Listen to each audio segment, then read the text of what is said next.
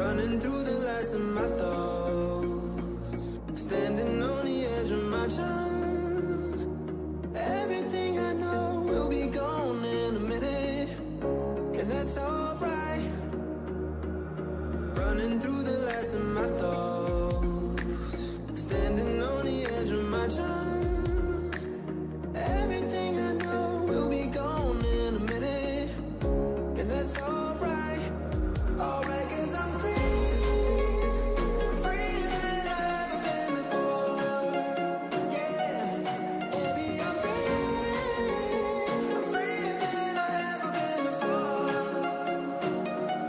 Alright, 'cause I'm free, freer than I've ever been before. Yeah, baby, I'm freer than I've ever been before.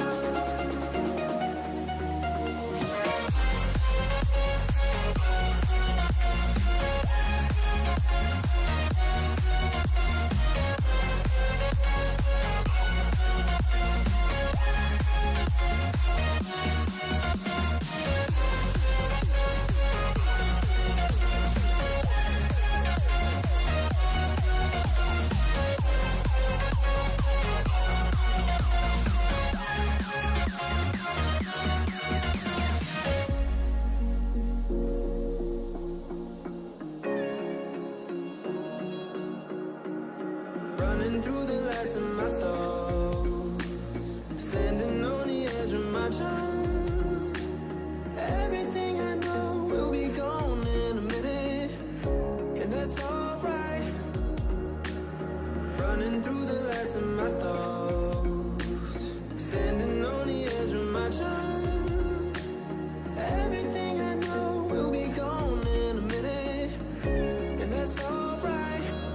Alright, 'cause I'm free, freer than I've ever been before. Yeah,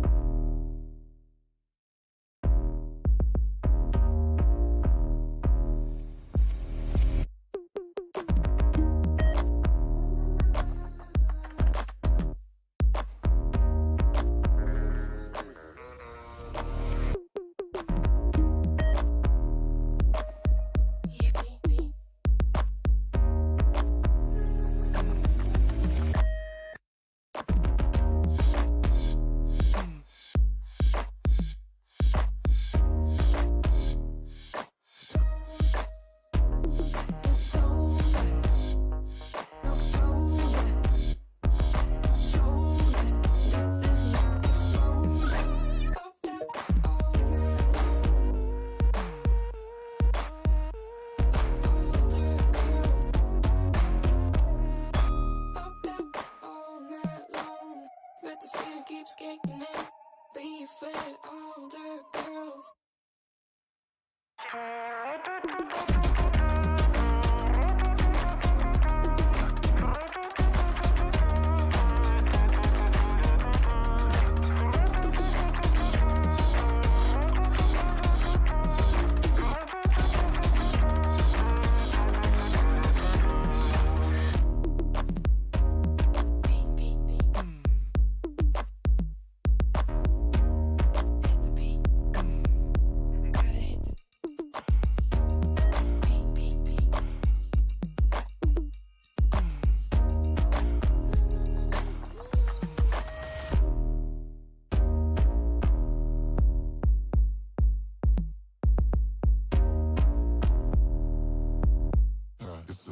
Feel mad, cold nights feel heavy. Same place, going in the heart of the city, nitty. Eyes feel shifty. The shit we're in, yo, it's all mad risky. Up, down, all night long. But the feeling keeps kicking in. All the girls. Up, down, all night long. But the feeling keeps kicking in. Being fed all the girls.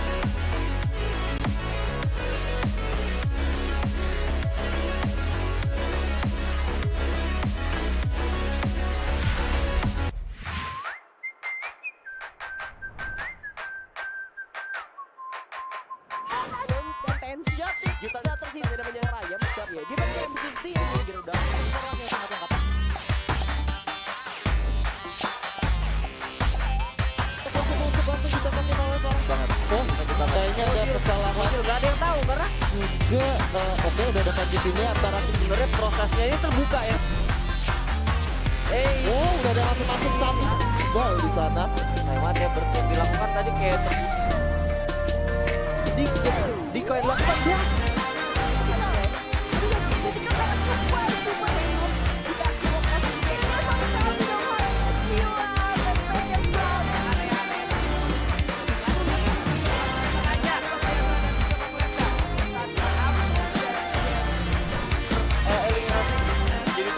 Dan kita lihat sini banyak banget orang skill dijatuhkan terlihat dasar dari Bang yang masih hidup ada di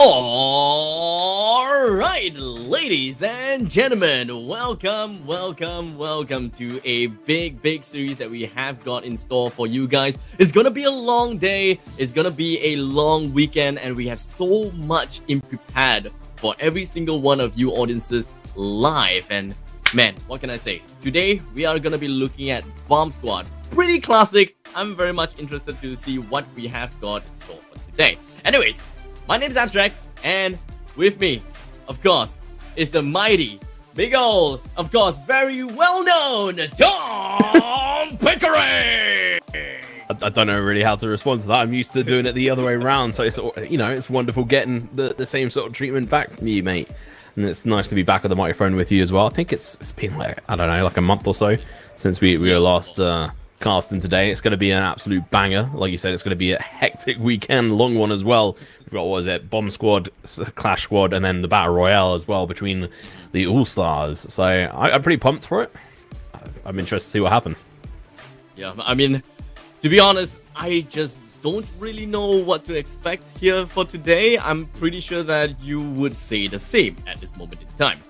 As the days slowly go by, or rather, as the hours slowly goes by, because what we have for you guys is we have like massive amount of games. We have a total of what, 5, 6, 7 games. So we have like the 1, 2, 3, 4 games going in, and then eventually we have the semifinals, which is game number 6, and of course the grand finals, which is going to be game number 7. So a lot incoming, and that is only for today, which is the Bomb Squad, which is all about killing people and of course, well, planting bombs and defusing it.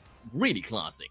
As for the Clash Squad, which will be happening tomorrow, same thing goes. We are going to be looking at a total of 7 games, so spanning for more than 5 hours. And finally, we've got Battle Royale, the genre that everyone is more or less, well, known for. Like, everyone knows exactly what we are working on, and well, strategies when it comes to the Battle Royale is of course more understandable, but for Bomb Squad and Clash Squad, maybe something a little bit different. I'm super excited. Bomb Squad and Clash Squad are actually two of my favorite modes, particularly Clash Squad. I really sort of enjoy playing that. I usually get my ass kicked whenever I play. There's too many good players, and I'm just terrible on my mobile. But let's go on and look at the teams here. We've got multiple teams going to be coming up here. We obviously have 2 different teams from MENA, 2 teams from Russia, a couple of teams from EU, and another one from MENA and Russia as well. I'm pretty excited. European teams, I'm going to be supporting them mostly.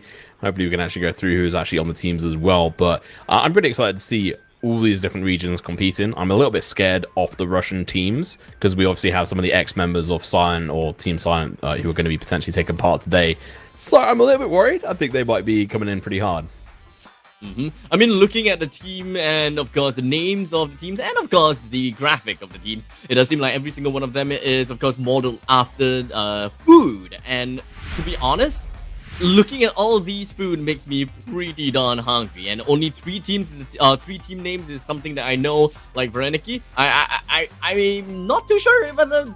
I mean, I know nothing about this food. This is the food, right? This is the food. Yeah, in the UK, we'd call that a Cornish pasty, or that's what it kind of looks like. But I think it's more of like a dumpling style thing, but I'm not sure. But there we go. We had one of the better Russian players there, and then over towards the... I can't even see. Is this a shawarma? I can't even see the actual full name of it. Kind of looks like a burrito. Yeah, it's a shawarma. It a burrito? No, it's a shawarma. It's a Turkish, I think, food that they came up with. If I remember correctly. There is actually Turkish delight in this. It is named Lokum, though, which is actually a European one. Even though it is Turkish, which is amusing. But yeah, I mean, Mafia, I recognize him as a player as well. As obviously everyone else will recognize the rest there. We'll go through a few of the other teams. But it's going to be interesting seeing these 2 teams face up against each other in the Bomb Squad. I've got a few expectations. I think the Russian team might have their hands up there. They've got a very good player on their side. So, Kadyrov should have the ability there to be able to bring it through. But this is going to be the schedule. Well, we are going to be looking at Vereniki versus Shawarma for the first game, and I believe that we'll be looking at every single one of these games. So 1, 2, 3, 4, 5, 6, 7. Oh yeah, we are actually going to be looking at every single one of these games here. So in the best of 8, we are going to be looking at the top 8 teams is going to be playing in the best of 3, and then once we head into the semi-finals, that is where we are looking at best of 3 as well, and finally for the grand finals, a best of 5. So that is where things are starting to get a little bit spicy and dicey. And of course, unfortunately, it is not going to be a double elimination. It is single elimination. So once you are out, you are truly out. Yeah, there's no loser bracket here. As soon as you're a loser, that's it. Go home, pack your bags, and come back tomorrow. But bit of an interesting bracket there for these teams. They've got a lot to play for and a lot of games and to go through. We're doing this all in one day for the obviously Bomb Squad boys, and hopefully we'll be able to go through them very quickly. And if you are listening, players, you need to make sure you're in the servers at the right time and on time as well, so we can get the entertainment out to the fantastic viewers at home. And please, just like, it's gonna finish at like 12 a.m. Trust me, it's 12 a.m. Oh man, 12 a.m. my time is 5:30 a.m. So I'm kind of screwed. I have like another event, like I think it was like 7 hours after the end of this event. So I kind of screwed myself over, and I'm probably not gonna have any sleep. So let's see whether we are able to wrap things up quickly. But if we are not able to, then it's okay. I'm bringing the adrenaline with me to sleep, or rather, not even. Play hard, work hard, and yeah, play hard, work hard. I think we're going to be seeing a lot of these teams as well playing very hard to be able to try and make it through into the next, obviously bracket section on this front. It's going to be exciting to see what kind of tricks they pull out of the bag. I'm not very well versed with Bomb Squad as a mode. Clash Squad I am, but Bomb Squad I hadn't really played too much. I just never had any of my sort of friends wanted to play it. But Clash Squad, yeah, Battle Royale as usual. So I'm interested to see what comes through today. Maybe they surprise me. It's a game mode that is very sort of normal to the esports scene, or like gaming scene as well. It's across multiple other games in the same sort of style, which I'm sure most of you guys can sort of recognize. And it's really well implemented so far into Free Fire. I'm really happy and excited that they've actually gone beyond just the battle royale mechanics. Indeed. Yeah, so kind of like genre bending kind of thing going on about, and that is definitely not something that we have expected to see. We're starting to see Free Fire with different genres itself, no longer just battle royales, but we are looking at other El Clasico 5 versus 5 kind of situation. So we are definitely going to get more players into different kind of genres and just appreciate all different types of game within a single game itself, which is Free Fire. So Free Fire, good job with whatever you guys are doing, getting more people into the game, even though you guys are already topping the charts. Come on, chill. You guys are already doing super good. So, well, whatever it is that Garena as well as Free Fire is doing, it's been great. I'm looking forward to see what Bomb Squad has got to offer for us, even after you know, having a banger of a battle royale game so far in the past year.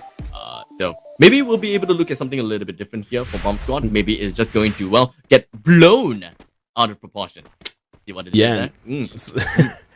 So we have obviously a MENA team versus a Russian team here. It's going to be Shwama versus Verneki. I'm probably butchering the names of the pronunciation rather of these names and stuff, but hey, what can I do? But there we go. We're going to be off into the first game here. Of course, understanding. We are just going to be introducing every single one of these players here for now. Coming from the side of Shorama, we're going to be looking at Mafia, LB, Alioma, Diablo, as well as Meliko playing for their side. And Vareniki, we're looking at Twister, Katarov, the Mark TI, as well as Azam playing it through. At this moment in time, it does seem like we're going to be looking at some action that's just going to be instantaneously started right on top of the observatory. We have quite a lot of people that's just going to be hovering around on the A side. And unfortunately, Azam has eaten quite a grenade for himself. He's trying to go for the bomb side, but it doesn't seem like things are going pretty well for him. Another grenade kill coming in right on top of Azam is just going to be completely nuked out, and it is going to be kill confirmed. Katarov onto the next one, completely taken out as well. 3 versus 2 at this moment in time, but Meliko with only a sliver of health. What exactly might he be able to do? Unfortunately, not much, as the Mark eventually went onto his rear, brought him down, and even with the time turner, there's really not much that the Mark is able to do. With the entire team of Varaniki completely being shut down in the first round. Yeah, what a quick round there. Let's have a look at the instant replay here. There was a nice knockdown and also a quick save there from the nade. Pretty well played there by the Mark, who had a quick reaction to jump down, managed to get knocked down, but unfortunately wasn't able to really do too much more from there, apart from getting a punch down as well with those fists of fury, but unfortunately going to be outpowered by those pistols. Pretty good first round there, I think, for the Shwama team. They actually went in very cleverly. They were like, okay, well, we want to get the bomb planted, so Let's make sure we can distract them, try and pull them in, try to get them within space so we can actually use our grenades. We're going into the next round. Maleki's already fallen down and are going to get flushed out there without even doing an ounce of damage. Everyone is just going to be hovering about inside of B bomb side, while no one is eventually going to A, which is rather surprising if you ask me. Diablo is just going to be rocking onto the Vector Akimbo, trying to go in and just kind of work and help his friend out, but unfortunately I don't think that things are going to be looking well for Shorama. Even though they had the first round lead, it's going to be left with only Omar as well as Diablo to fend for themselves against Vareniki, but Twister eventually just got knocked down, and Katarov eventually deleted as well. The mark faces against Omar, Azam being the last member remaining in a 1 versus 2 scenario. But unfortunately, Diablo finds himself right in the face of Azam, and he's just going to make a run for it. A bit of a difficult situation here, 1 versus 2, and he's going to be trying to run all the way around hit to get a recover, but it's just not going to happen. Diablo's going to be coming around the corner, takes him out, and that is going to be a GR, which means good round, good round. Usually I'd say GG, but it's definitely not over yet. They've got a long way to go. Our lady hasn't started singing. And well, this is going to be an interesting start for them. I actually really appreciate, straight off the bat, Shramma have been doing a fantastic job with the grenades. I think that's probably one of the main sort of pushes for them, is like, okay, we know where they're going to be holding, and as long as we can sort of grenade that area, should give us the upper hand, even with them losing the player very early on.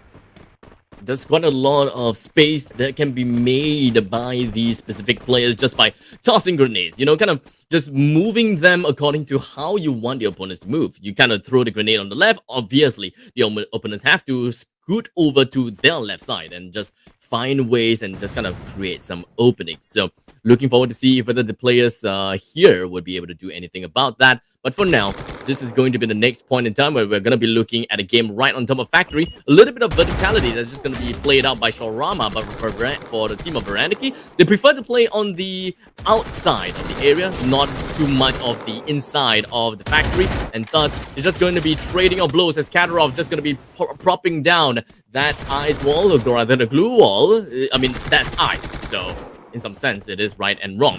But Mafia is going to be the first one to go straight down. The mark with a sliver of health still going to be surviving by Katarov, instantaneously going to be deleted down by the enemies. But oh!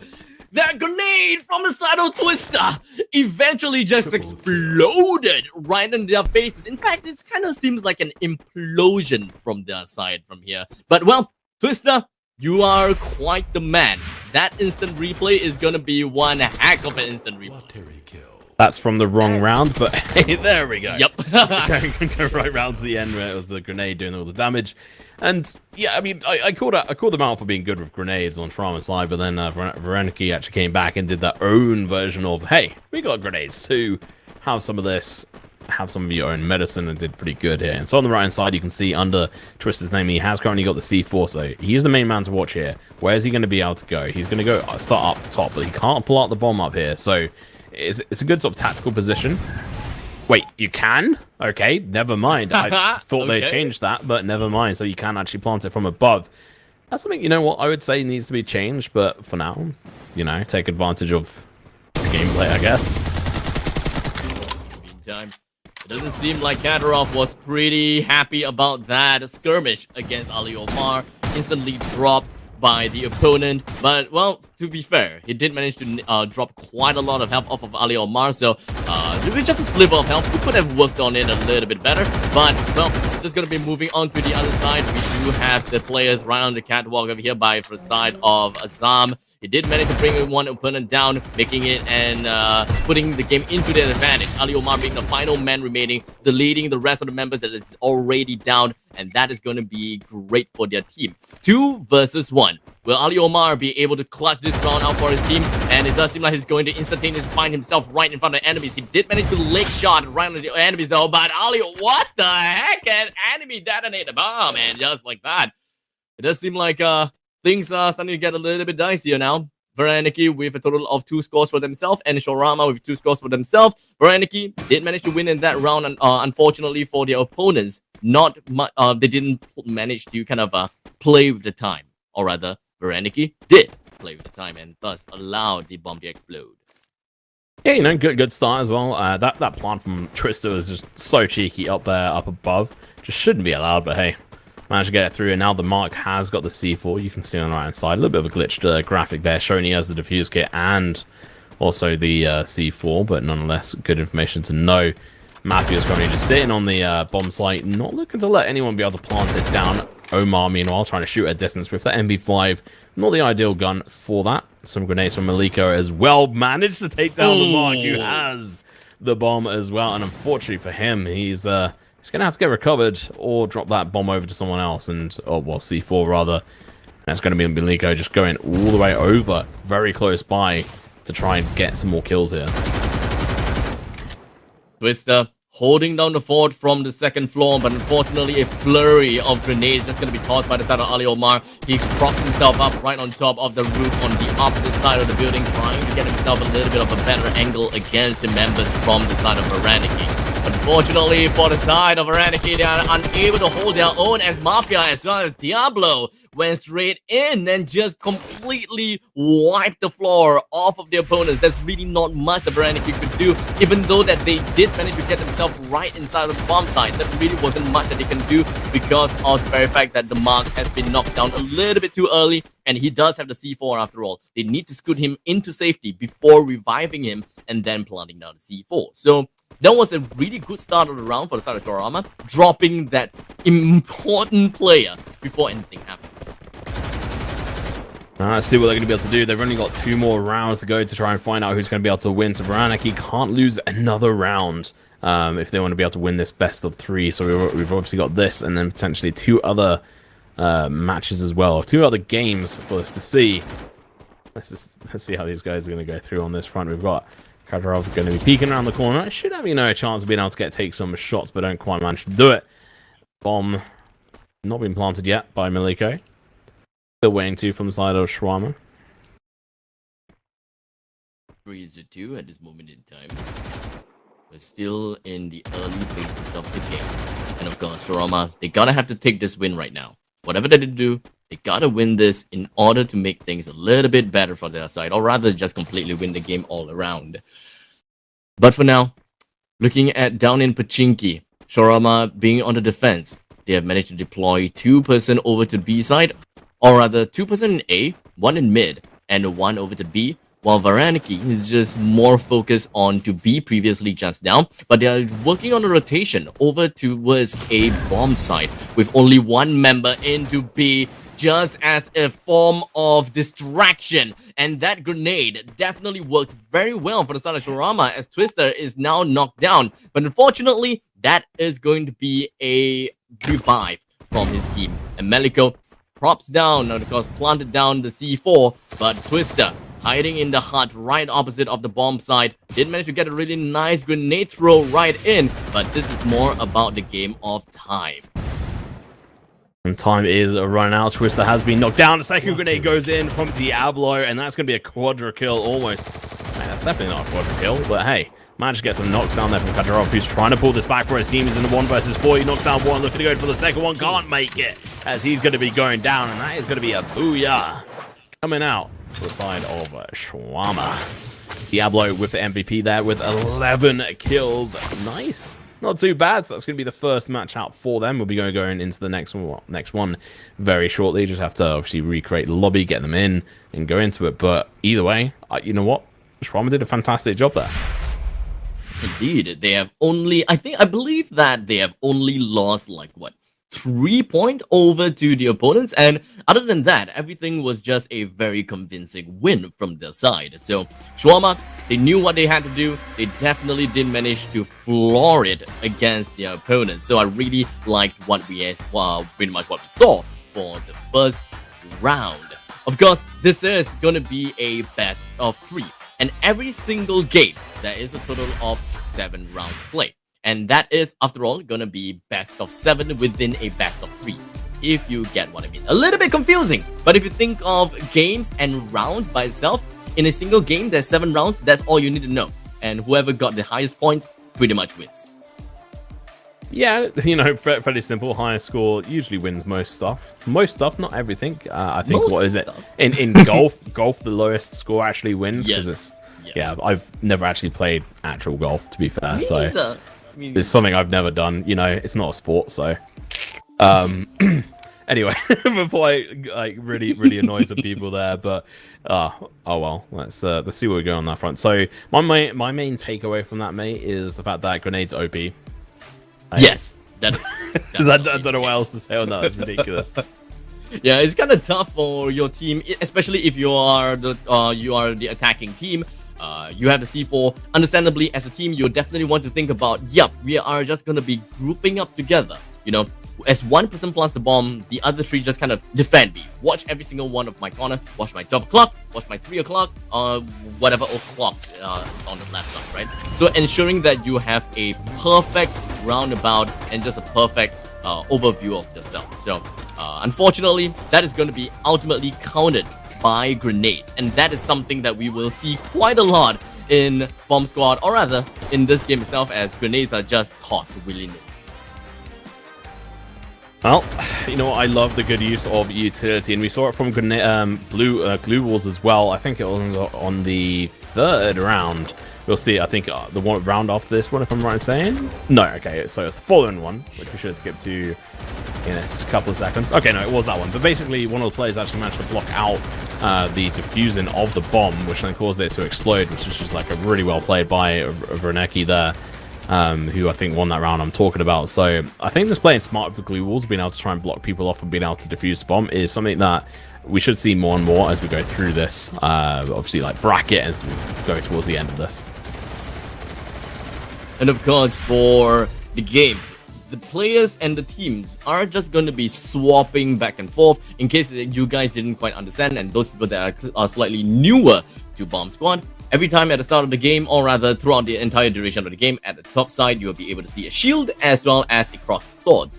And of course, shields means the defenders, and of course, cross swords means the attackers. The attackers will have one person with the C4, and the mission of that one player is to plant the bomb.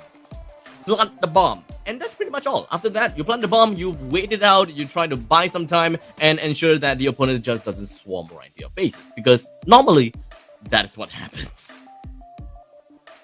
Yeah, I mean, getting swarmed too heavily is really frustrating, and that's kind of what happened in the first game after there was an initial knock. If you remember, there was a grenade that went out from Team Shawarma, knocked out one of the players, and then they just went woof, and just rushed straight in and planted the bomb, and then just overthrew the rest of the team, Vernecki, and just, yeah, took the win on that anyway. But we have got another 2 potential chances for the Russian team there to be able to show up, and some of their shots, some of the gameplay was really good, so I think they do have every chance to do so.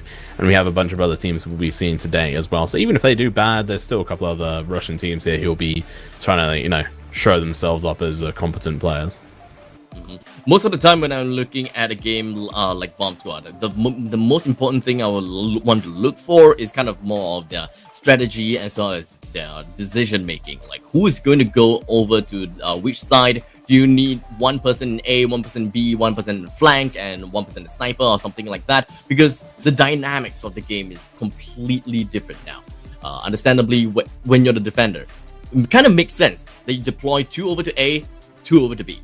But more often than not, at least for the first game, we're starting to see both teams starting to just all in onto one place. And so far, whenever they go for the all in, it just happens to see that they all clash against one another. It's never, and so far we haven't yet quite seen the defenders going over to A, and then the attackers going to B, bomb planted, and then, well, time starts running. So far we haven't quite seen that just yet. But maybe as more games goes by, we'll start to see something like that.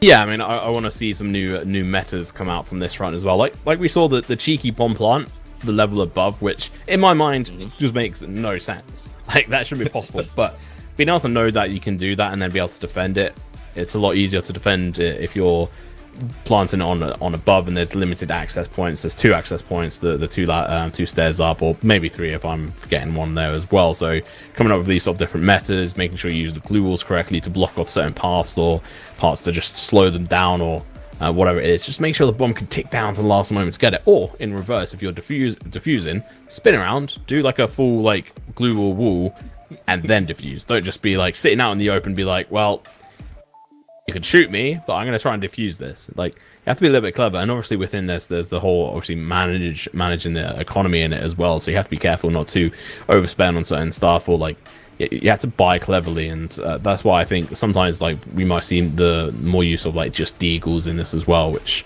when I was first sort of casting Clash Squads as well, which we'll see later tomorrow, was like kind of the meta, just buying it because just quickly like shooting them in the heads, just easy one tapping them was kind of the meta. Honestly, when it comes to Bomb Squad, one thing that I really appreciate about the changing of like the genre and the game modes itself is really is just kind of like the revival of the other characters, because so far in Battle Royale we are mostly saturated with everyone just going for Chrono, right? Because Time Turner is such a pivotal move, pivotal active ability. Like, it makes sense. It really does work very well in a Battle Royale case. But when it comes to Bomb Squad, does it work as well as you wanted it to? Yes, it does.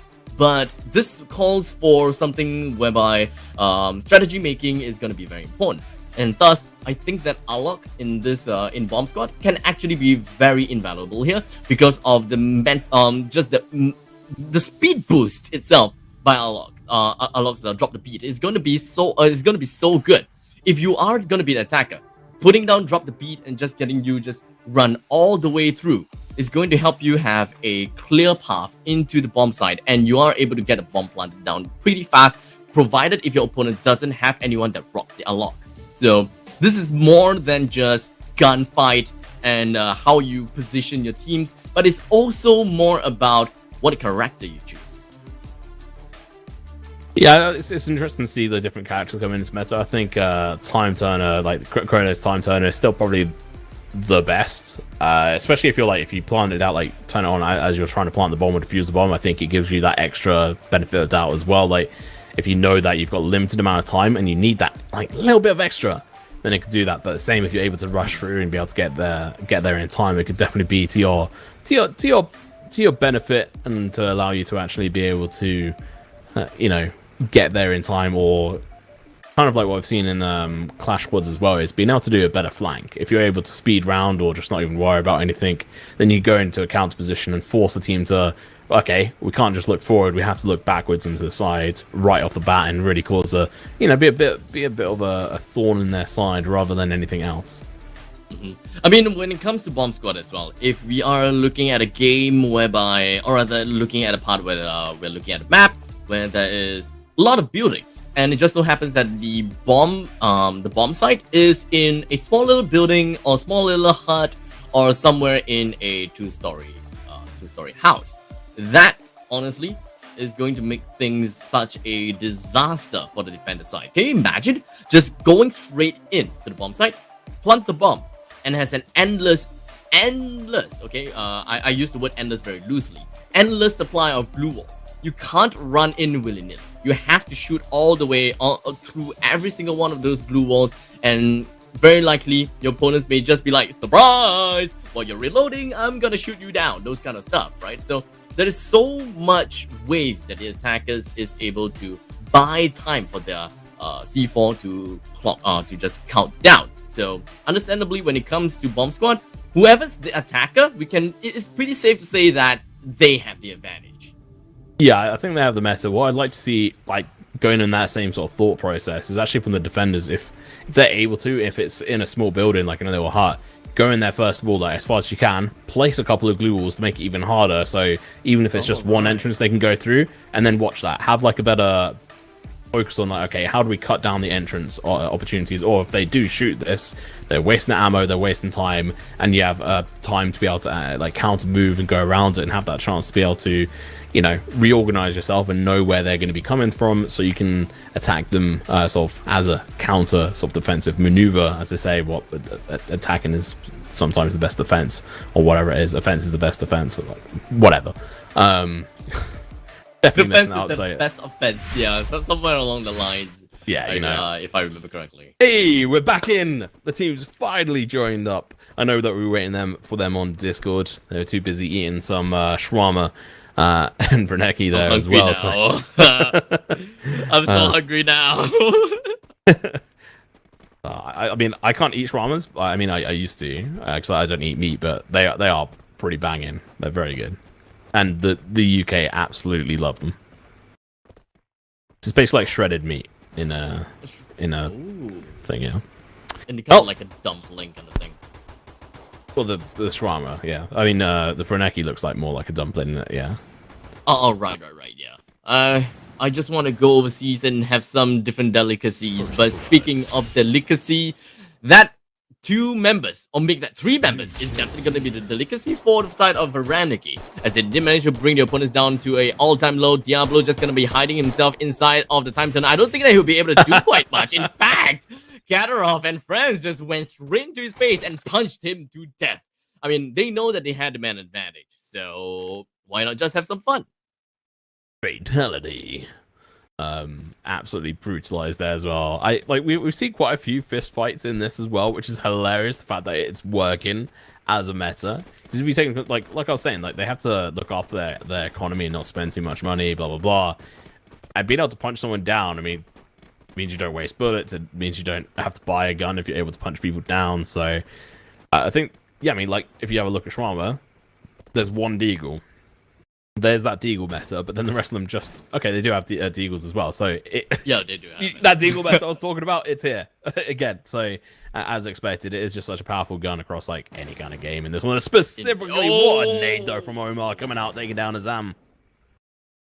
And a kill confirmed from the side of Ali Omar, tossing the second grenade right through and through. Mafia, unfortunately, wasn't able to plant the C4 down out in the open, and it does seem like Maliko was defending the bomb pretty nicely. But another grenade from the side of Ali Omar, that is a 100% accuracy when it comes from Ali Omar's grenades, and that is honestly pretty insane if you ask me. But Mafia did manage to bring down the C4, and it's all up to Ali Omar himself to defend the C4 all for himself. Verneki still have 2-person left, and Twister does have the time turner though. Pops up the blue wall just to allow him to get a little bit closer, but unfortunately Twister made his rounds around that blue wall and did manage to shoot Ali right down as he is right in the air. Great amount of airtime if you ask me. All about that airtime. That's what really matters. Not winning or anything. And that is going to be a defuse. I think one of like 2 we've seen. So let's have a look at the replay here as these guys are fighting it off here. Are we going to be seeing the airtime? I don't think we do end up seeing that here. Omar with the grenade does manage to take someone down. I think he was almost knocked down there himself. He's going to be able to heal up. Not a bad round. I'd have to say from Verneki there. Is rather back and forth. The airtime. Oh, I believe I can. Oh wait, I remember wrongly. Okay, I kind of remembered wrongly. I thought I believed that I saw him jumping, but apparently I was wrong. My bad. Well, if there's more airtime, I'm going to be calling that out then.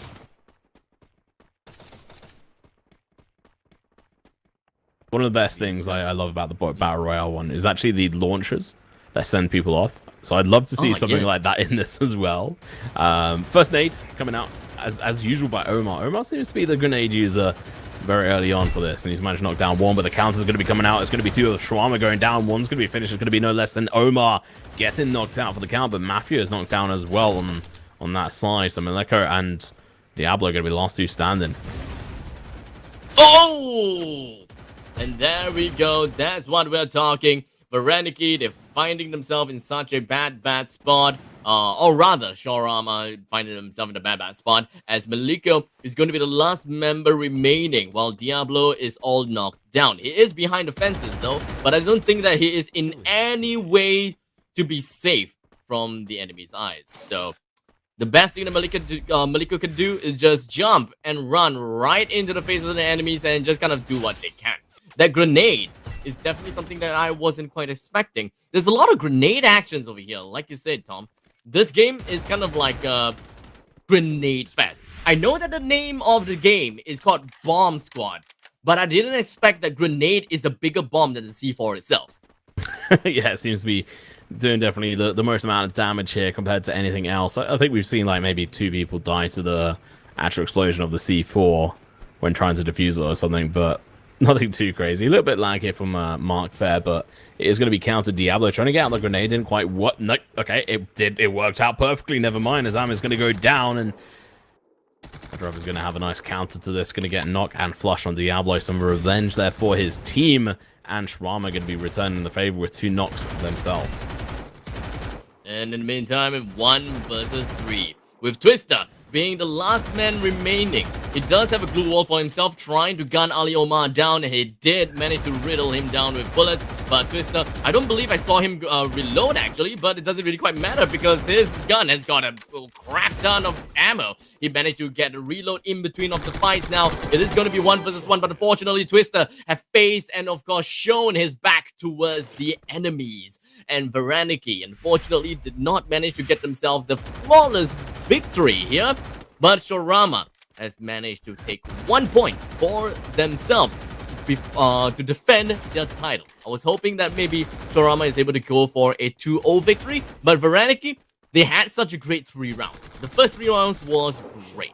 So, are we going to be looking at a comeback? I'm sure hoping to see that. You know what? I hope so. Maybe we can go through to the actual full best of 3 years. It seems like Shwarma falling by the wayside and not doing the best they can on this one. So see what they're going to do. Nice overview here. We see both bomb sites available. Not sure which one of them is actually going to get the bomb planted on it, but it is going to be obviously Varanaki's side. I think it's actually plant the bomb. Yeah, Twist has got it in hand. Looks to be making his way more over towards the site of A, but he is by himself right now, and he has got the C4. So if he drops over there, it'll be really dangerous for his team. Luckily, it's not too easy to tell who has got the C4 right off the bat, so it's got a little bit of a savings grace in that one, and he is going to be able to take down Omar the Grenadier. And the second one's going to follow up and take him out, leaving it open for him to plant the bomb. Boom, boom, kaboom. Ali is down. The Grenadier, the Grenadier of the team, unfortunately wasn't able to do quite much. But I guess the most important thing is that Varaniki, they do have the site all for themselves now. Twister planting down the C4, and it is what it is. 3 versus 4. I don't think that Shorama has got the situation at hand here, unfortunately, as Meliko is going to be the only guy inside of A, in bomb side A, and there's really nothing much he can do. He did manage to bring down the mark though, while Twister is still somewhere around the vicinity, and Meliko, yikes, wasn't able to do quite much here, and thus, that is going to be a 1-4 victory in favor for Varaniki, and they did manage to get themselves and just kind of claw themselves into a 1-1 situation in this best of 3 series. Not too bad from Varaniki. They're going to be bringing it back. Like you said, they managed to clutch it on through there. I think Kadyrov was probably one of the bigger clutches there, along with Twister. The mark didn't do too bad. Azam, I think, went down the most to Omar's nades, just off the top of my head. No official data there, but either way, brilliant set of games so far from these guys. It's been a bit of an interesting turn of events, seeing how they're able to sort of position themselves. I think that last game as well was very different compared to what we have seen in previous ones, so it's nice to see that there is some variations. Yeah, some variations. I would say that the variation here is a little bit bigger, right? Varaniki with their first 3 wins, I think that boosted the morale a lot, and they kind of knew what they wanted to do there. I wouldn't say that it was a fluke by any chance. It does seem like Varaniki had a very consistent and of course a great win, so on and so forth. They could have won the 4th round and make it into a flawless win, to be honest, but unfortunately, the positioning coming in from that one last player bringing down 2, he's really happy. Adrenaline is just pumping into him. He doesn't have much information where the final person is, and after all, information is king. He was trying to look for the final person, but unfortunately, backstabbed. Yeah, unfortunately, you have to keep an eye on your full 360.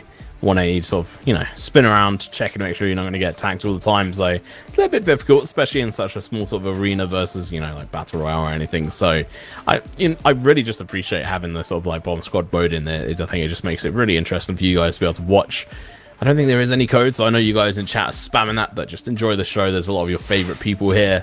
So let's have a look at the highlights to see what some of your favorite players have managed to achieve so far today. This was the first round here, and Diablo was trying his best, but unfortunately going to get punched down here. I think this was the match when there was the air, but I don't think it's actually in this this highlight, unfortunately. Yeah, but for now, we are gonna be looking at the convincing victory from the side of Varaniki. This is where they are constantly planting down bombs after bombs. Twister did a really good job in defending the bomb and just making sure that the opponent is unable to advance closer and closer into the vicinity and trying to do anything within their bidding. And Meliko has been constantly being the last man alive so far. But unfortunately, not much clutch potential from him just about yet. Maybe he have yet to kind of show us his innate professional pro player senses just yet. You know, eventually it will grow out, and maybe we'll start to see that within Bomb Squad. But Twister though, quite a game.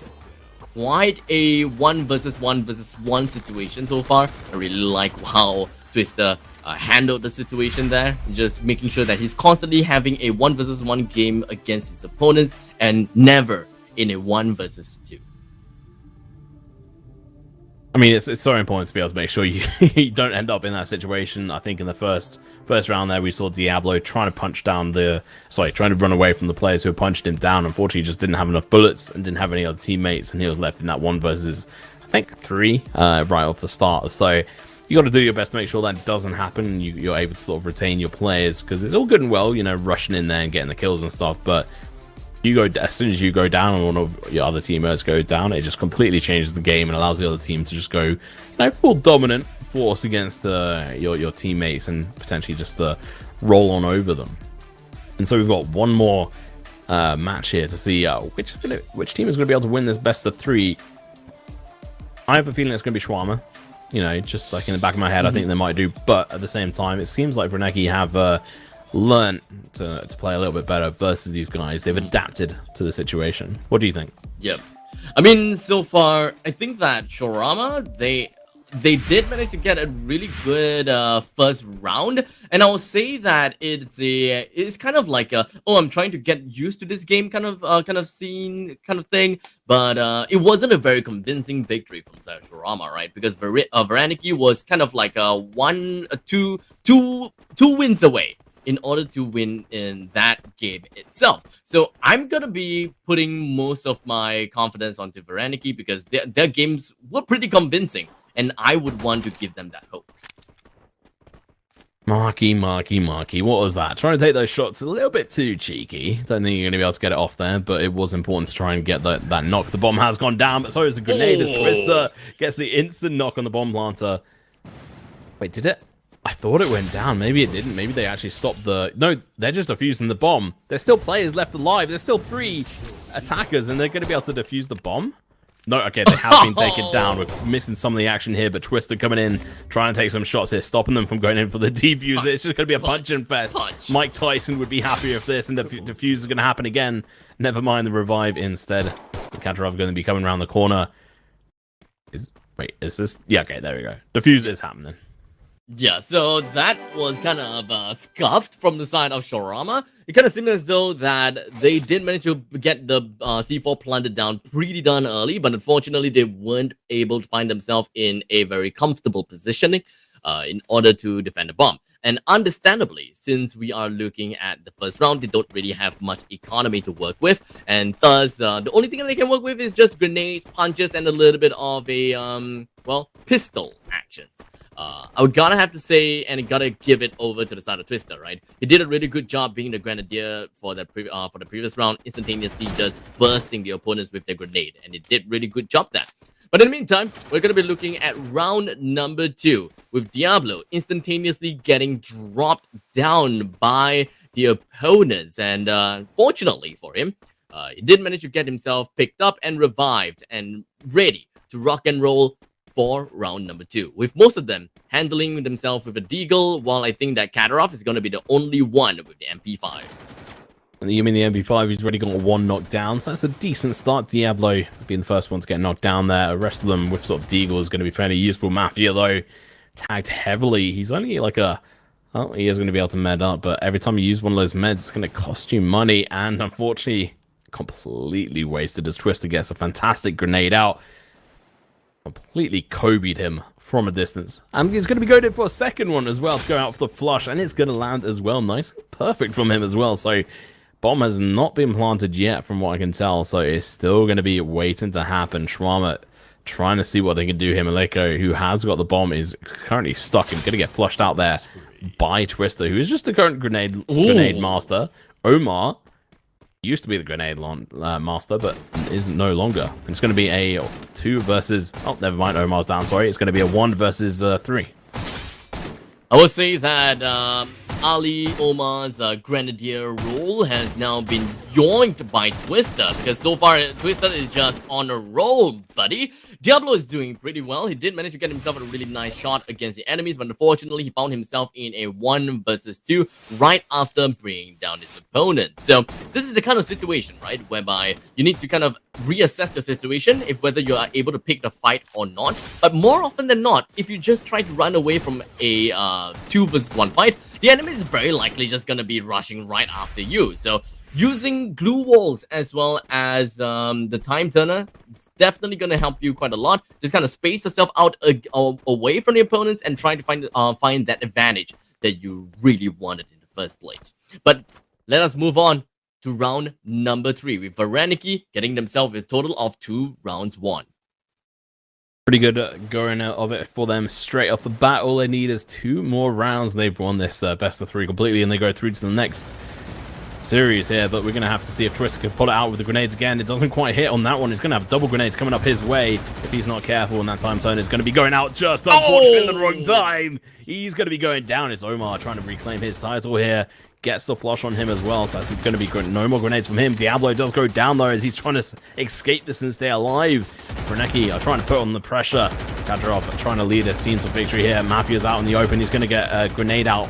Does 0 damage it with it, though, and Omar is going to be pushing too close. He's going to get knocked down. That's going to be an easy headshot. So that's going to be, unfortunately, a 3 versus 2 situation here with Shawarma. Well, never mind, Mafia by himself to try and win this out. Boom goes another one, as Azam is currently knocked down. Mafia, the last person remaining, is gonna have to do something against Varaniki, but unfortunately, he wasn't able to do quite much. That is gonna be another point given away to Varaniki, and very convincingly, right? 1 versus 2 make that into a tough situation for Kurama.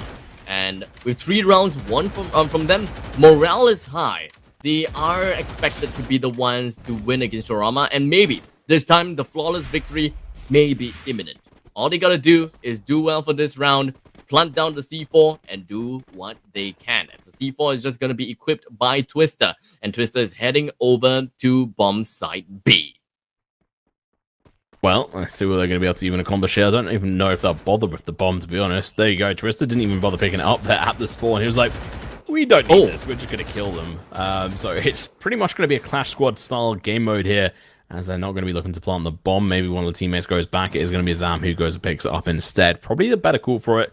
He's not really been a very strong player today, but he has been fairly useful for some maybe utility given and maybe dropping a weapon for his team or anything. But Twister, the grenade master, trying to see what he could do here. That might go perfectly. Does a lot of damage. 132 damage to Diablo there. It was a pretty good smashdown.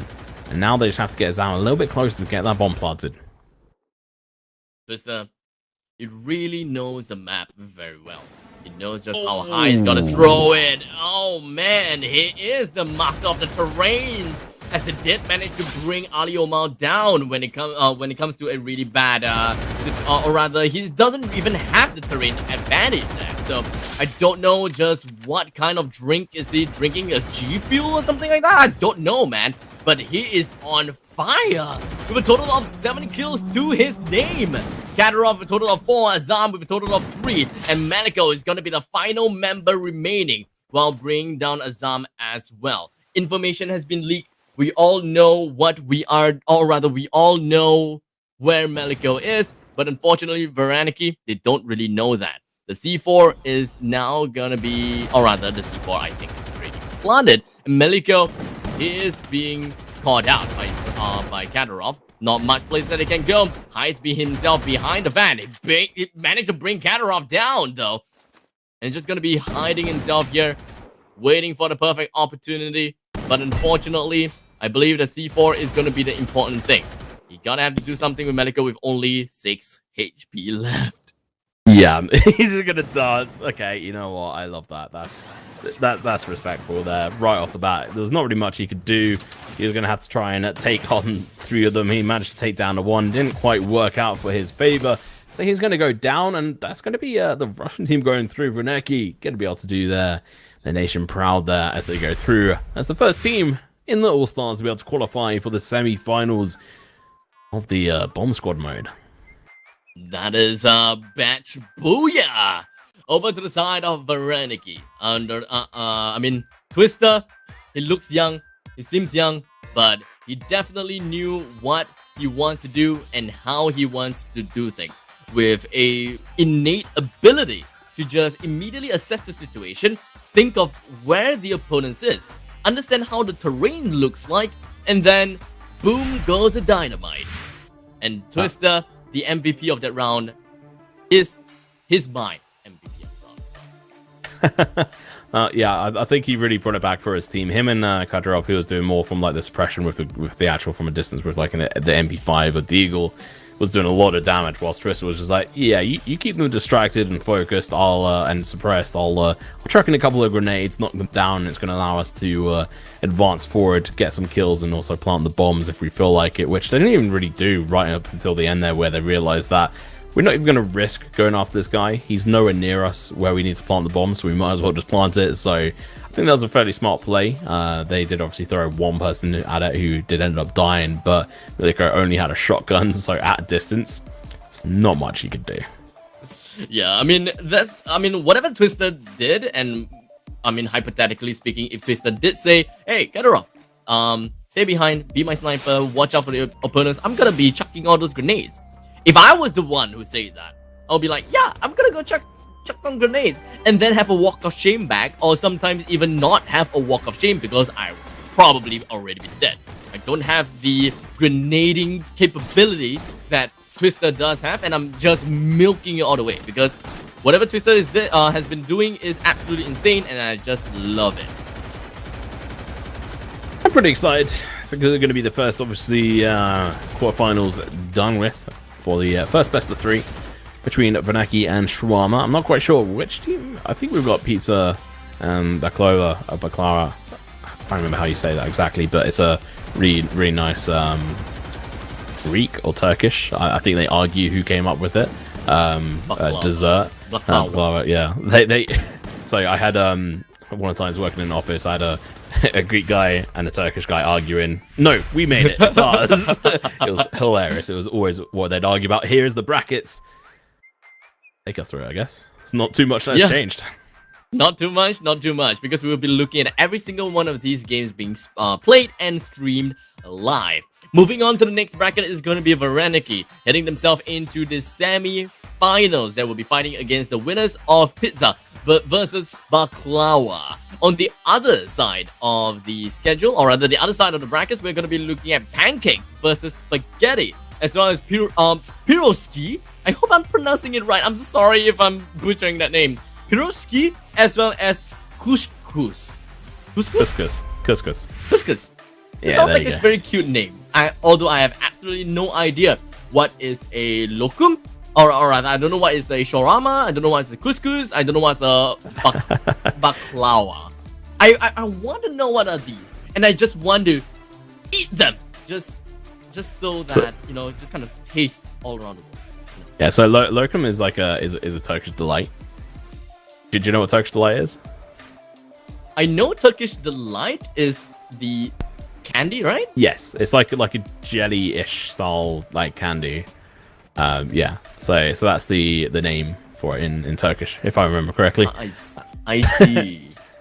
And then the baklava. I can't even say that right. It's like a crispy style dessert. I can't even. It's got like, yeah, it's just like a sweet dessert basically. It's quite nice. It's quite nice. It's not my favorite thing. Oh really? You kind of sold me on crispy and dessert because fried ice cream is like my favorite dessert of all time. Never had it before. And then It's like yeah, it's like warm it outside and cold it inside. and then shawarma is basically like shredded meat with like got like some vegetables and sauces and stuff, and then it's got like in a not like a pita bread. I'm trying to think of like the way to describe it, but have you ever had like naan bread? It's kind of similar to that bread, but like folded up.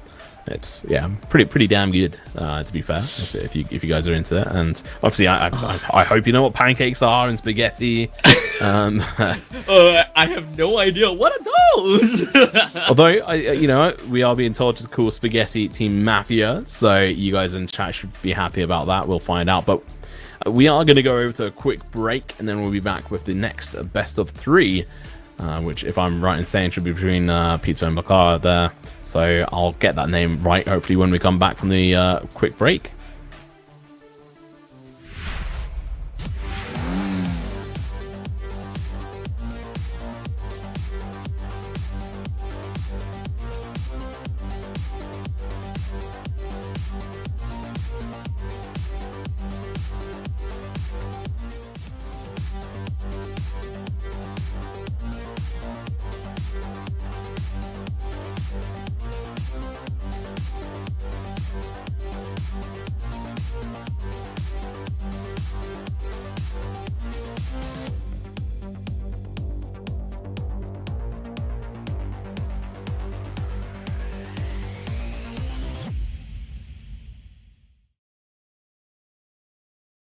Unleash the golden drop. The Free Fire and McLaren Supply Drop and Dash experience is here. Seek the golden beam and unlock exclusive in-game prizes now. Look out for more details from Free Fire and find out how you can be the first to grab the drop.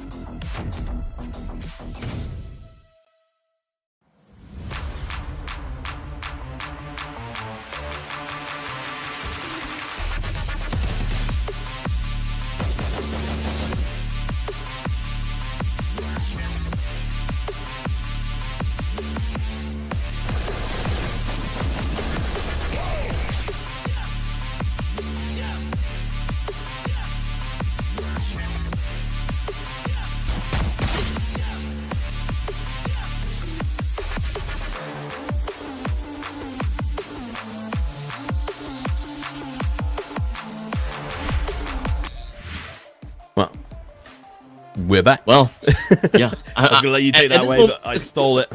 Once again, I'm too used to doing that. But hey, welcome back. So we are here with we're a bit distracted there. We're busy looking at different types of foods. Well, at least I was anyway. Well, I'm looking at couscous now. Kind of looks like rice. So it does kind of look a little bit appetizing. And now I'm gonna be looking at baklava. Baklava is a layered pastry dessert made of phyllo pastry, filled with chopped nuts and sweetened with syrup or honey. It's the most popular sweets of the Ottoman cuisine. I really shouldn't be looking at this right now. It does look delicious. Yeah, I'm so hungry right now. Interesting fact about the Ottoman Empire. They actually. So I lived in Malta for a couple of years in the Mediterranean, and it's got a very Turkish background to it because the Ottoman Empire actually founded it. But here you go. There's baklava there, one of the MENA teams, and we got a joke on their sign. Hopefully, their performance isn't a joke, and they actually come forward with some good results. We also have Shiro Farmawi. Saski 2, as well as Alsked. I'm so sorry if I butchered your name once again. But for the side of pizza, everyone's favorite, you can't possibly not love pizza. I really want to get myself pizza now. Oh my god. So do I. It's like me here trying to lose weight, and we're talking about all these absolutely gorgeous foods. But we got quite a few like well-known people here. I mean, Venom, Hanix, Yasso Style, Petra, and then also obviously Octotomi as well, who I want to say he's French, but he's probably going to kill me. He's going to send me a message from Instagram. It's like, bro, I'm not. But none of these guys are from Italy, even though they are on Team Pizza, which, you know, it's a bit funny. But hey, it's a good team of lineup anyway. I think it's going to be interesting to see how these players go. Obviously, they have got a stand in there. They're not all going to be playing because there's only 4 players in this. So I'm intrigued how they're going to be able to perform up here and hopefully show and do Europe proud. Well, I guess the biggest question is, will we ever be able to see a flawless game whereby none of these, like one team just completely dominates the other solely because of tactics and strategies? I mean, when it comes to marksmanship, I would like to believe that every single one of these players have rather similar marksmanship, because I mean, everyone's playing on a phone, right? It's really tough for you to get that trained up like amazingly. Most of the time it's just kind of like pick advantage. I would say that most of the time you are winning in your fights mostly because of pick advantages, distance advantages, and so on and so forth. But of course, marksmanship as well as your movement, hand-eye coordination, that is very, very important. But when it comes to bomb squad, it is really not just marksmanship now. It is really all about teamwork layered on top of teamwork. I think there's a chance we might see that in Clash Squad tomorrow. I mean, going back to like a throwback to the Creator Showdown, which was earlier this year. I want to say like March sometime. It seems like around that time frame it was when I was casting that. I think with you and one other person at some point. It was like mixed who were casting it with, and that was quite interesting. But I know some of the game modes were a bit hectic, and we did have a couple of teams who did actually just go straight out and get flawless victory. But let's see if Pizza can do that today, as I'll be supporting them. Although I do actually fancy some baklava. To be fair, it's been probably like 2 years since I've last had any.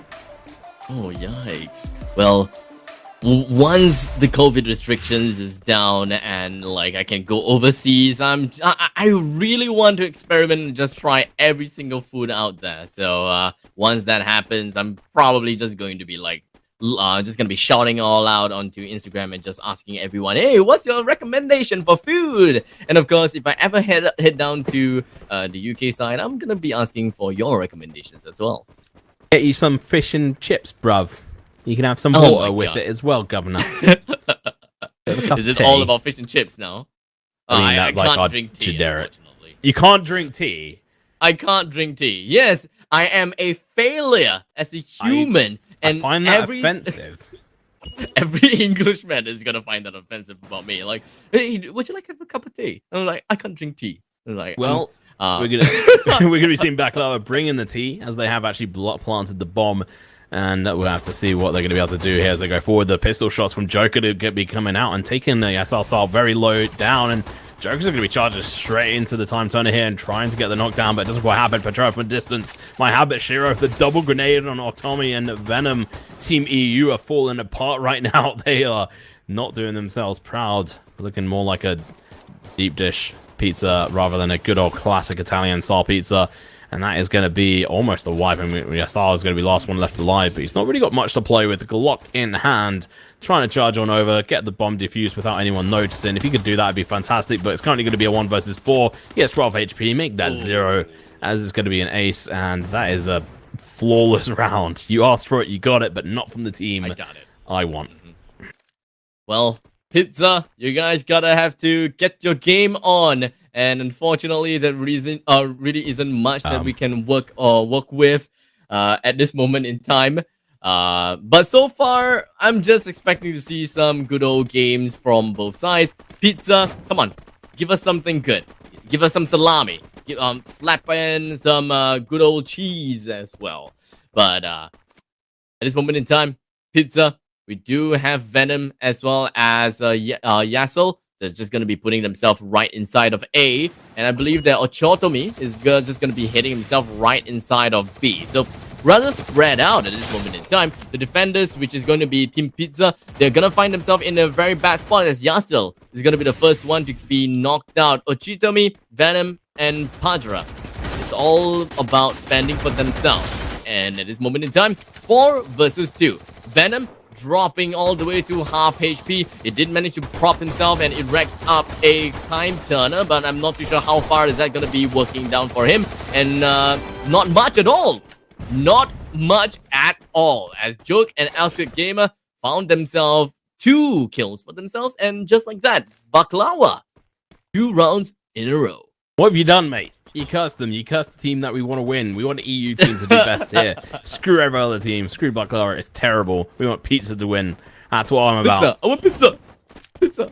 Let's go. Pizza pie. I'm sorry. I have a really bad case of Casus Jinx. The more I kind of vote for another for that team, the other team wins, man. I mean, so during the Bunny League, that's exactly what happened with me and Veracity, and I ended up tricking her into cast a curse in her favorite teams, and she was absolutely horrified as she realized what I had done. She was like, "Oh yeah, this team's doing fantastic." I'm like, "Oh yeah, really? Yeah." It's almost like, "Do you think they're going to be able to win this?" She's like, "Yeah. Wait, no." Anyway, back into focus.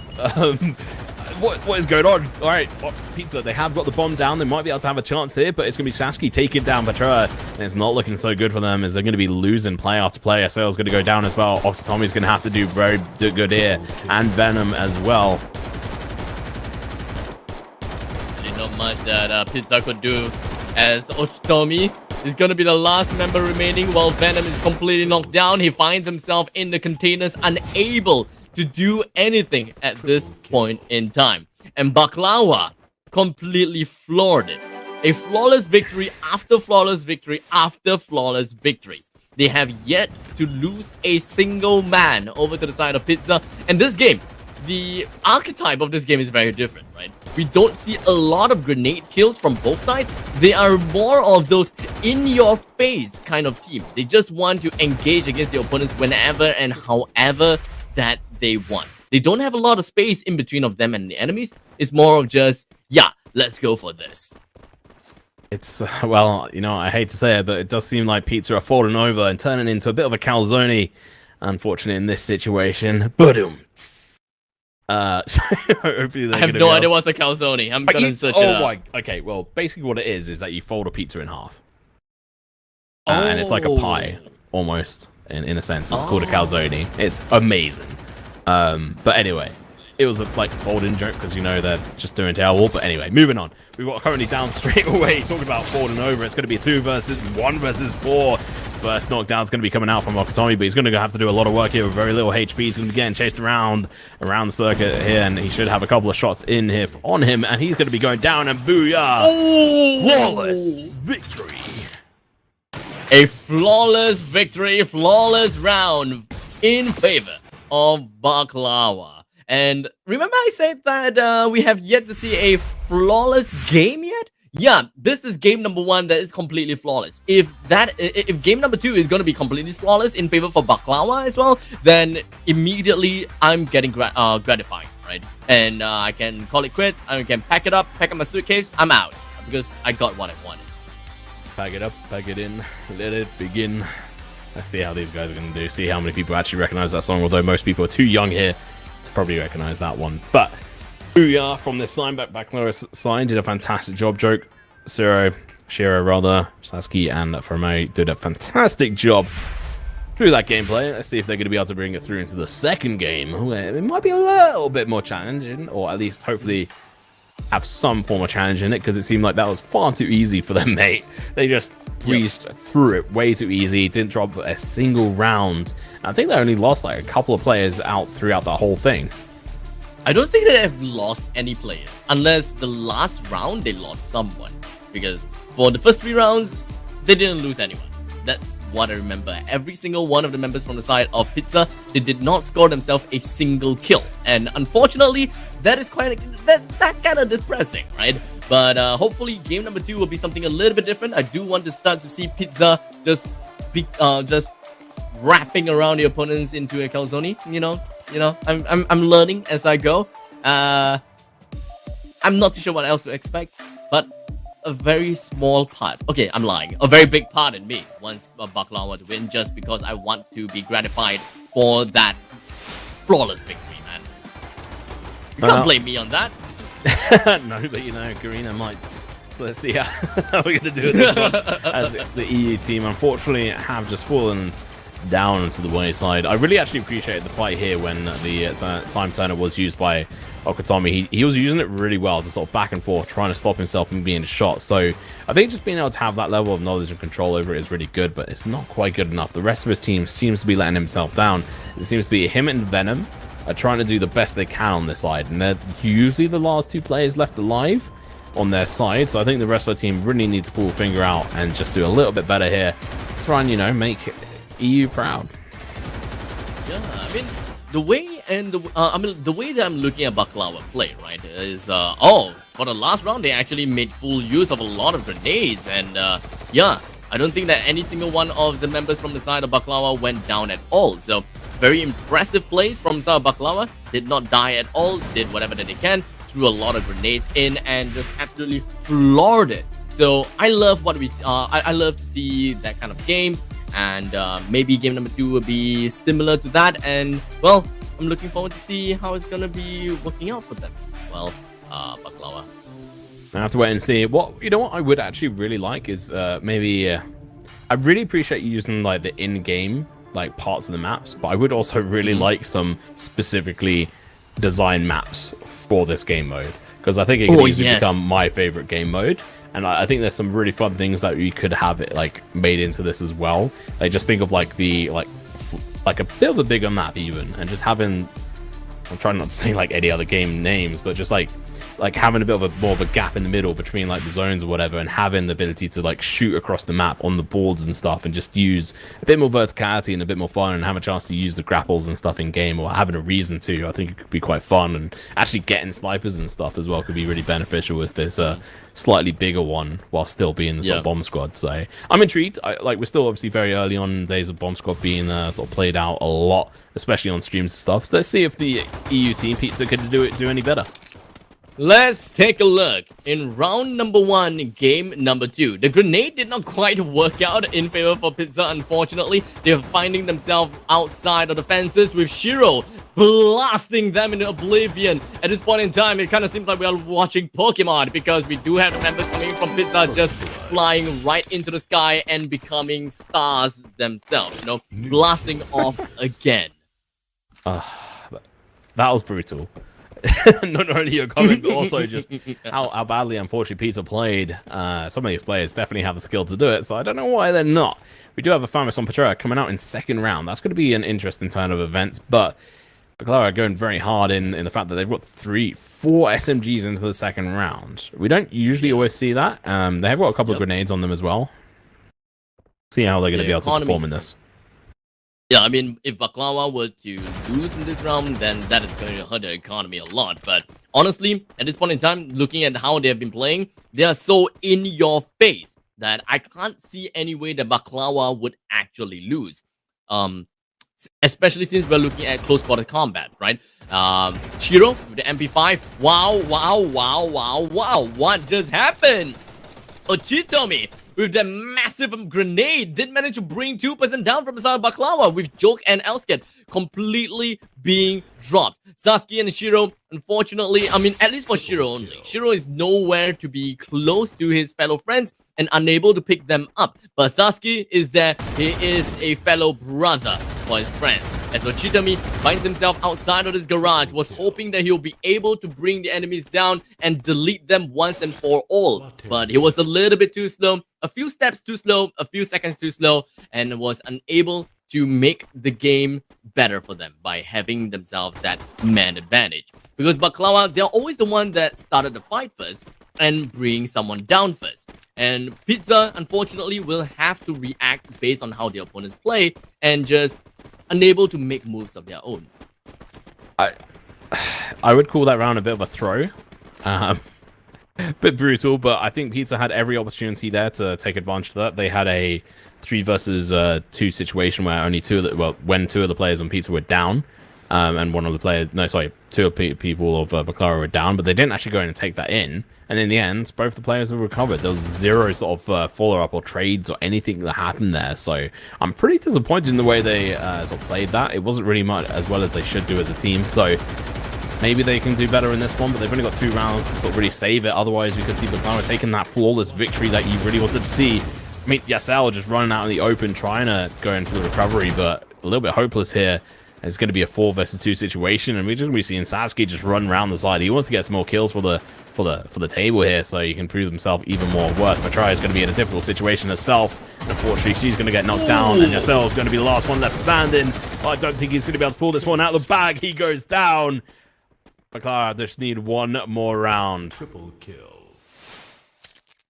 Very pivotal move from Sana Baklava. They're always timing the time turner so well.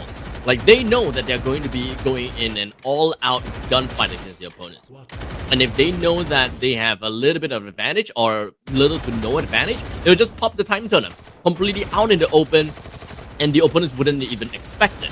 And thus, you'll be blocking so much shots from your enemies, while you are able to deal whatever that you wanted against the enemies. Because at the point in time, if the opponents wants to react against you for popping your time turner, and I pop my time turner, chances is, by the time you pop the time turner and I want to press my time turner, I would already be dead by then. But moving on to the potential last round, we do have Venom already taken down so fast right now. Ochitomi with just half HP. But unfortunately, Elskit is going to be the next one to go down in this moment in time. 3 versus 1 as Padra as well as Yasuo style has been knocked down. Ochitomi being the final man remaining, hiding himself right inside of this containers. And he is just free food right for Sasuke. Very easy. Games coming in from Sana Baklava. And they have got to be my favorite team right here. Just because of the fact that they gave me the gratifying move of that flawless game. 2-0. Not losing anything at all. A nice, lovely, flawless victory coming out from this team. It was brutal to watch. Pizza just fell apart at the edge. It was seems like that pizza needs to go back in the oven for a bit more to get cooked up. So they're going to be ready for tomorrow and the next day as well. They really were just, like, unfortunately, just not here. Maybe, I would say it's a little bit too early for them, but hey, it's pretty late here, even in Europe. I know it's even later for you, so they they definitely need to be doing a better job. But hey, we'll see what they're going to be able to do. We have got a couple of other sort of EU teams today that will be coming through and showing up, so it'll be interesting to see how they do as well. We've got Mafia, aka Team Spaghetti, who should be coming up soon as well. Any takeaways from that game? Yeah, I guess the main takeaway is don't mess with Baklava. Like, yeah, don't mess with Baklava. Don't play for food. Just like chomp it down. And well, to be real serious about this, I think the teams that have been watching the games after watching how Baklava play, they gotta have to play things a little bit more defensively, I guess. Okay, maybe not defensively, because that's kind of what Pizza did, right?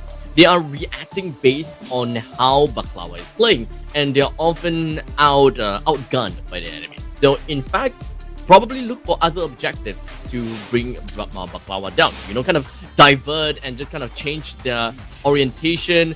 Look for the objectives that they need to plant down the C4, defend the C4, find yourself in a good spot instead of constantly going in a head-to-head match against your enemies here.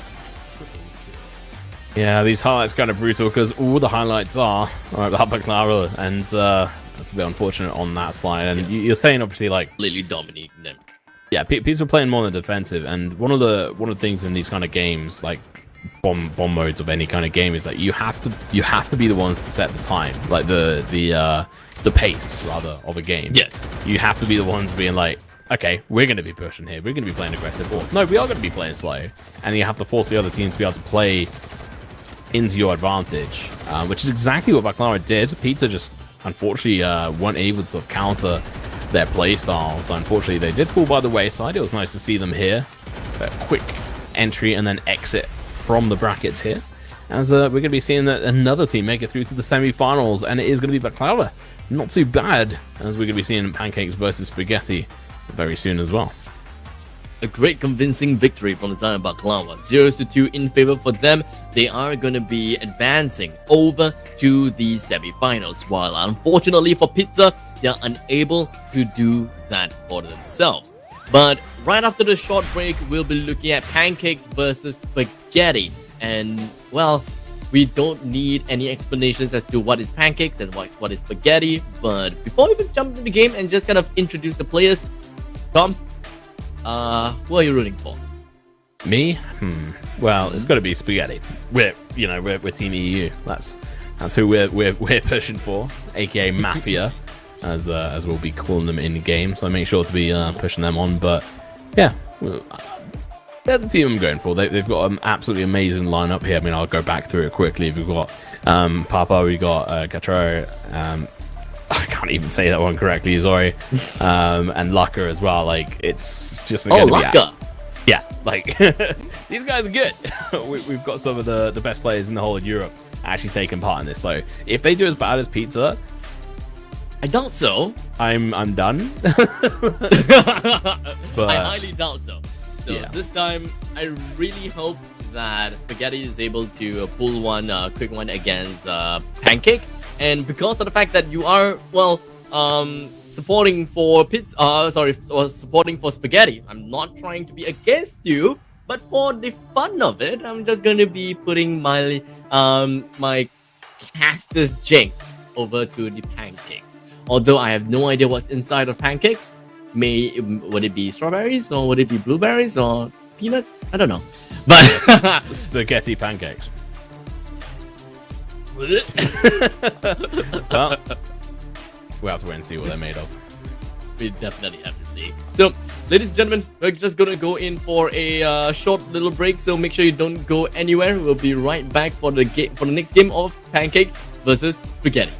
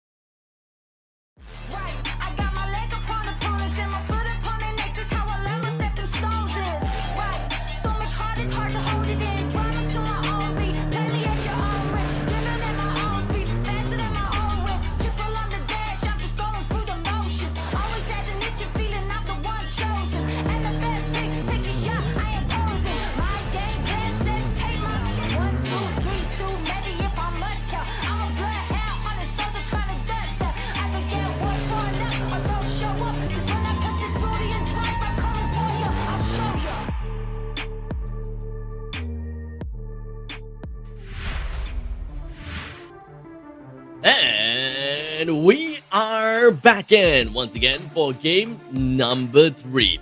Spaghetti versus Pancakes. And of course, my name is Abstract, and with me here is the young, handsome Tom Pickering next to me. And we, of course, is going to be your casters for today. I'm pretty excited for this one. This is the only real hope for the European side today.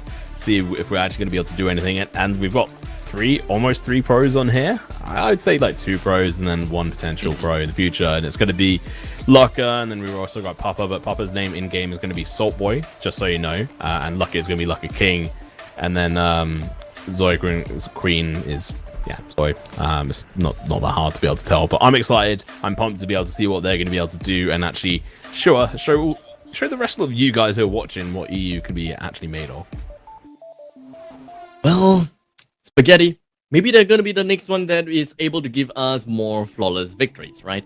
But maybe not. Maybe able to see something a little bit tight, like what we've seen in game number 1.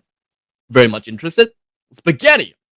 We do have Lucka, Papax, Katacho, as well as Choi. I hope I'm pronouncing it right. Choi. But Papax as well as Lucka. Boy, oh boy. Vastamundo as well as Vice Aurora. We gotta have to respect them. we gotta have to respect Spaghetti. And we shall see exactly what they have got in store for us. Or maybe the other way around. I would like to see what Pancakes has got in store for us. Because these two high-profile names is definitely going to be make them sweat a lot. We do have Nuka. We got Kiga Beck.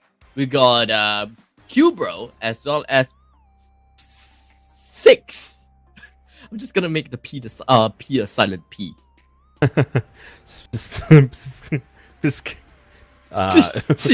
We'll see. We'll get abuse in chat for it either way, but they're gonna lose Pancakes. You know, even though I would actually fancy some pancakes, but actually, yeah, I haven't had pancakes in ages.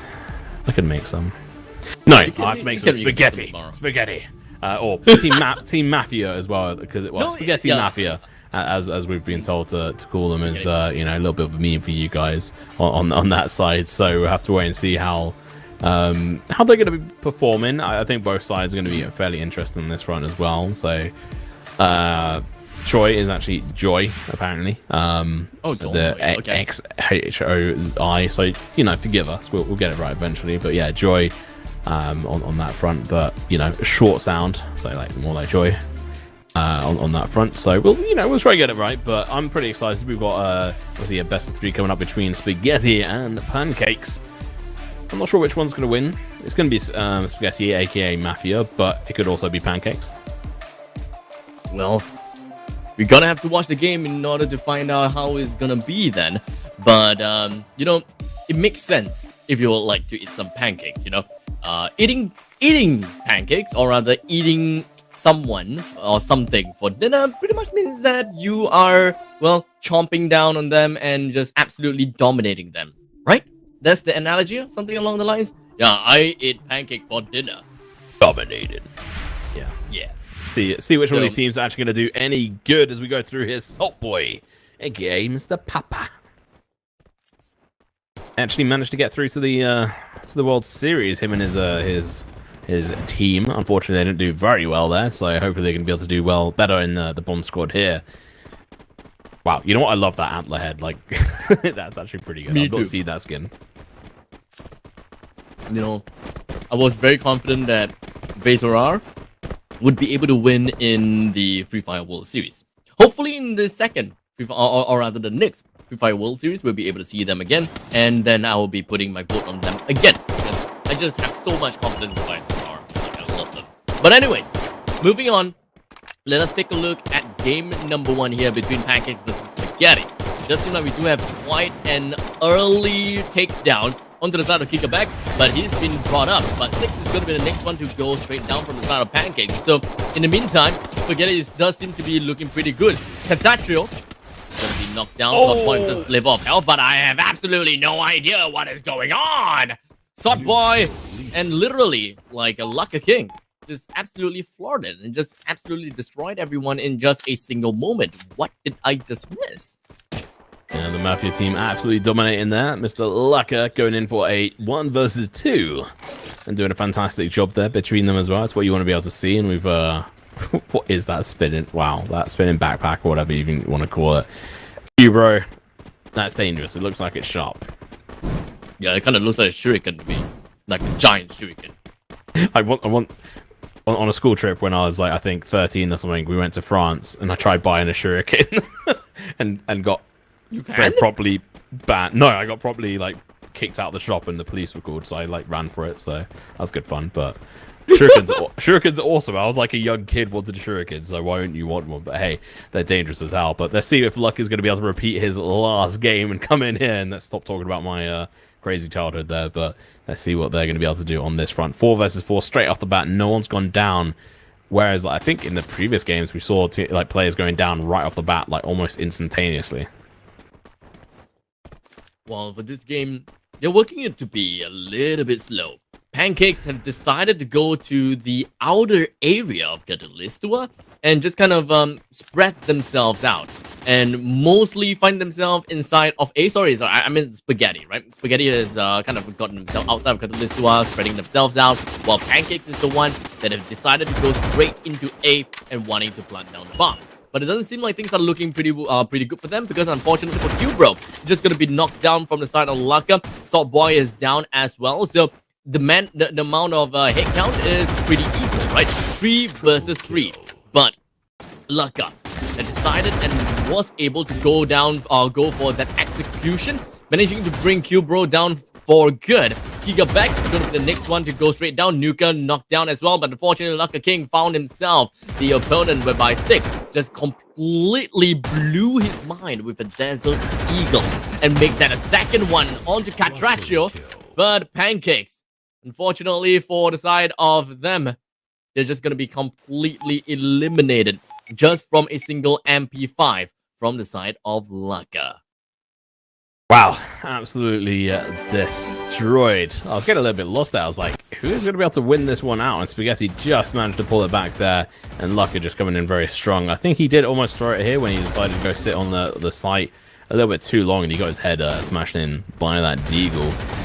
But fortunately for him, he's going to be able to pull it out of the bag anyway. So good round so far. Hopefully we're going to be seeing a flawless victory from these guys instead of the other teams. It's like, you know, I'd be pretty pumped to see that happening. I mean, Laka is doing pretty darn good job with the MP5 just now, but they are definitely going to be getting an upgrade anytime soon. Now, Spaghetti is going to be onto the attacker side now. They are moving themselves and inching in closer and closer over to A, while completely disregarding B, and thus that is going to be the bane of their existence, as right now 2 members is knocked down and 1 person deleted. This split comp coming from the side of Spaghetti is going to be heavily punished by the side of Pancake with a single shot of, or rather a laser show coming from the side of Pancakes, as well as a single bomb show. And Pancakes did manage to shut down the enemies and ensured themselves a great victory against Spaghetti. And unfortunately, no flawless victories, yeah? None of that. That was really well played by 6. Like, that was purely down to him doing this. That like nothing to do with any of his other teammates. If he went for like a very interesting flank in the open almost around the side, and it just allowed him just spray down 3 members of the side of Spaghetti, which was just like an instant GG for that round. But we're going to be going over to the crates now. This is a bit of an interesting zone. It's actually probably one of my preferred areas because it's quite open. A lot easier to be able to see opponents, even though it can be at times a little bit finicky to do so. We are going to be seeing potentially Spaghetti go up to plant the bomb straight off the bat. But it doesn't seem like things are working too well for the side of Pancake, as Giga was instantaneously dropped right there and then. Salt Boy, he actually went for a bomb plant at the bottom side of this this foundation. So unfortunately would not be able to make full use of the containers up in the top side, but it's okay, because we may potentially be able to see Pancake just rushing right in, trying to bring Lucky down, and it does seem like their artillery barrage is working pretty darn well, as Nuka knew them all down into the ground. Catatro gonna be going down as well. Short Point coming in from the side, was hoping that he'll be able to do something right there and then, but Pancakes eliminated every single one of the opponents, as well as defusing the bomb right in the nick of time. Not like they had no time to play at all. They had a lot of time to play with. Wow, And what a grenade. Sorry, just to jump in there, 6. What a grenade from him. Like, I know, right? He preempted that so perfectly. So you know what? GG, well played to Pancakes there. They did absolutely amazing. And it's not going to be a flawless one. So it does make it a bit more interesting, unlike the previous game where it was just a straight flush. We're going to have to see if Spaghetti is going to be able to bring it back now. It's currently 2-2. They've decided to go for a long-range combat. Joy, currently with a pretty low amount of health. But the amount of sniping action that 6, just absolutely flooring it. He has such a great view against the members from the side of Spaghetti. Unfortunately for Spaghetti, they have such a great start of the game with 2 games for themselves. But unfortunately, they're losing their edge. They're unable to find themselves the kills that they absolutely needed on the side of Pancakes. And 6 all by himself. Literally, all by himself. He shut down the entire enemy squad with just a single sniper. Like, don't mess with this guy. He got the perfect positioning, and he also has a sniper to do it. Because he managed to do so well in that previous round, or previous couple of rounds actually, he's now a double sniper. Okay, you know what? Pancakes have this. I don't see how Spaghetti is going to be able to win this, to be honest. I don't think they've got the right economy to be able to pull this one out of the bag. It's going to take a lot. And I think that's fairly bruised. I mean, it could be that Salt Boy is going to be able to pull something out of the bag. But, like, these guys have the snipers, which is just completely the meta in this game. Oh, never mind. Luck has actually got a sniper of his own. I did call it out as being the meta, and that could be the downfall actually for Spaghetti. We'll have to wait and see, as well as the grenades going out as well. The main importance is for Spaghetti. They need to bring down the big boss, and that is going to be 6. They have to bring this person down. But unfortunately for Pancakes, they are the one that is going to be the attackers indeed. Nuka, he does have the C4. He needs to find himself into the base, or rather inside a factory, and do whatever he can to just kind of plant down bomb. While Giga, he did manage to find himself a Laka, but he wasn't able to burst him down fast enough, as Laka immediately turned towards his direction, dropped the time turner, and sniped the hell right out of him. And just like that, we are going to be looking at Pancakes trying to stay on the defensive side. They would definitely want to nuke and just toss the grenades around the opponents. A really good shot coming from the side of Laka. Oh, sorry, a really good shot coming from the side of Nuka. Brings Laka down, while 6 has got the greatest view onto whoever that tries to defend or rather defuse the bomb. There is no way that they are able to do anything about this. They need to kill 6. Or they can do that. They can just bring down the glue wall. But Nuka, with the grenades, is just absolutely flooring it. There's just nothing that Spaghetti could do at this moment in time. Every single one of these members from the side of Spaghetti completely going down one after another. They threw it. It was the third game onwards that Pancakes have found themselves the win, and we were so confident that the duo, the high-profile players from the side of Spaghetti, would be able to get such a, would be able to just completely win against Pancakes, but we were wrong.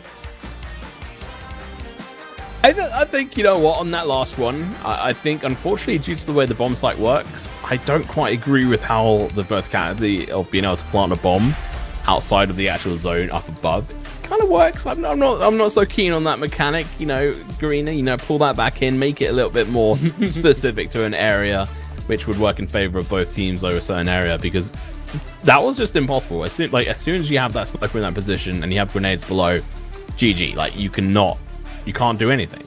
Like, even with like the time turner on it, like it's just not going to happen. Like, unfortunately, it's tough. That as soon as the bomb went down up there, that was it. All that Spaghetti could have done is to try and stop them from planting, which unfortunately they just failed completely on. It's really tough for you to even take a shot against the opponents, especially at such a it's such a hard situation to be in, right? You have AC4 that's just ticking down next to you. You need to find a way to bring down the sniper that is just aiming and gunning right for your head as your friend defuses. That's just not the situation that you would want to find yourself to be on. Like, in most cases, right? In most situations, if you know that the C4 is planted onto the upper platform, you want to run to the C4 and try to just kill anyone around it and defuse it. You wouldn't think about, hey, someone's gonna be on the ground floor and just looking up and just sniping anyone down. And that is exactly what 6 has been doing. And if they were to go down specifically just to kill 6, they wouldn't even have the time to run back up to defuse the bomb. And thus, they were just being led on a wild goose chase. There's really nothing much they could do. Yeah, it's just about time wasting there from Pancake side in the end, and they did a fantastic job of being able to do that as Mafia, aka Spaghetti Mafia. Well, unfortunately, they did so well in the first 2 rounds, but unfortunately, as soon as the economy started to get built on the side of Pancake, that was it. That was a GG well played. They managed to just take it out of the park there as soon as, like, oh, sorry, yeah, that highlight right there, that is the best, one of the best nades I've ever seen. Being able to sort of play it like that is absolutely fantastic. You have to know how to play that, and as soon as I saw that from him, I was like, okay, he's actually a very good player. I was like, this is going to be very hard. Yeah. Passing the grenades out and just kind of getting yourself that major advantage is either going to chip off quite a bit of the enemy's health, or you're just going to be zoning him out, right? You can't really have him do anything, but just kind of spray and pray kind of moment. And the grenade did a lot of work for him, so I gotta say it. That is a really good play. But you know what? We were thinking about this very game itself, right? I think Laka was deployed to go down and deal with 6. But unfortunately, Nuka was on the second floor. And thus, being pincered out like that is no funny business as well. So there really wasn't much that they could do when the C4 is just planted on the upper platform. And you are definitely right about that. There's really nothing much that you can do once that has happened. You don't have the time to play around. You don't have the time to make the appropriate moves in order to stop the sniper. The time turner, the time turner as well as the glue wall, I don't think that is enough. Unless you preemptively know that, yeah, they are definitely going to be planting up there. We need to save up on our glue walls. But honestly, that is a little bit too far-fetched for me. Yeah, I mean, the only way that would have worked is if there was a time turner plus a person constantly putting in glue walls down to try and stop any of the like shots coming through. But unfortunately, like the grenades were just too much as well. Like on top of like the shots and stuff, it was just not gonna work. Seems like you know, we haven't got there. Oh, there we go. We might be coming back into this now. So we will be back momentarily into the actual game and see what's gonna go down on that front, but not gonna be so good on their side. Oh, straight off the bat, we're going to be seeing Pancake on the downside. They've only got Nuka here trying to pull it back in the second game. He does take down one. He's got 2 more players to take down. He takes one another as well, but unfortunately for him, Salt Boy is here, and he is sprinkling the salt down for Team Mafia. That is going to be 1 round in favor for Spaghetti. And I think that is going to be kind of like their thing now, right? Spaghetti winning the first 2 games and then maybe start throwing the 3rd game onwards kind of thing going on about. If we are starting to see that pattern, then yeah, we're gonna be milking that. We're just gonna keep talking about that. No one's gonna be stopping us, or rather, stopping me. But we shall see how it's gonna work. Here we go. Round number 2, inside of Shipyard. Every single one of the members coming from the side of Spaghetti, which is the offensive forces. They do have 2% that is just going to be rushing over to A, while the entirety of Pancakes have decided to hold themselves right inside of B, which is definitely something that I wasn't expecting. But, you know, speaking of unexpected moves, Salt Boy immediately has gotten himself with a sniper rifle. Something that I'm not expecting to see in round number 2. That is a little bit crazy, but I think they've learned their lesson after the last game, and they're going a little bit harder. They're like, okay, we're not going to conserve the same amount of money. We're going to be doing our best to just go a little bit harder right off the bat, and it is working. Laka does take him down, but not before the damage from Salt Boy came out. And that's going to be 3 people left on the side of Pancakes trying to return this, but Cubro is going to be very low on HP. 6 does take down a player, Katrakuri there, who currently has 0 kills, if I remember correctly, from the first game. So unfortunately he let his team down there, but maybe we're able to bring it back into this one. It's going to be Joy trying to do their best to be able to do it here as well, but 6 again with the deal is just going to be dominating, and Salt Boy is going to have to do a lot of work here with that sniper. The power of the Deagle. You Boy and 6. It's going to be the last 2 members remaining, and I think that they have isolated the enemies enough, or maybe not. 6 has found himself in a 1 versus 2 fight. He's trying to weave himself inside and outside on Time Turner, but I have no idea how it is going to be like, as 6 is going to be the final member remaining, and he managed to gun down both of the players, and he is going to go straight in for the C4. The question is, does he have the time for the C4? Yeah. And I was physically face palming during that. Like, 6 is good, but he's not good enough to sort of win that situation. So I mean, GG well played to him. Situation, right? But he shouldn't have been allowed to win that. Like, that was a massive throw from, I think, from Spaghetti's side. They definitely should have done a lot better. I mean, just look at this. What's going on? What are you doing? He decided to punch his enemies to death, unfortunately, but that wasn't the right course of action. I mean, he had a sniper, so I don't think there was too much else he could do after he shot his magazine, and he was like, right, well, I'm gonna have to try and punch them out, and he taken down Cubro, which I think if it wasn't for Cubro, he might have been able to take down Six, but unfortunately didn't work out. But Six being able to get those damage, like those kills right off the bat, I think, yeah, like, I'm not gonna say too much more on it. I think I'm a little bit salty from the way some of these players have been performing, but Six would be doing a fantastic job there, but Joy just throwing it right away. Unfortunately, this round is probably going to be given away to Pancakes, because just from the man advantage, Pancakes has 4, Spaghetti has 2. What is going on in Spaghetti? Like, 2 of them just jumped themselves down to the second floor with no one around to help them. Like for Catraccio as well as Salt Boy, I have no idea where were they. But anyway, we're just going to be moving in right onto bomb side B. Salt Boy as well as Catraccio, they're trying to do what they can do against the side of Pancakes, but unfortunately, they're going a little bit of like a ring around Rosie kind of thing, and unfortunately wasn't able to do much against Spaghetti, giving Pancakes yet another win to their name. Spaghetti, yikes, they weren't able to ride onto that winning wave from round number 1 that hard, huh? And talking about all the spaghetti and stuff, it's making me a little bit, a little bit hungry. Definitely go for some food, but Six has got the double snipers, and I hate to call it, but this is going to be far too easy for him to just be able to accomplish. He's on the roofs, using the tires to be able to bounce across, and he's now in a perfect position to watch crosses and be able to slam down any of these players. I just don't see this really working out for Team Spaghetti.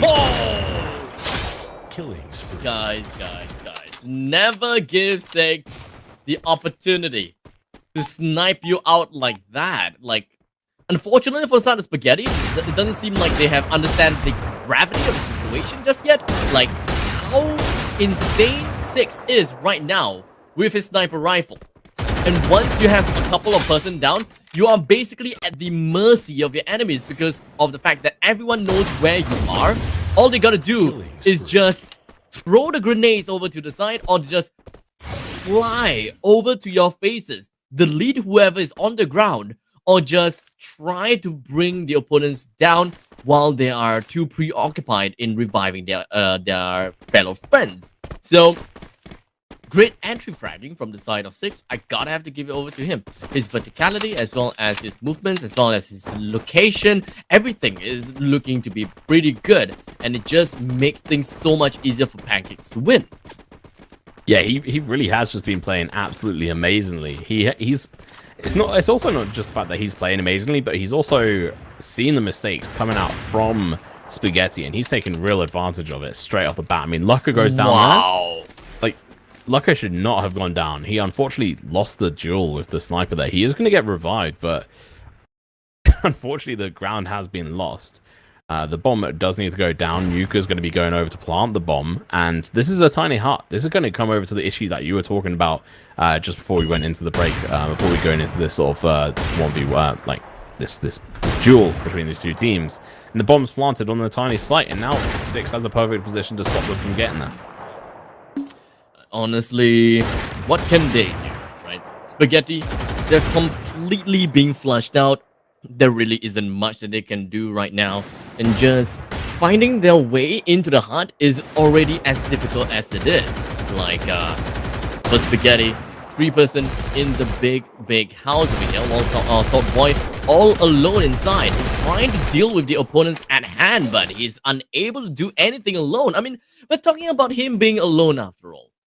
And just like that, we are able to see yet another win for the side of Pancakes. Wait, yes? No? Yes?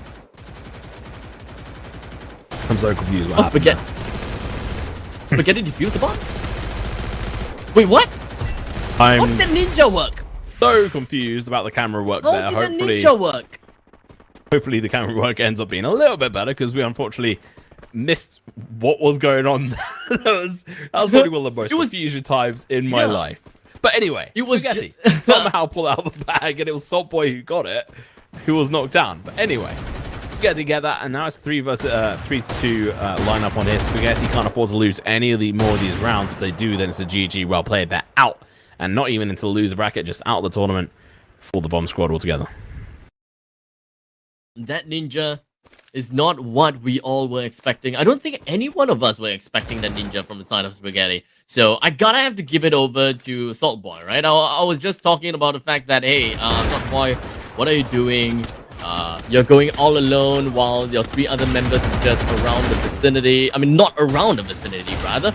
But, well, moving on ahead, round number 6, it is Pancakes versus Spaghetti. Every single one of the members coming from the side of Spaghetti is just going to be rushing right into the faces of Pancakes. All 3 versus 3. While Nuka and 6 is a little bit too far ahead, but 6 have got the height advantage. Literally sniping from the top of the building, and the grenade from Nuka nuked them right out of this earth and just nuking the hell out of them. I gotta give it over to Pancake. They are absolutely insane, and unfortunately for the European team, Spaghetti, they're unable to do, and they were unable to keep up to our expectations here. I'm rather disappointed. Looking at Nuka as well as Laka, sorry, not Nuka. Looking at Laka, yikes! I was hoping for more. Yeah, that's a little bit unfortunate from their side, as it's going to be a bit of a GG well played there, as the European team just falls to the wayside and not really able to accomplish anything, to be fair, on that front. They managed to do fairly well in the first 2 rounds, and then that was about it. They lost their steam and they weren't able to do too much. Saltboy, aka Papa, tried his best in Lucker as well, but 6 was just too powerful, and he had the backup of a solid team as well, whereas I think the European team unfortunately had maybe one person who wasn't really pulling their weight, but hopefully over the next couple of days we'll be able to see them do it a little bit better. Yeah, I mean, well, I've been talking so much about like Nuka nuking the hell out of everyone and just like everything hell related, and thus it just kind of reminded me of this one joke, right? Tom, how do you make holy water? You pour the hell out of it. Damn it. I was gonna let you have it, and then I was like, nah, I'm not gonna let him have this one. Damn it. not this dad joke. I have to think of some dad jokes as well. I was just kind of like building it up already, just like kind of getting it in. But well, unfortunately, I'm not able to get you on that dad joke itself. Maybe I'll be able to find more dad jokes and just kind of make it into kind of like a chemistry between us, right? Every cast, a single bad joke will be out, and you know the viewers will rate whose dad joke is daddier than the others. I don't know. Are you saying you want to ask the fans who they think is daddy? Not my intention, but sure, we can roll with it. Nah. Did you hear that they're making a movie about clocks? Making a movie about clocks? Yeah, it's about time.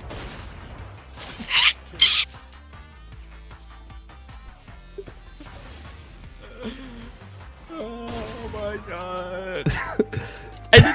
I need to one up you. I can't remember any for the life of me right now. I gotta have to remember. There must be some dad jokes that I have in somewhere deep within this useless brain of mine. Like as though dad jokes are useful. Yeah, well, I thought about getting a brain transplant after that joke, but I changed my mind. I hate you so much right now. What did I get myself into?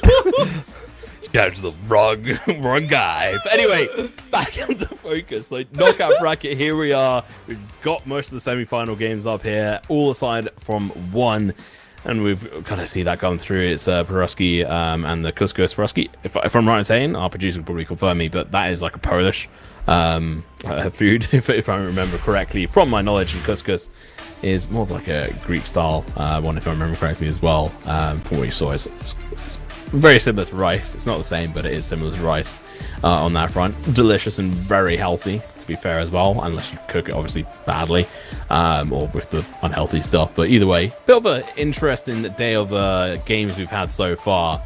we'll have to wait and see what we're going to be coming out with from these other teams. We've got obviously one more game to go through to then finish the quarterfinals.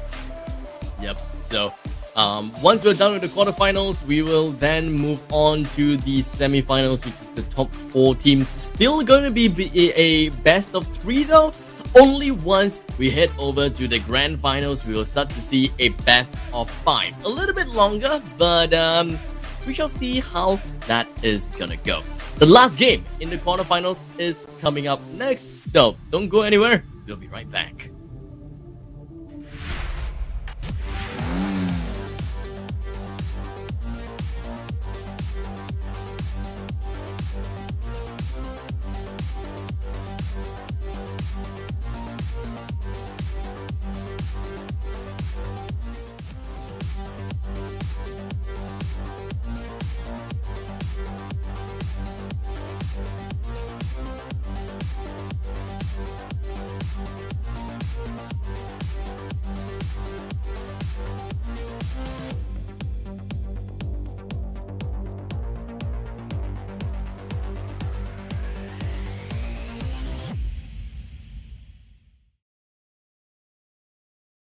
Unleash the golden drop. The Free Fire and McLaren supply drop and Dash experience is here. Seek the golden beam and unlock exclusive in-game prizes now. Look out for more details from Free Fire and find out how you can be the first to grab the drop.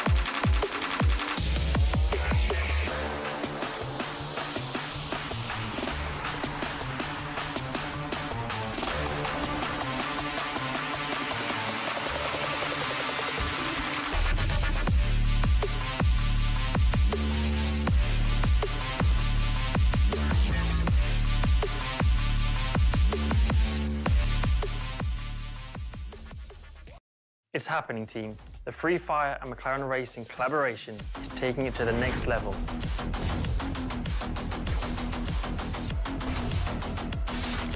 Big time.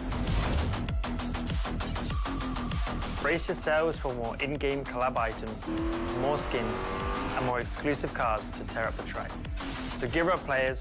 It's time to play. And here we go. The last game for the quarterfinals is here.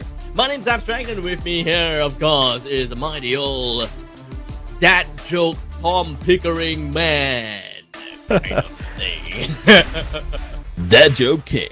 Well, let's have a look at the bracket again before we dive into more jokes. But God, all right. Well, we've got Praski versus Kus as the final game for the quarterfinals here. It's going to be a best of 3. It's going to be a bit of an interesting showdown between these two teams. Let me double check where exactly they are. I think that there's one team from the MENA and then one from Russia, if I remember correctly. Yeah, it is. There you go. So it's going to be a bit of a interesting one. Let's see if any of these guys are going to be able to do anything. I don't fully recognize too many of the players. I remember...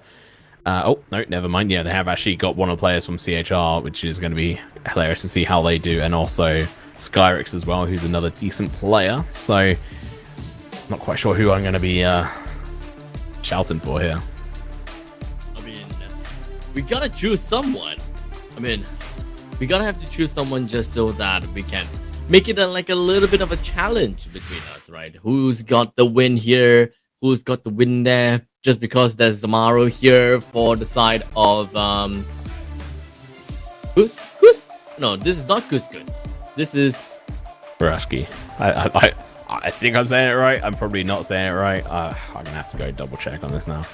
It's the Polish. It's a Polish word. Polish word. Yeah. I know absolutely nothing about that. About Well, this at least I thought it was. unfortunately. Maybe I'm wrong. I'm sure our production could tell me if they wanted to. But hey, anyway. But we'll Brisky. find out a little bit more in a while later, I guess. I suppose, right? So representing this team is going to be Skyrix, Samaro. We've got Dark Nick as well as Zabkar. Of course, a 4-man team in here, and unfortunately, not a 5-man team. We don't have any subs right here, right there, or anything like that at all. So not a lot of diversity when it comes to the players. We will always be looking at these 4 players.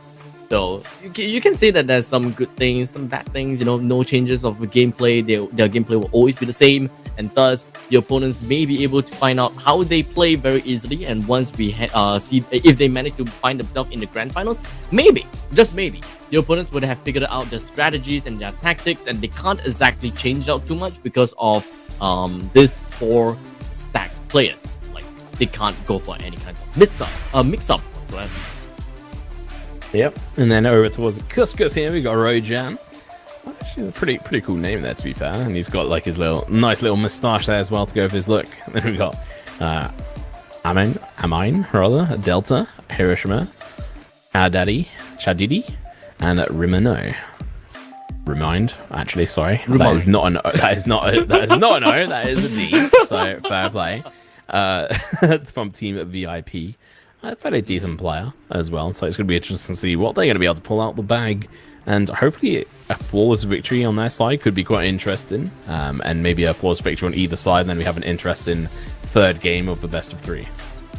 I gotta say, Hiroshima, quite a name. I like how he changed the I for an E into a hero. Like, okay, never mind. I'm moving on to that.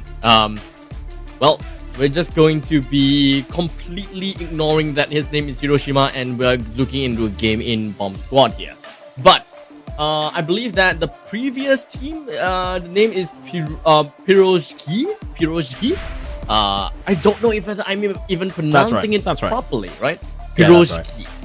Yeah, and just to correct myself, it is like a Russian/Ukrainian bait thing. It's not Polish. I was forgetting. It's something completely different I was thinking of.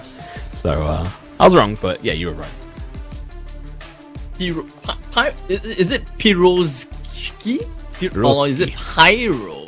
It's Pirozhki. Pirozhki. Okay, Yeah. That sounds a lot more Russian when you said it. Yeah. Yeah, I nearly had one when I was over in Ukraine, but I didn't quite manage to get around to having one. But either way, it looked quite nice. So we'll have to see. But I got a joke for you. So why did the girl smear peanut butter on the road? Why did a girl smear peanut butter on the road? Because I'm trying to big brain this To go but with I the can't traffic think of- jam. Go with the traffic jam. Oh, I feel bad for even saying that. Hey, it happened. It was there. So we have plenty more of these jokes coming up, and we have plenty more action coming up from some of your favorite players from multiple different regions. It's been a bit of a blast. Last set of games were a little bit, embarrassing from the EU side. I have to say, I was a little bit, not doing so good. Europe, come on, got to do a little bit better on this side. But unfortunately, even legendary Papa and Lucca weren't able to pull it out of the bag this time. I suddenly thought of one, but I don't know whether I should say this or not. I don't know why. If you have to think that, the answer is no. Okay, the answer is no. Maybe we can do this a little bit off stream, I suppose. I don't know why. That's like the only thing I can remember. That's the only joke that I can think of. It's not exactly a dad joke, but yeah. I mean, it is what it is. But let us just move on for now, I suppose. Game number 4 upcoming. Yeah, we have yet to kind of drop down your predictions yet, Tom. I think the Peruski team is going to do well this time. I want them to do well. I think they're going to be able to bring it out. I think Couscous could also be good, but I'm gonna, Peruski are my team. I'm gonna shout for this time. Okay. Then just for the sake of it, just for the sake of fun, I'm gonna be choosing couscous, man. You know, it's always it will always be fun if we are on the opponent, the attacking. We're on the opponent's side, right? Just kind of, you know, flex a little bit in the very event that, oh, my team won, your team lost, haha, you are trash, kind of thing. I mean, in between me and Tom, of course. But with that all said and done, Bomb Squad has been fun so far. I wasn't expecting the games to be so tight, like most of the games to be so tight. Game number 1 was by far probably the best games that we have seen so far. Game number 2 was just utter disrespect. It's just like go in, hammer, go out, and don't even leave anything in the crime scene kind of thing. Game number 3, it was just a casual game from the European side. They just go in, first 2 games, perfect, nice, and they throw everything else afterwards. So unfortunately for Spaghetti, Pancakes, the one that went on forward, but this time, maybe we'll be looking at something a little bit different, right? Because every single game, it was very different. Game number 1, it was tight games. Game number 2 was a dominating game. Game number 3 is a I'm gonna throw the game kind of game. How about game number 4? I don't know. I hope to see some other weapons used and stuff. I mean, that last game was very predominantly snipers and deagles, I guess. So, to be fair, snipers, deagles, and grenades, pretty much the only metas I can really think of. Like when it comes to what is going to get used, maybe we could just see pure SMGs as well, but that doesn't really seem too much of like a theme to go off. So we'll have to wait and see. I think you can get flashbangs if you purchase them, but I think you'd have to be stupid to buy a flashbang instead of a grenade or glue wall. So I don't think that is going to be the case. Maybe we could see something spicy come out from their side, and like I was saying, maybe it could be a flawless victory for each side, and then we get to the 3rd match, which have we seen? Did we see that in the 1st match? I'm not sure we did. Sorry, come again? I'm not sure. Have we made it to the third round so far in any of the best of 3s? I'm trying to remember. Only game 1. Only game 1 we made it to the best of 3. And excuse my webcam being extremely wonky right now. I have no idea what is going on. I'm just like a show from a like 360p kind of thing. I'm sorry. I wish I knew what the hell is going on. But yes, regarding your question, we have only seen a full 3-game series for the first game itself. Okay, well, you know what? I think we can actually go into a short break, and hopefully we sort out your camera out, but I think we are actually waiting for the teams to get back in the lobby, as it seems like Peroski are being a little bit slow. And just a reminder for any of you watching, if you are playing in tournaments, be on time. Otherwise, it's very rude. Anyway, we'll go into a short break. We'll be right back in a couple of moments. See you guys soon.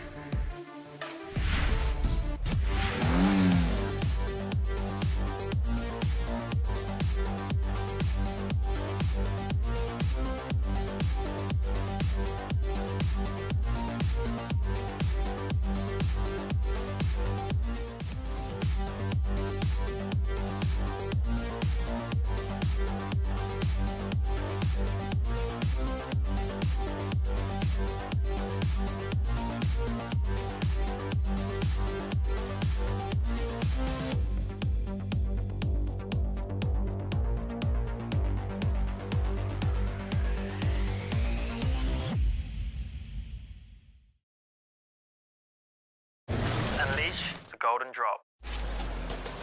The Free Fire and McLaren Supply Drop and Dash experience is here. Seek the Golden Beam and unlock exclusive in-game prizes now.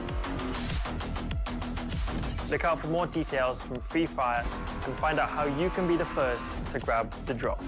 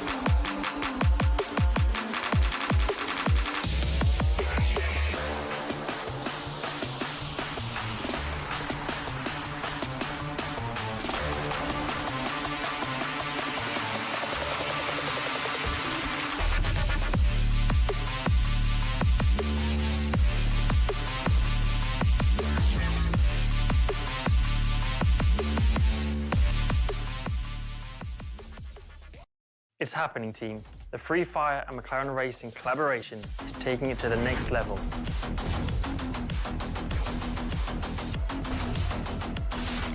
Big time. Brace yourselves for more in-game collab items, more skins, and more exclusive cars to tear up the track. So gear up, players. It's time to play.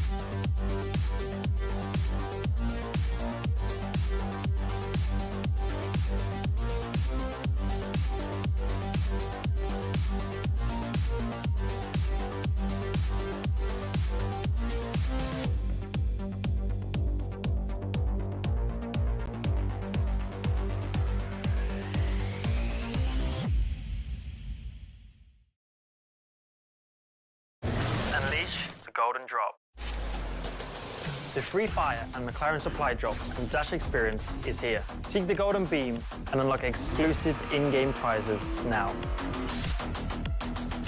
Look out for more details from Free Fire and find out how you can be the first to grab the drop.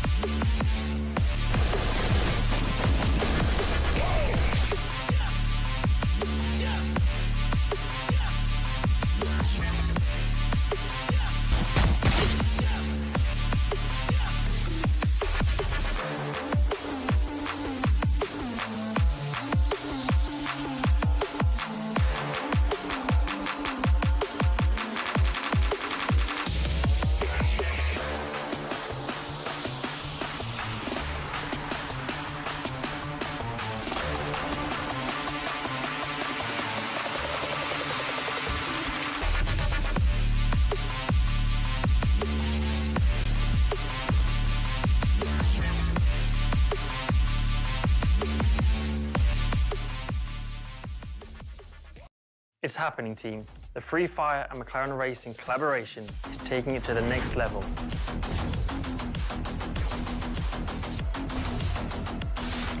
Big time.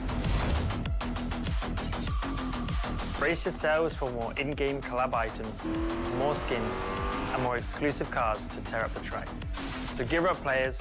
It's time to play.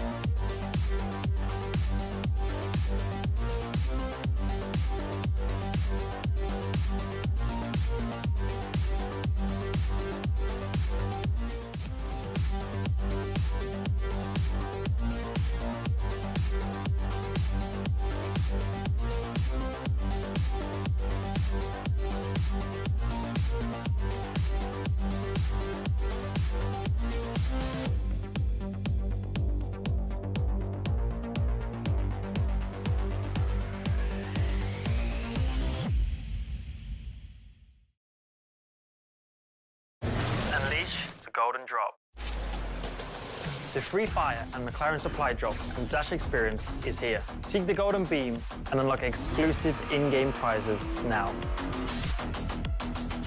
Look out for more details from Free Fire and find out how you can be the first to grab the drop.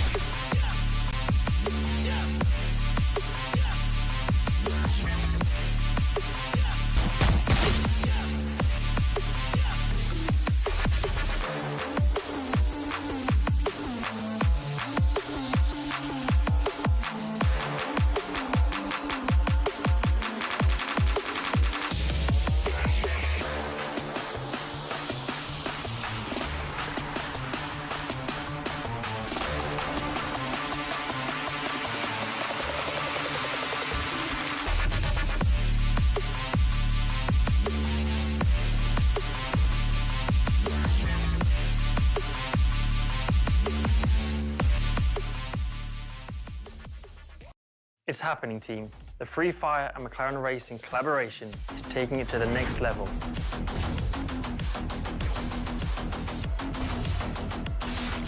Big time.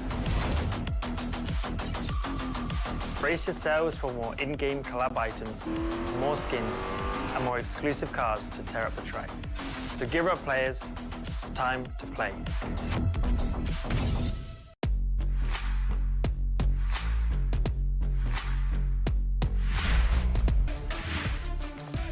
And we are back with dad jokes between Tom and I. Nice and awkward start there, but yeah, I'm excited for this pumped. Hopefully the players will get their asses inside the game so we can get this started and get the last best of 3 quarterfinal out the way before we go to the semi-finals. Yeah, we've got, obviously before we go into the next break, we should have another 2 semi-finals after this quarterfinal to look forward to, and I'm pretty pumped. It's going to be a bit of an interesting fight between these teams, as you can see right in front of you. Yep.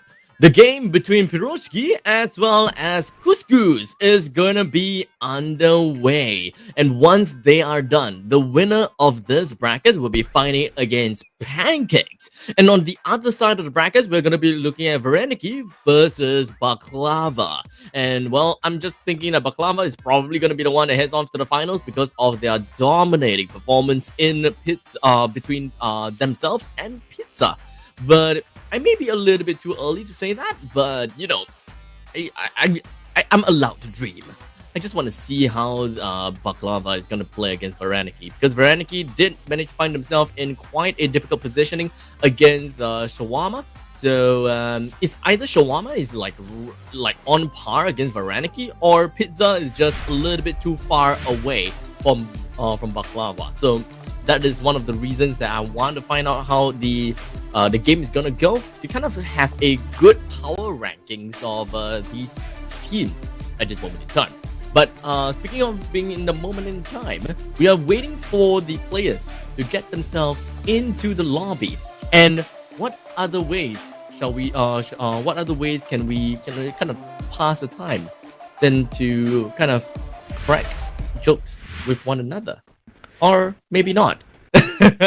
As we get into the game, I'll save a couple of my jokes for later on. Let's focus on this. We've got Couscous versus Piroshki.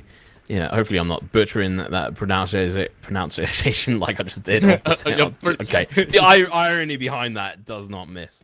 But anyway, into the first round here, we've got a best of 3. Going to be of an interesting potential turn of events. We have got a couple of grenades, and Piroshki are going to be pushing around the corner very aggressively for these guys, and they have got the bomb this round, so let's see if they can get it planted. I guess that, well, aggression may actually be the name of the game. We shall see how that's gonna be like. A lot of grenades being tossed, but unfortunately there is a giant wall that splits between them as well as the grenades. But here we go, Rojan gets himself a really nice double kill with a single grenade right on top of the opponents right there. And Couscous, without any time to think, they don't even have to think about anything. All they gotta do is just gotta run right in and toss a grenade. And Rojan doing absolutely the best that he could. The double kill with the grenade just pretty much won them that round. That was a really good positioning from Couscous. They could have played counter aggressive, but instead they positioned themselves in a way where every single one of their players there, I think, had access to the bomb site with a grenade throw. So that's exactly what happened. The bomb did go down because there was a pillar in the way of the grenade explosions initially, but they did manage to get the follow-up grenades to come in and really just do massive work. So let's see how they're going to have to deal with it on this side and getting the bomb planted this time, if I'm right in saying. So they've got two different sites to be able to go in. Karowski are going to be going over towards the B site. Hopefully we can have a look down on this side. So they still have the C4 on here, my mistake. So they still have to get it planted. With a lot of the players actually heading over to B side, with only a single member from side Couscous staying in A. So they have decided to kind of split their forces, and I really like to see what they are doing right here. As Couscous, one of their members is still heading into A. They're just staying in there because they don't really have a lot of information as to where the rest of the members from Piroshki actually is. And they can't fully commit into going for a full-out rotation because there could be a possibility that Piroshki's members may actually just turn tails and run over to A. But after they got the information that, hey, they are all jumping into the bomb site, that is where the rest of the members from the side of Couscous have decided to come along and try to bring Piroshki's down. It is going to be a 4 versus 2. Zamaro completely being knocked down. Skyry is going to be the next one in line, but I don't think that things are looking great for him, as he is going to be the last man standing and then downed by the members from Couscous. And just like that, the second round is already over. 2-0 in favor for Couscous. And that has got to be a very convincing round for Couscous. Like, they knew exactly what they're doing. I do appreciate like the small little micro movements that they have all across the map, and they manage to just kind of pincer the enemies down and ensuring that the enemies is actually going to come meet onto the site before going for a full rotation. Yeah, that was just in general just a really good show of just tactics from their side and just knowledge of the map as well. They're really cooking up a storm here. Side dish of Couscous as well to make sure that Piroshki don't go hungry. Grenades at the ready as well, just taking multiple of them down. This is a dominating performance by this team. They're taking no prisoners, and Skyrex is going to have to get slammed out of here because there's just no way he's going to do this with less than half HP. That MP5 can't save him, and he's going to be out for the count. 0 kills on their side so far. All of them have died, but 0 kills. A bit embarrassing, but you know, this is starting to remind me of the second half of the EU game.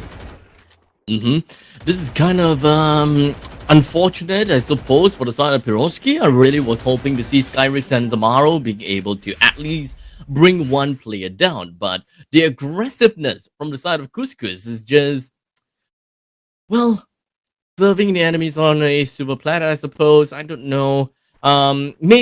Maybe, just maybe, this is the round that we are definitely going to see Piroshki getting themselves a single win, right? They do have a smoke grenade. It's just going to be tossed right into the middle of nowhere. This bomb site is not particularly my favorite because there's a little bit too much containers around. The bomb site is just right smack inside of the white containers, and you can only plant around those white containers, and I honestly do not like it right there in B.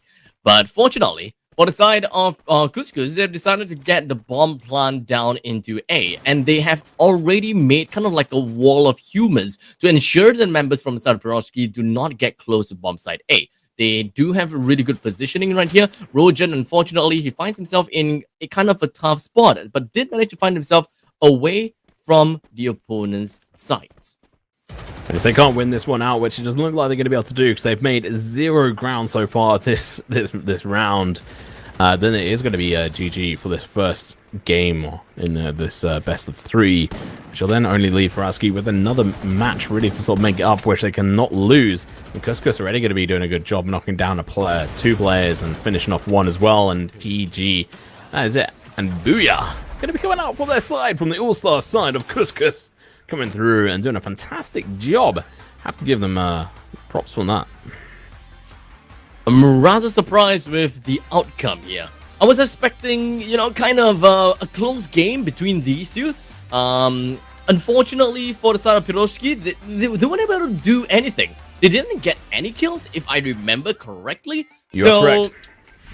Yikes. That is a big yikes. This may very well be a repeat game from the second game that we have seen today, right? It could be an all-out victory in favor for Couscous here, but it may be a little bit too early to say that, because my power of the Caster's Jinx is pretty darn good.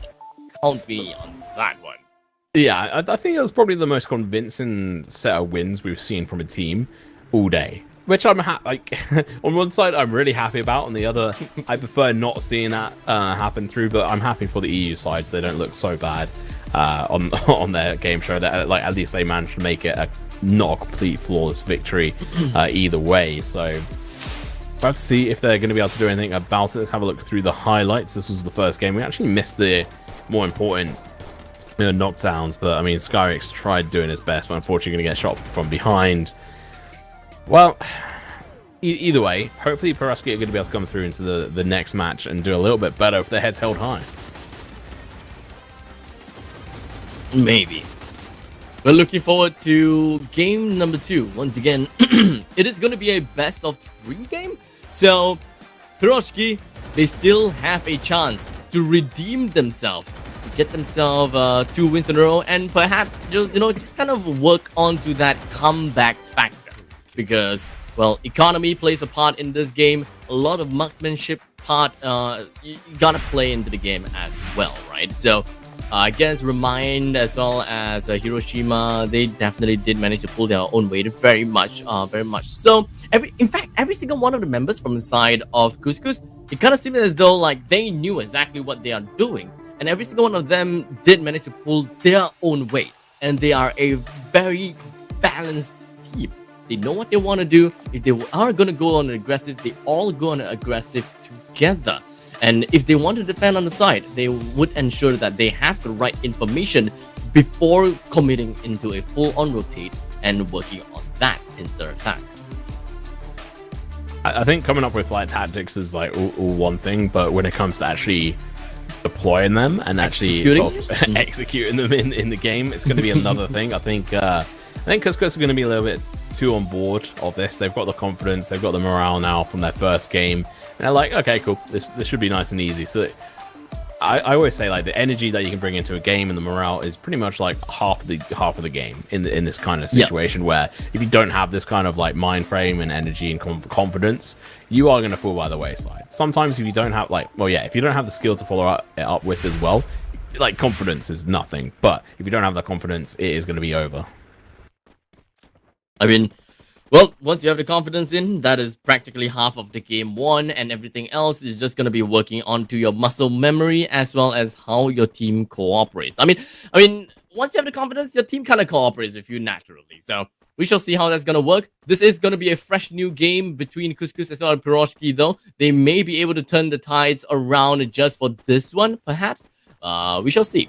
The bomb is now currently being armed and, of course, planted inside of B bomb side.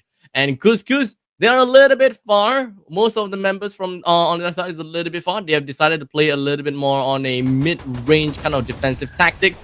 And Piroshki slowly heading their way in. Remind finds himself a instant kill down onto the side of Hiroshima. I believe that I see that correctly. Or was it the other way around? Oh no, on the Darknik. Yeah, the other way around.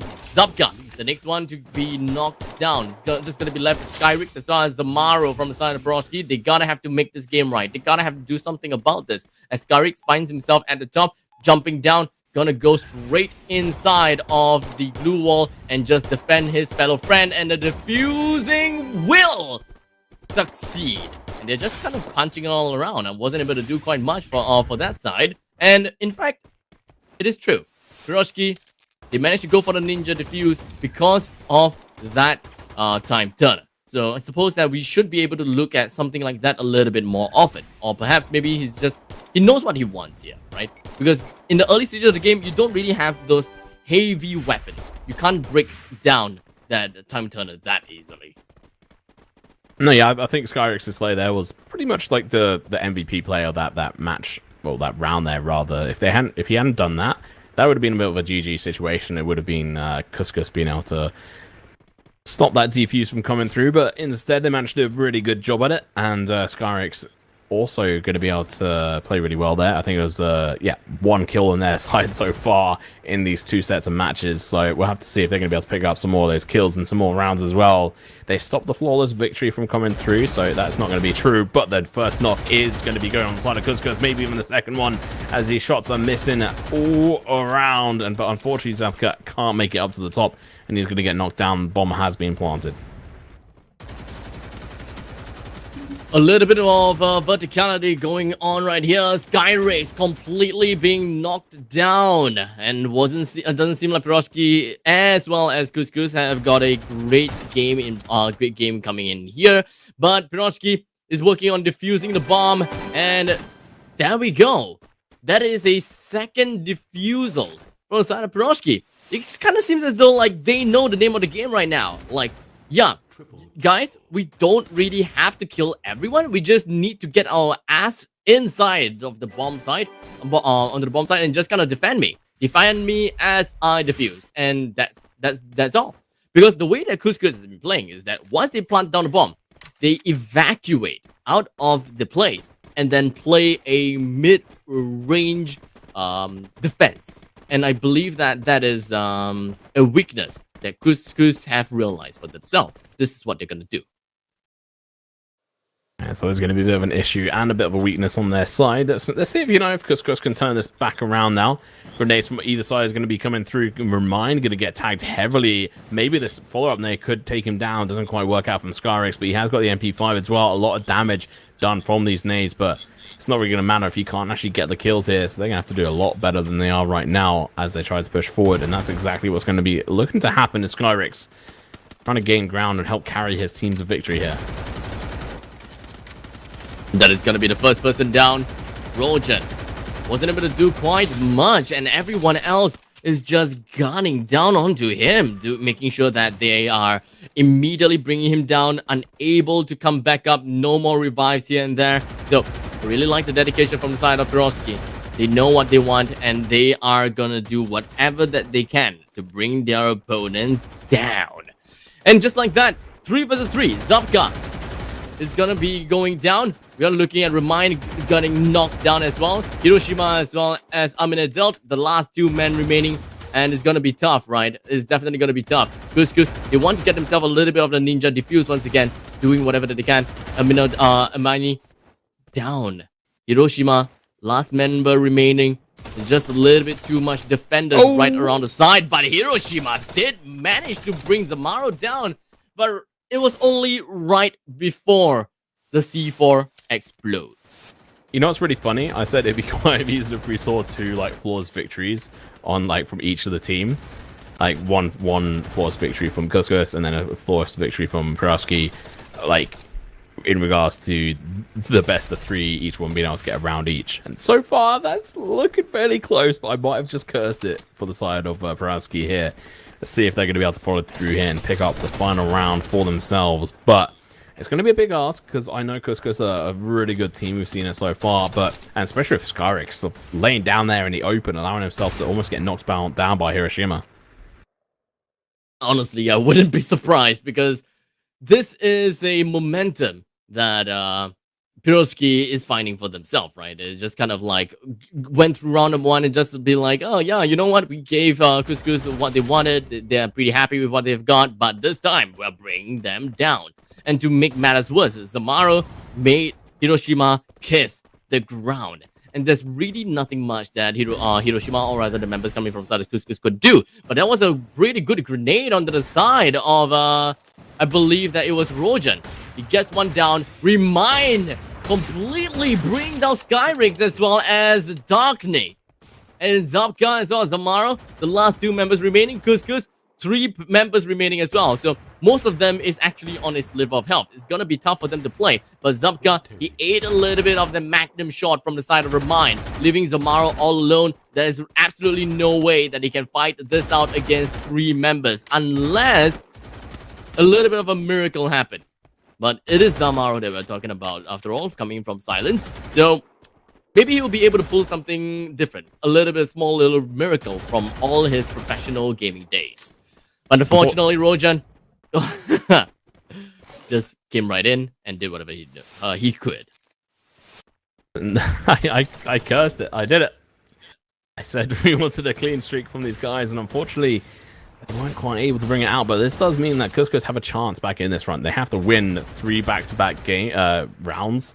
So it's going to be a difficult ask, especially with their performance in the first 2 rounds here. But we are switching on to sort of different maps here, and we did just see, obviously, the economy has kind of switched over, and we saw this for the side of Pancake as well in the last set of games, where once they were able to build up their economy and their confidence, that's where it sort of changed. So I think it's going to happen potentially here again. They've got the snipers, and they've got the height as well. Remind is in just such a powerful position, and Skyrex is going to get slaughtered, and so is his teammate. One more shot is all it takes to knock him down, and that's going to be a headshot to finish it off as well. And they're just going to get slaughtered. This is embarrassing. What? Well, you know what? It'll be funnier if Couscous actually...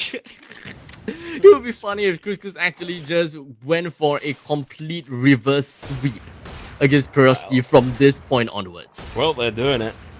They're doing it. I think they could. Honestly, I really think that they could. They do have all the money. They do have the economy.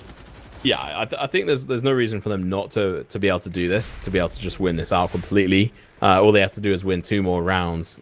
But like, they are playing on the knife's edge right now. They can't really afford to make any kind of screw-ups. But with this kind of map here, where you have these rooftops, and you can just see Reminder going straight over here. We saw this in the first game. He was able to jump up there and knock down multiple players easily. Dunknick straight away going to be tagged down heavily. Skyrex almost had his head blown off. Fortunately, only part of his HP. But it does look like Reminder's in just such a powerful position. The bomb is going to go and get planted by Couscous now, and it is going to make it impossible, I think, with Remind's position. I don't think it's going to be that easy for these teams to be able to... this team, Couscous, to just run across. Hands down.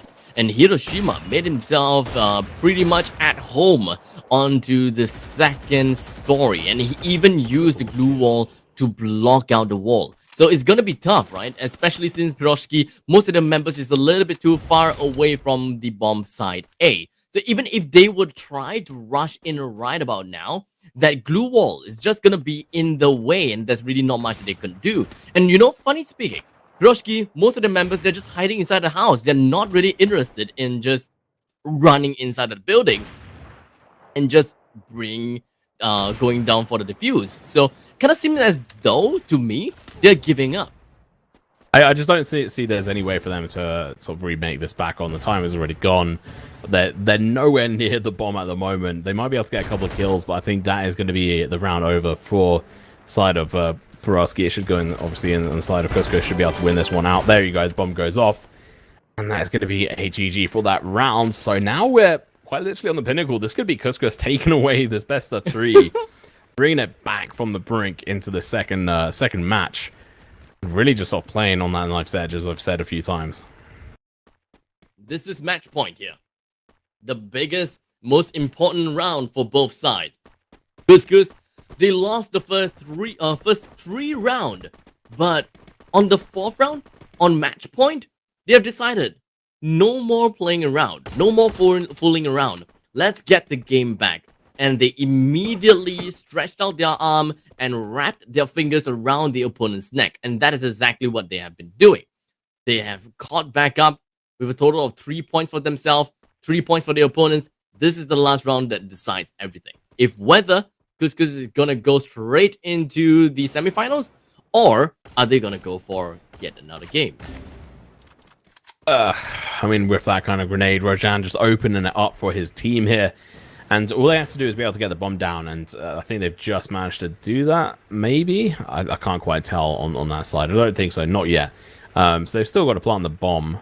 at the moment, which they have still plenty of time to be able to do as well. They don't have too much to worry about. Skyrix is in a good position, but he can't give this one up, which he has exactly gone and done, which might be a good thing because Remind is coming up behind them, but you have to kind of keep an eye on those sort of pathways which allow teams to be able to make it all the way towards the bomb site. But Zabka does watch out over towards Remind, but does take a shot to him, almost a shot to the knee. Unfortunately for him, for the side of Remind, he's going to get a shot from above. It's going to be Skyrix taking him on. Doesn't seem like Zabka. I mean, Zabka is just kind of teleporting for me, and it is relatively tough for Remind to actually land and nail down that sniping shot onto Zabka when he's just kind of like sliding around the place, unfortunately. But Rojan finds himself in the middle of everyone else. He popped up time turner. He then vaulted right into the house, and he's gonna be safe and sound for now. But Dealt immediately came right out with the sword off, brought the opponents down. That is the second shot. The double barrels right into the faces of the enemies. And Skyrim is gonna be the last member remaining. He does have the sniper rifle only in close quarters combat, and there is just nothing that he could do against all of these opponents. They're just running right into his face. And Couscous, 2 times in a row, manages to win against Piroshki. Even though game number 2, they had a miserable start, they have went straight in for a reverse sweep. You know what? They were just trying to make it a little bit more interesting and trying to give, I guess, the opposition Piroshki a little bit of a chance to shine, which they did. They, brought in some really nice 3 rounds, but unfortunately, that's not enough. You have to do a lot better than that. You've got to make it to the 4th round, which they couldn't quite scramble to do. So, GG, well played. Booyah to the side of Couscous.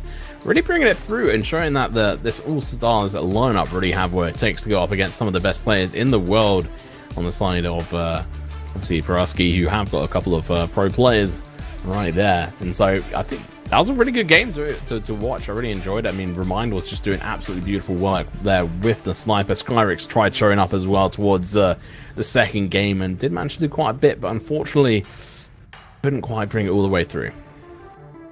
And with that all said and done, ladies and gentlemen, we have concluded the quarterfinals. 4 teams have escalated to the semifinals, while 4 teams unfortunately has been dropped for today. Today is day number 1 after all. We still have day number 2 and day number 3 jam-packed of action, all for you viewers out there. But well, for now, we're focusing more on the bomb squad, right? Because Piroshki, they had such a great run in this in the first half of this game itself. Couple of ninja diffusers, and if I were to be specific, 2 ninja diffusers that worked great for them. They didn't even kill any of their opponents, or rather they didn't focus on killing every single one of their opponents, but they just like to stick it in. Just stick on it. Don't care about anything, just go for the diffuse.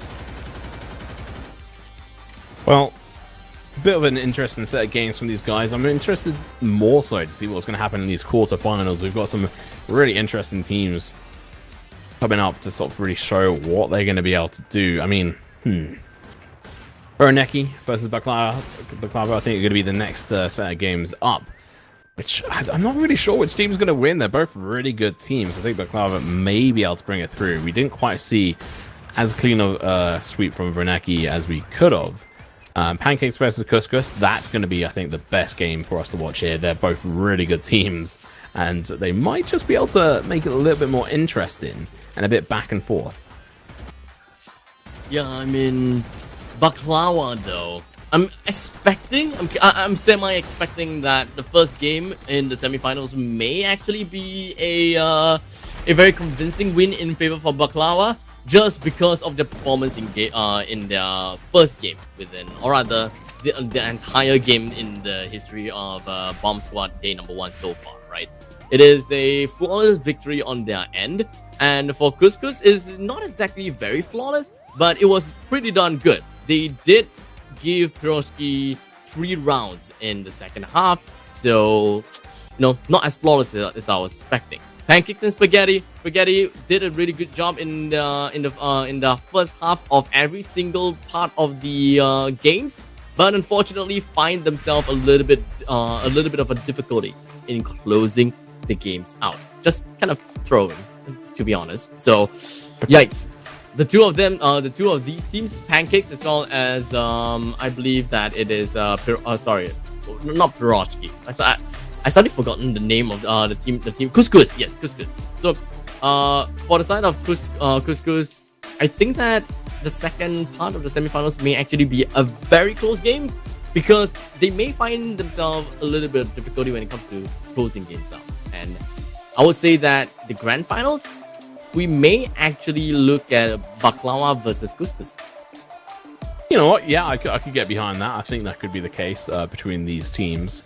Yeah, I mean, like you said, I think Baklava should be able to win that out against Verneki, just because it was a bit of a clean sweep from them. But that could also put them in a bit of a false sense of security when it comes to their ability. So yeah, let's see if they're going to be able to win out on that front or not. But we are going to go into a quick and very short break as we get the next teams lined up for the first semi-final game on the bracket.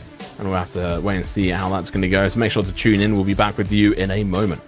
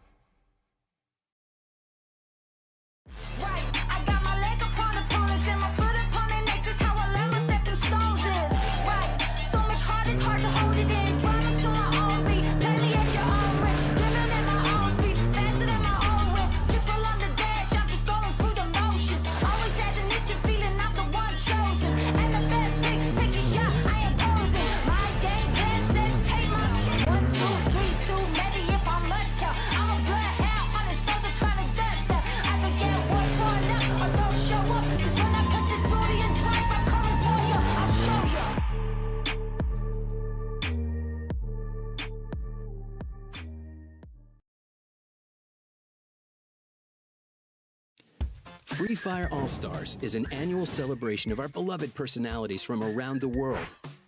This year, the event will take place from Friday to Sunday in 3 consecutive weeks, starting from July 23rd to August 8th.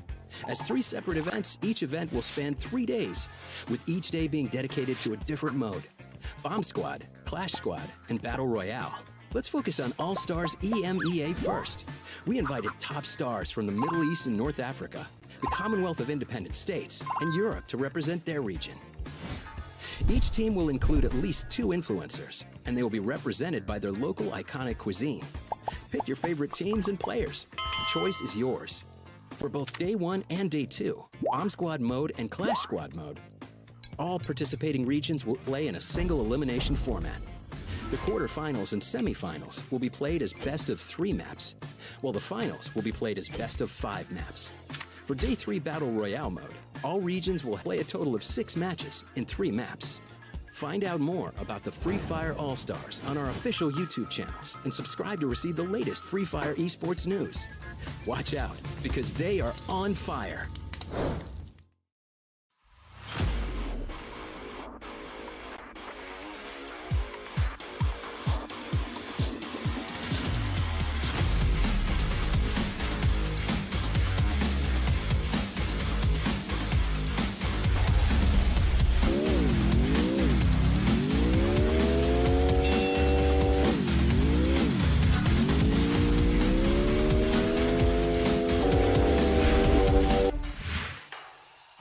And welcome back, ladies and gentlemen. Once again, we have the Bomb Squad All-Stars series. And we are finally heading on over to the semi final games, the top 4, after weeding out the 4 teams that unfortunately did not quite, well, make the cut for today's Bomb Squad game.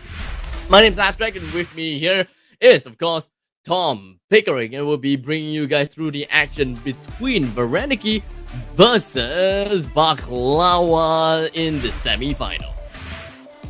You know, it's going to be a bit of a spicy game, I think, between these two teams. I'm a little bit worried for Varaniki's chances here. I think they might end up getting slapped out and unfortunately put to the wayside by this team, who I think are just going to do really good from Baklawa's side. So let's see if Shiro can pull it out the bag, and Shashki as well, who just did really good on their first side. So as you can see, A and B sides are on this front. First C4 side is going to be from Baklava. They're going to be doing their best to go on the attack here, get the bomb planted, jumping up high, get some height, get that information out very early on. With 2 players from the side of Varaniki onto bomb side B, and 2 other members from the side of Varaniki onto bomb side A. Well, most of the members from the side of Baklawa, they are very aggressive right onto bomb side A, right? They're just kind of going all in. They don't really care about what the opponent is thinking. They just brute force their way in and through into this 2-story building. They're trying to toss in the grenades, but it doesn't seem to be working very well for them. Kadyrov is forced to deal with the straggling players from on the other side of this house, but both of them popped the time turner and have resorted into brute force fist violence. But it doesn't seem to be quite working out for Kadyrov, to be honest, because one of the members from the side of Baklawa have decided to come in to, well, kind of assist his friend. Now, good assistance on that from that side. The bomb should be going down. A little bit interested for their side, but instead he's going to get punched out. It's just a whole bunch of, like, this is almost like a UFC match here between these guys. It's going to be absolutely slammed here. It's going to be down to Azam here to try and pick this up for his team, but unfortunately couldn't quite do it, and he is going to fall down. That's going to be Baklava picking up the first round for their team. Not too bad. It's going to be a triple kill, actually, from their side. That was actually a pretty interesting match. I think it was a little bit weird in some of the ways some of them were fighting, like that boxing match there. Yeah, we can pretty much expect quite a lot of boxing matches here because, well, in close quarters combat, it's kind of tough for you to turn so fast when the enemy is literally right in front of your faces. So it kind of makes sense for them to just go for a boxing match instead.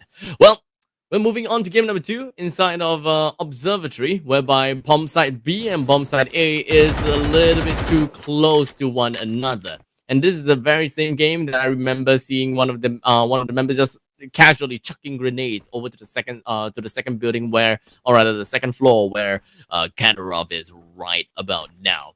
But the main importance is looking at Baklawa. It does seem like they have a little bit of a bias over to the side of bomb side B. They're trying to go for the bomb plant, but unfortunately Kadyrov is making full use of the second floor through the small little peephole at the top of the ground floor and manages to just immediately pop Baklawa in the head, and they didn't even waste any time. Every single one of these members has been taken down by Varaniki almost instantaneously, and I really like what they had in mind, and good amount of tactics in there. Yeah, you really have to, you know, think with your head there when you're doing it. And I'm just to mention that C4 is huge. Like, running around with that is going to be absolutely crazy. But hey, I suppose these guys are nice and strong. But we're on to Factory. Bit more of a touchy map for some of these teams here. I think it was actually Gava actually took full use of being able to just destroy a team on this map previously. So we'll have to see what the bomb team are going to do. It's going to be Vernaki. Not quite sure where they're going to want to plant the bomb. Going to be a bit dangerous for them to just run straight for the bomb site. So as you can see, they're just trying to find some more information, try to get a first knockdown or something. First shots have just been fired, but no one has been knocked yet. Kind of like the very fact that Baklawa have decided to kind of stack onto B just so that they can ensure that bomb site B is completely covered, and it really shows that they do not want your opponents to plant in bomb site B. And in the very event that the opponents actually did plant in bomb site A, they can just go for the retake whenever that they want, and it will be easier than trying to retake bomb site B. Because let's be honest, bomb site B is absolutely disgusting whenever they bomb the bombs that actually planted down onto the third story. But it doesn't really quite seem to matter that much over to the side of Baklawa though. They did have really good choices and decisions into stacking inside of a factory, but they were completely outgunned by Varaniki, and that is going to allow Varaniki to once again get another point for themselves. That was actually just a really good round from Vernaki there, as they were able to just sort of counter the positions from Baklava. They didn't even have to plant the bomb or anything, or depend on it from that side. They just like, okay, we're just going to do a complete squad wipe. And so that's coming in here, surprising us a little bit. Twister with the sniper right off the bat, going to be able to take down one of the players. Asked Gamer is going to be going down. Unfortunately, not going to be able to do too much. Yep, Twister back into the game. We are going to be expecting to see more from our bad boy over here. With a total of 2 wins in the into their pockets for now. Will they be able to stop Baklava? Something that the team that we were expecting to be able to just completely storm over Varaniki, but we are so wrong, because they have already gotten 2 points for themselves already. Joke Shiro is going to be pretty close to one another. Sasuke is just right around the corner as well. Unfortunately for Elki, he's already dead. Right? So Baklawa, they already have a member disadvantage onto their side. It's going to be tough for them to even do anything right now when it comes to defending bomb sites, or perhaps even just do whatever that they want here. But Varaniki, all they gonna care about right now is bringing down the opponents, which is honestly rather surprising for me.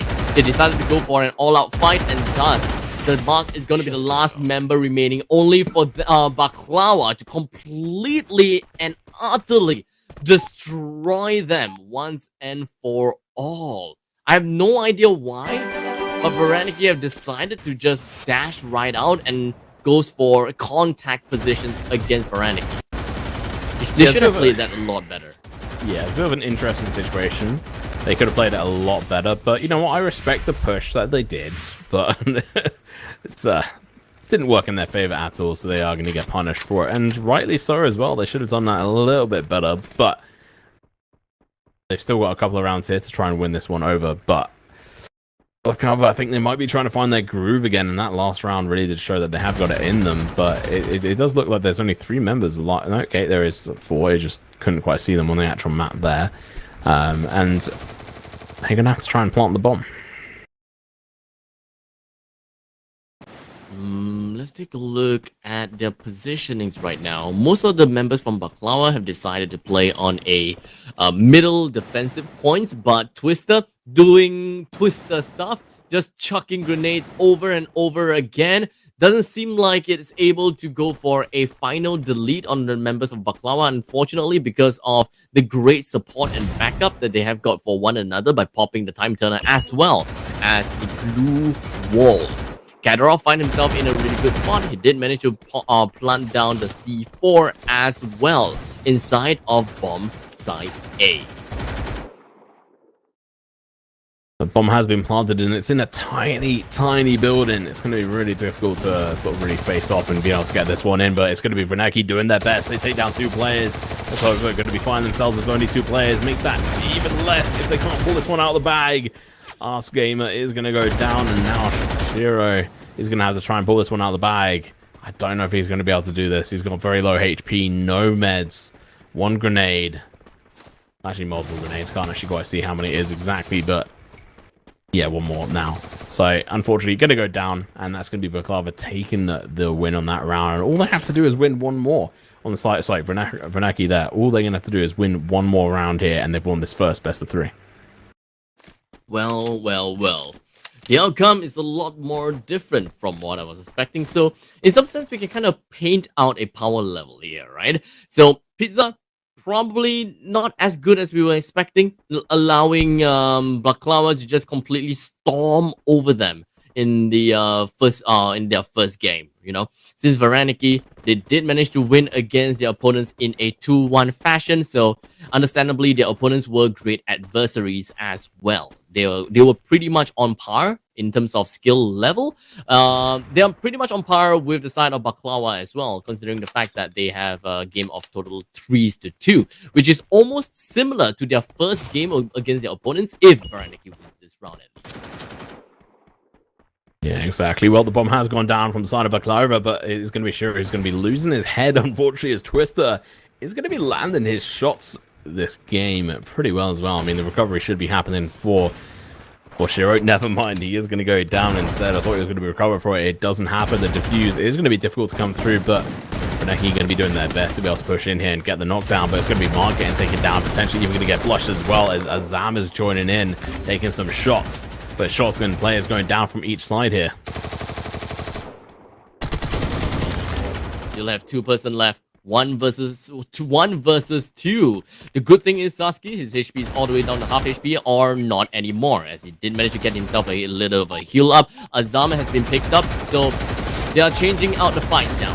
2 versus 3 right now, as Elsket is going to be the next person that is going to be brought back up. But Baklawa, they did have the manpower advantage in the end and managed to mow down the members from Varaniki and just kind of fill them up with bullet holes. That was a really nice try to try and defuse that, defuse the bomb, but unfortunately, he couldn't quite do it. Twister did end up losing his life there, but he tried. You know what? And I give him props for it. It was really cheeky to try and do that. He chucked down the glue wall and tried to carry on, just defusing the bomb. He knew he didn't really have any other options. Even if he'd killed him, I don't think he would have been able to get the full defuse out there, because you kind of need 2 people to be able to make that happen, or at least a good distraction on all the players. But before now needs to go down from Baklara's side, we're going into the final round of here. One of these teams is going to be able to take this first win out of this best of 3. Yep. Very ambiguous right now because we don't really have any favorites because both teams are playing so well in this very case, right? Varaniki's, the amount of kill scores, they are very, they're averaged out to be on 4, right? Because they are doing so well, they all have an equal amount of kills all onto their heads.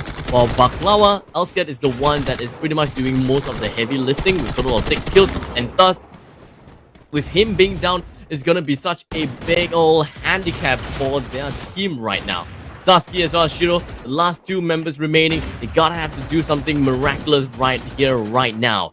Twister knocked down right inside of the bomb site with Shiro onto the sniper, and it completely fills the opponents up with magnum bullet shots, and that has got to be one heck of a turnaround as Baklawa finds himself a win against their opponents here, which is definitely not what I was expecting, to be honest. But I'll tell you what, that shot from Shiro there was absolutely fantastic. Exactly what I want to be seeing.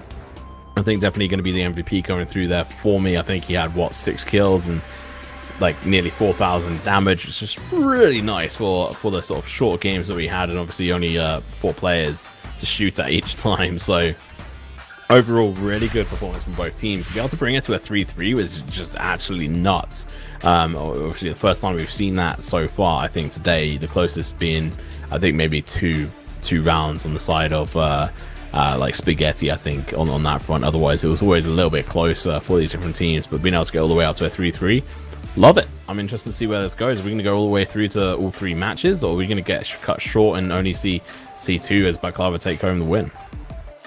Well, it is something that we gotta have to find out and see as the game goes on. This is still best of 3 though, but so far I do like what the players are doing. There's not a lot of changes I was expecting, especially for this round. They knew exactly what they wanted to do. They are splitting themselves up pretty equally, and most of the time, to be honest, they find themselves in just kind of chasing the opponents and just kind of chasing the pacing of the opponents just because of random grenade shots or the movement speed, and mostly it is more of the movement speed that is most of the issues when it comes to playing in the bomb squad, because their movement is so fast, the map is so small, and that is exactly what you have been talking about, right? Having a bigger map just for bomb squad is probably going to make the experience and the gameplay a lot better, because right now it's just kind of like yeah, I run for 5 seconds and I'm in the bomb site already, and I can do whatever that I want to, this kind of stuff, right?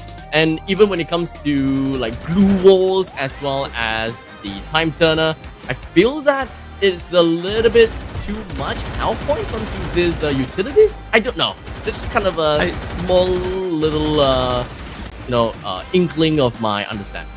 Yeah, I mean, there's a lot of optimizations that I think could be done for this game mode. For example, having it so that the teams that have the bomb don't spawn like in the same places, the same distance away from the bomb sites. They should be further away from the bomb sites than the guys who are having to defuse. Allow them to set up a little bit of defense, a little bit of counter positions, a lot easier, and like that can still be the case, but it's a little bit more sort of RNG and not as well set up. But hopefully as we go through and we see more of this game mode played, we'll see more optimizations done for it. I would just want to see Arlok, man. I really want to see Arlok here. Just drop the beat, they all just dash right into the bomb side, and before the defenders could even do anything, and then the C4 planet, they will be like, wait, what the hell was going on? They've probably kind of forgotten like the existence of Arlok, maybe, and they will be like, yeah, how did they get into the bomb side before us, the defenders? I think that it will be such a great bamboozling moment. It would be nice to see, some of those things come through. I have a question for you. Why are fish easy to weigh? Why are fishes easy to weigh? Because they come with their own scales. Oh my god! Camera cut away. I was like, oh, my joke was that bad. They decided to just switch way. Like, nope, we're not having that. We're not doing that. My god. Oh my god. Well, I got a question for you as well. Why don't eggs tell each other's jokes? Why not? They'll crack each other up. Hey, love it. Love those kind of things. Just absolutely ridiculous kind of jokes coming out from absolutely nowhere. But you know what? Speaking of absolutely nowhere, the grenade thrown by Shiro came from absolutely nowhere and absolutely just dominating one of the members from the side of Varaniki. And now Shiro doing whatever that he can, flying right into the opponent's faces with only a sliver of health. There's really nothing much that he could do. He's gonna go straight down. And now the current body count is 2:2 with Elsket with a low amount of health, maybe about half HP, but he did manage to pick up Joke. So they did manage to tally it out, or perhaps even get himself a little bit more manpower until our man Twister. Until our man Twister tosses the grenade for his own, but Joke came right in, just clocking it away. I was slamming my desk because that was such a nice clutch coming out there. Oh, very well played, Baklava there, being able to bring it through. Even with that grenade from Vernaki's side, it just wasn't quite good enough because the timing was perfect on the side of a Joke there as he just ran around the corner with the Glock and went blap, blap, blap. Put him to the floor, made him eat the dirt, and now we're going to go into the second round here. Man, I'm excited. I do hope Baklava win. I think they deserve this, but we'll have to wait and see. I think they're a pretty interesting team to watch, but Verneki the last game, they proved themselves quite worthy as well. So let's see if they're going to bring this through. As I say, that one of them is going to get absolutely slammed. Well, the Caster's Jinx comes into play.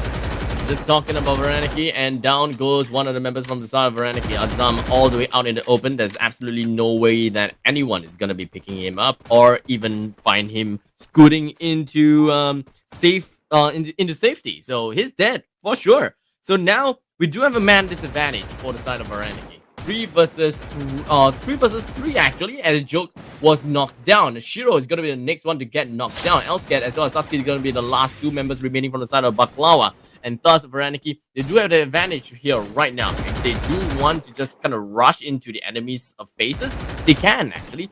Sasuke and Shiro, that is going to be a grenade, a really nice grenade from the side of Twister. Twister doing Twister things, man. He's just not going to stop. While Sasuke, outside of the garage, gets gunned down by the opponents once again and giving Varaniki a single win to their name. That was just a very clean sweep one as well. It didn't seem like it was much of a challenge for them either, as they were just trying to, just rush on through it. As you can see on this front, they lost one person, almost two, but it was only one in the end. So it's not as clean a sweep as that first round for Baklava. Well, actually, the first round wasn't clean at all. So I don't know what I was saying there. But for Neki, they've got the bomb into this next one. They're going to have to try and plant it on either one of these sites. Very close sites together as well. I'm not quite sure where they're going to be able to position this. Well, now we are going to be inside of Observatory. Once again, this is yet another map that has a lot of verticality. Not a lot as compared to Factory. I think this is probably my favorite map for Clash Squads and also for Bomb Squads so far.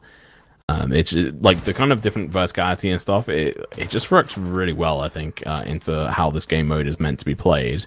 I still think there's obviously optimizations and stuff, but otherwise, I think it is just probably some of the best experience in my mind for this. So we'll have to wait and see how this is gonna go.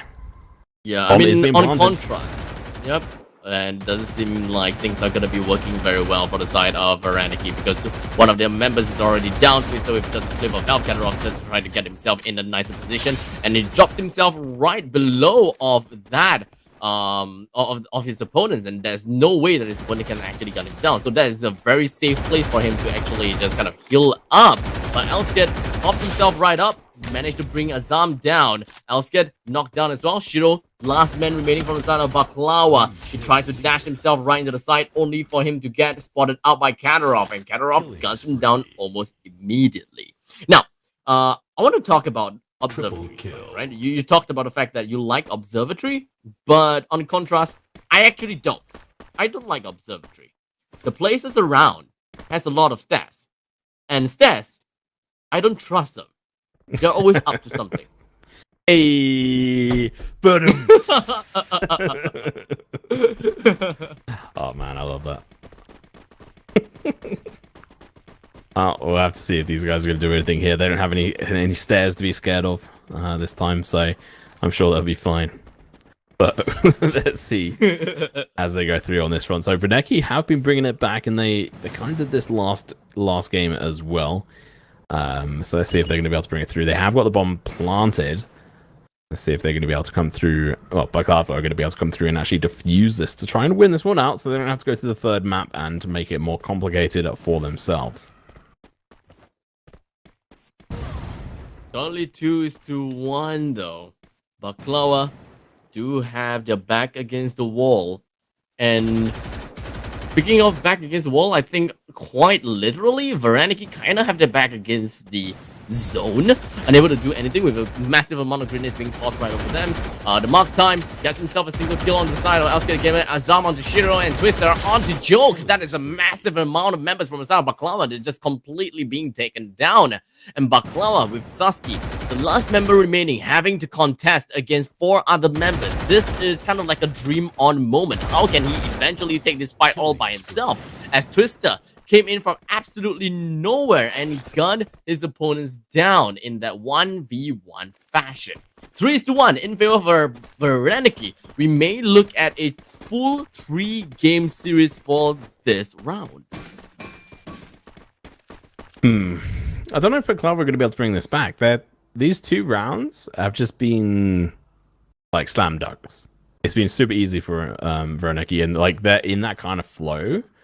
They could easily take this on. Like, this could be theirs to be able to take it through to that third and final matchup of this best of 3, which would be quite interesting. We haven't seen that yet. And just straight off the bat, Baklava are going to be down almost 2 players. They lose their heads pretty much there, as I think that was Twister taking some shots himself. Didn't quite see it. Azam from above is going to take shots over towards Shashki. Does do a bit of damage as well, looking to cause a little bit of trouble with himself. He's up here on this platform, which is where the bomb needs to go and get planted. But also Baklava are going to be pushing up here as well, trying to stop it from getting planted. They don't want it to go up here. It'd be really difficult. Zam's going to get fallen first on the side of Renek, and now he's going to get flushed out as well. Shiro helping out his teammate here as well, and Mark is going to be stuck up here by himself, and he's going to get taken down and flushed. This is looking really bad for Vreneki, as they're losing players after players here, and now it's going to be a 1 versus 4.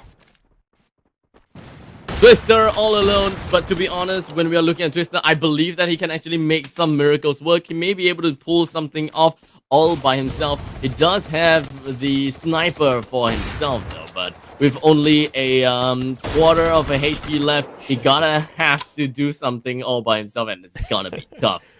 I mean, going up against double vector when you have 50 HP and you have a sniper, it's not gonna happen. Like, a couple of bullets there, and like it has such fast like fire. Like, there you go, you just see it there. The fire rate is absolutely ridiculous on that side. So just being able to get up close and personal on this side with the vectors is just a perfect like recipe there on that front. That nade actually from Twista did a lot of damage. It took down 2 players almost to knocking them out. Okay, next round, and it's going to be a close one here. Verneki have everything to lose. All they have to do is win this one round, and they can actually potentially go forward to the finals here. Yep. All they gotta do is just kind of hold their point and just kind of ensure that none of the players from the side of Baklawa makes one step or 1 foot closer onto bomb side B, because I believe that they do have a little bit of information as to where most of the members from the side of Baklawa actually is, but Baklawa, they did manage to kind of wrap around.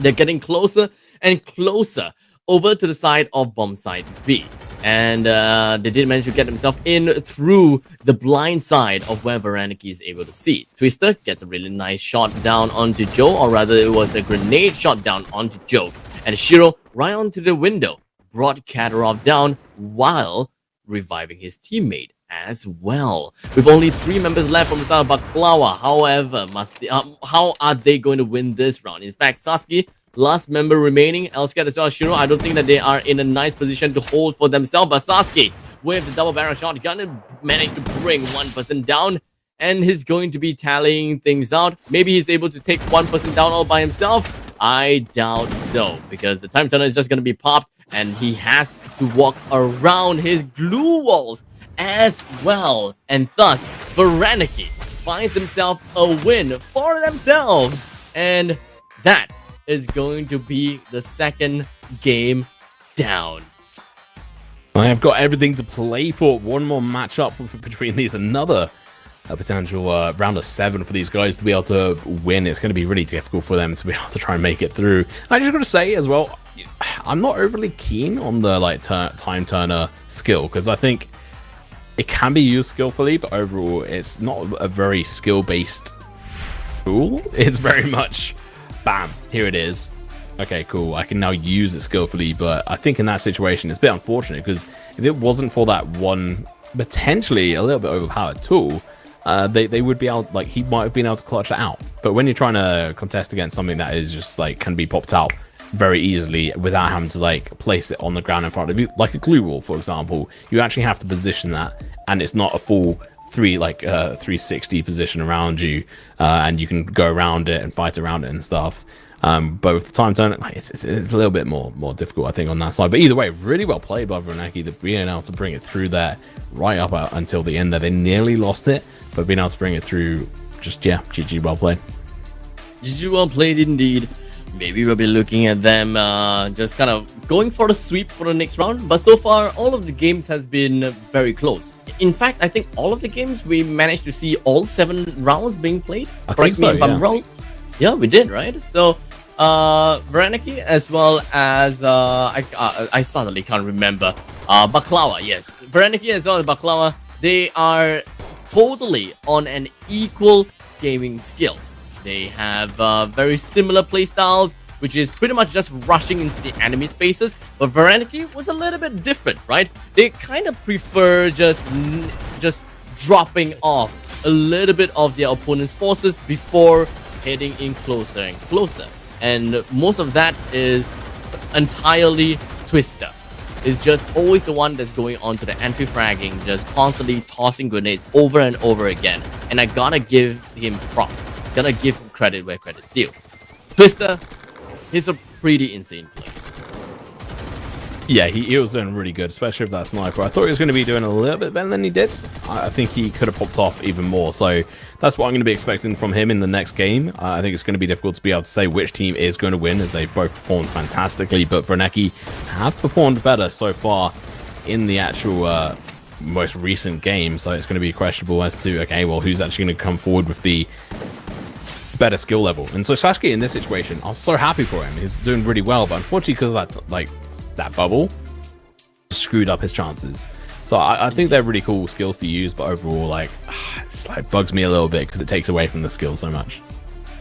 Yeah, so glue walls and time turner, they are the biggest bane of any players inside of bomb squad, right? You kind of have to be the one that drops your time turner first and force your opponents to react onto you. Because so far, whenever I see whoever drops the time turner first, typically is the one that wins. Yeah, I think that's the case. I mean, it gives you a big sort of advantage in regards to sort of delaying, or at least getting them to use a lot of their utility. And if you're planting the bomb, as we've seen, it really gives that sort of extra level of defense. And the bomb should be going down momentarily from Baklava, I think, on towards B site. Oh, sorry, Vernecki rather, on towards B site. Well, Baklava trying to do their best to try and stop it, but it doesn't look like they've been able to stop that bomb going down. And Twister going to be coming through quite nicely as well. Punches out a player, no less, and that's going to be the first blood coming through. And we're going to be down to a 2 versus a 3 situation. Vernecki in favor here. 3 versus 2, Sasuke. He's getting himself all healed up. The grenade almost exploded right in front of the face of Shiro, but fortunately, he did manage to get himself right out of that. Sasuke inside of bomb site B. He really wants to do something about this, but unfortunately, it is going to be a 1 versus 3 scenario. I'm not too sure why exactly he's doing this all alone, though. But he did manage to bring Twister down, though. I'm not sure whether he's the one that brought Twister down or not, but the mark time punches one out. And Sasuke, he's still alive, amazingly. But I believe that Vernecki, they've already bought enough time. And there really isn't much that Sasuke can do. And thus, the bomb has been detonated. And there is just no way that Baklava can win there.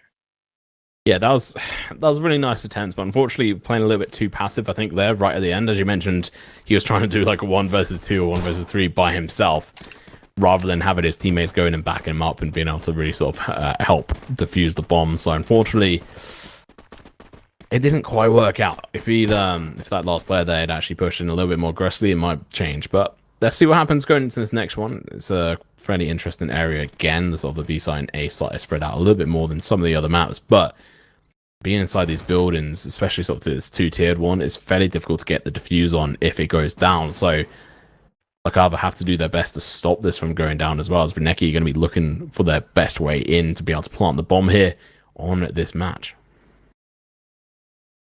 A total of 3 kills in favor for Sasuke. That's a lot. A very big difference from how he played just now, right? But I believe that the grenade actions from Twister is not quite installed just yet. It's surprising how defensive he's playing at this moment in time. And right as I'm talking about that, it did manage to bring Elskate Gaming out. And that is going to be 3 members left from Baklava. Definitely not a great start. And Vernecki may potentially be able to find himself yet another win just because of the single knockout that they have got. And because of that, they do have a massive man advantage. Every advantage you can get is really just going to be so super beneficial for you. So being able to do it, absolutely perfect. But got to really make full use out of it. And that's exactly what Mark is doing right now. He's able to get the bomb planted.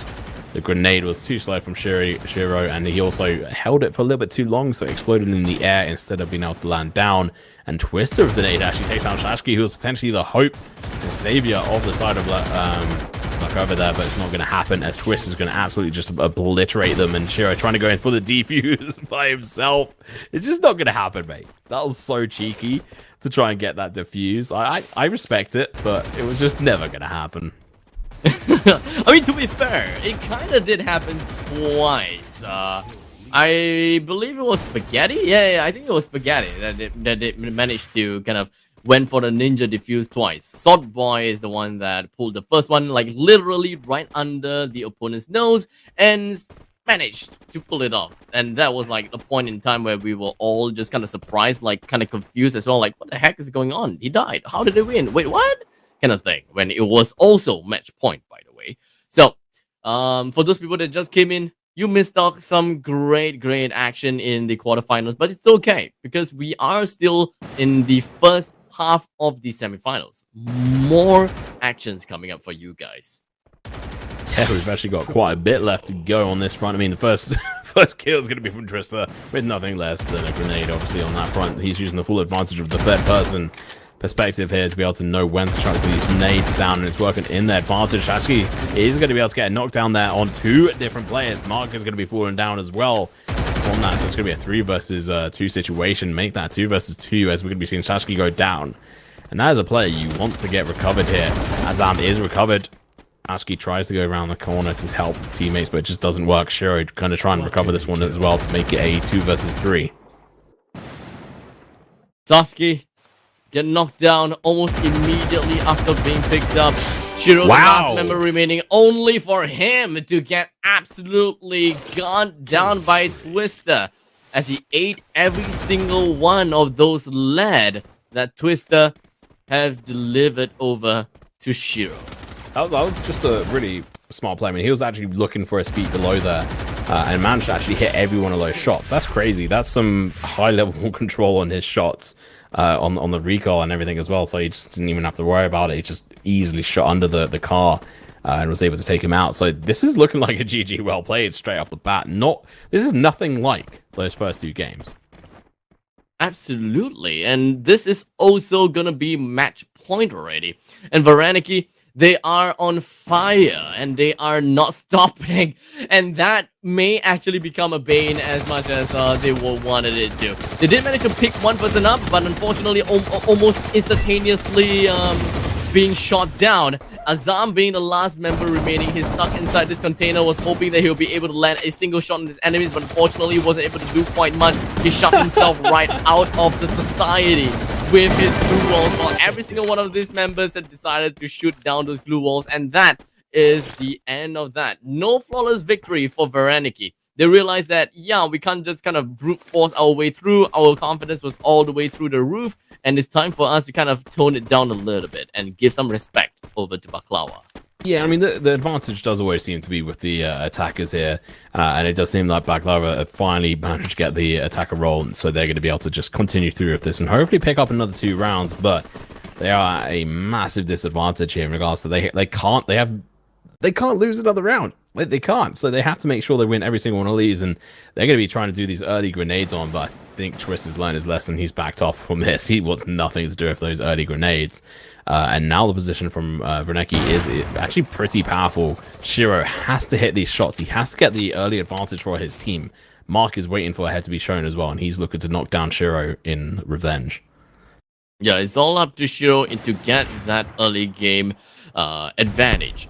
But unfortunately, most of the members from the side of Varaniki, they are all already inside of a building, and they are not gonna be easy food for the side of Shiro. But fortunately for the side of Baklawa, Sasuke brought down the mark, and that is 1 person down. Azam was relatively low in health, but he did manage to get himself right back up before he engages with yet another enemy. But Twister doing Twister things, just kind of gunning down the opponent as much as he can, but unfortunately he ate all of the slug shots from the side of Sasuke, and Twister, the man and the hope for the side of Varaniki, is already down. It's gonna be left with Katarov as well as Azam, but to be honest, I don't have much hopes, because Shiro already got his process onto the side of Katarov, and Azam being the last member remaining. Big oops. There's no way you are able to win a fight against 3 other members. And of course, there was a T4 too. So Shiro was sniping there, and suddenly this thing just popped up in front of him, and it was his pet penguin, but it scared me. I was like, what? How's the player got up there? It's like, oh, it's just a penguin, never mind. That was really well played. Shiro, he was the key anchor in that game to allow that to happen. He took down that player. He also hit Twister, by the way. That's why Twister was on such low HP, and allowed the recovery from, I can't even remember which player it was there, Shasky, who was on like 2 or like 10 HP or whatever it was, to be able to take down Twister in the end with a single shot from the shotgun. So really well played by this team, and now they have to try and get the bomb down. They're doing a bit of a 2-2 split. They haven't quite decided which direction they're going to go in, but they have got the bomb. It's actually on Funecki's side the bomb is. That was a mistake on my side, so we have kind of switched roles here again. Lava are going to be trying to do their best to try and stop them from getting the plant on B, because if that happens, that's GG. Twister with a total of 8 kills to his name. Azam 0, the Mark Time 2, and Katarov. Unfortunately, with 0, not too sure what's going on with Katarov. Maybe a little bit of a down kind of a day for him. But fortunately for Twister, it is quite a day for him. Constantly getting kills and kills over kills and kills again. Looking at round number 6, Varaniki with a total of 3 and Baklava with a total of 2. Baklava understands the very fact that they are on a timer right now, and it's not going to be easy for them to even win this game against Varaniki, which is of course going to be the attackers. They need to defend factory. They need to ensure that none of the members from the side of Varaniki is able to get themselves a single foot inside of the factory. If not, the second floor bomb plant is not going to be good for them. With Shiro getting himself a total of 4 kills to his name, and that is going to be yet another handicap for Baklava, as Varaniki is going to be left with 3. Yeah, and unfortunately, Shiro decides to YOLO just run outside. I'm not quite sure what was up with that. Joker's going to get another kill as well. Twist is going to go down. This is going very much quickly in the favor of Black Clover here. Black Clover, rather, as Varaniki are going to be on the very much on the detrimental side. It's going to be a 1 versus 3 situation with Joker being knocked down. He could get recovered very quickly on this run as well, as I'm going to be on 96 HP with the player going up behind. He's going to get shot in the back of the head. And that's going to be Shiro taking him down, picking up his 6th kill. Not too bad, not too shabby. Started that last round with 3 kills in total, ends it with a total of 6. So not bad, triple kill for him that round. And just like that, Baklava climbed himself back up into a 3-3. And once again, a full round series for Varaniki as well as Baklava. They are so equal in skill level. It's kind of scary if you ask me. They're just doing what they can to ensure that every single game and every single round is played as flawlessly as possible. But yikes, some mistakes were made, but so on and so forth. We are looking at the final round, match point. Who's gonna win, Varaniki or Baklava? I think Baklava are going to be able to bring it through. We'll have to see. We've got 10 seconds until we go in, or even longer, as the game is going to get paused.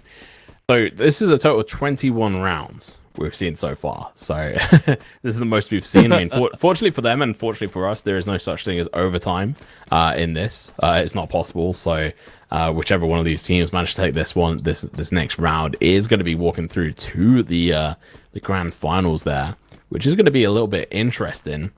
And to see what they're going to be able to do on this front, we're going to quickly chuck on over towards our camera so you can see our beautiful faces as we sort out a tech issue or whatever it may be.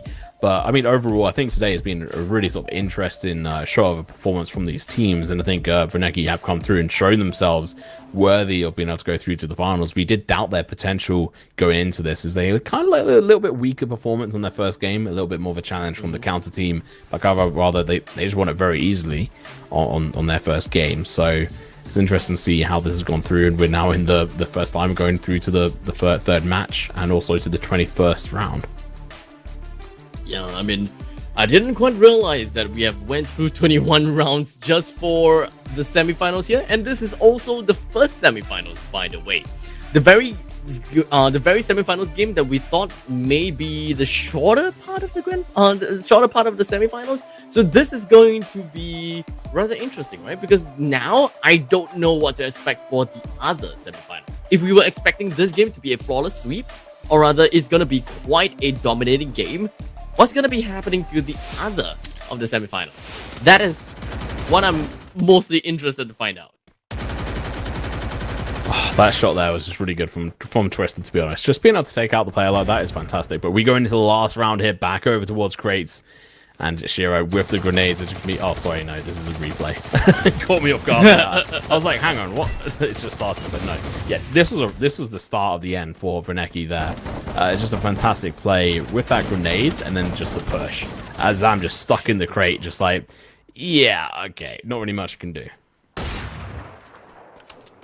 Boom goes that sniper. Baklava, though, I gotta have to say, like, they really amazed me.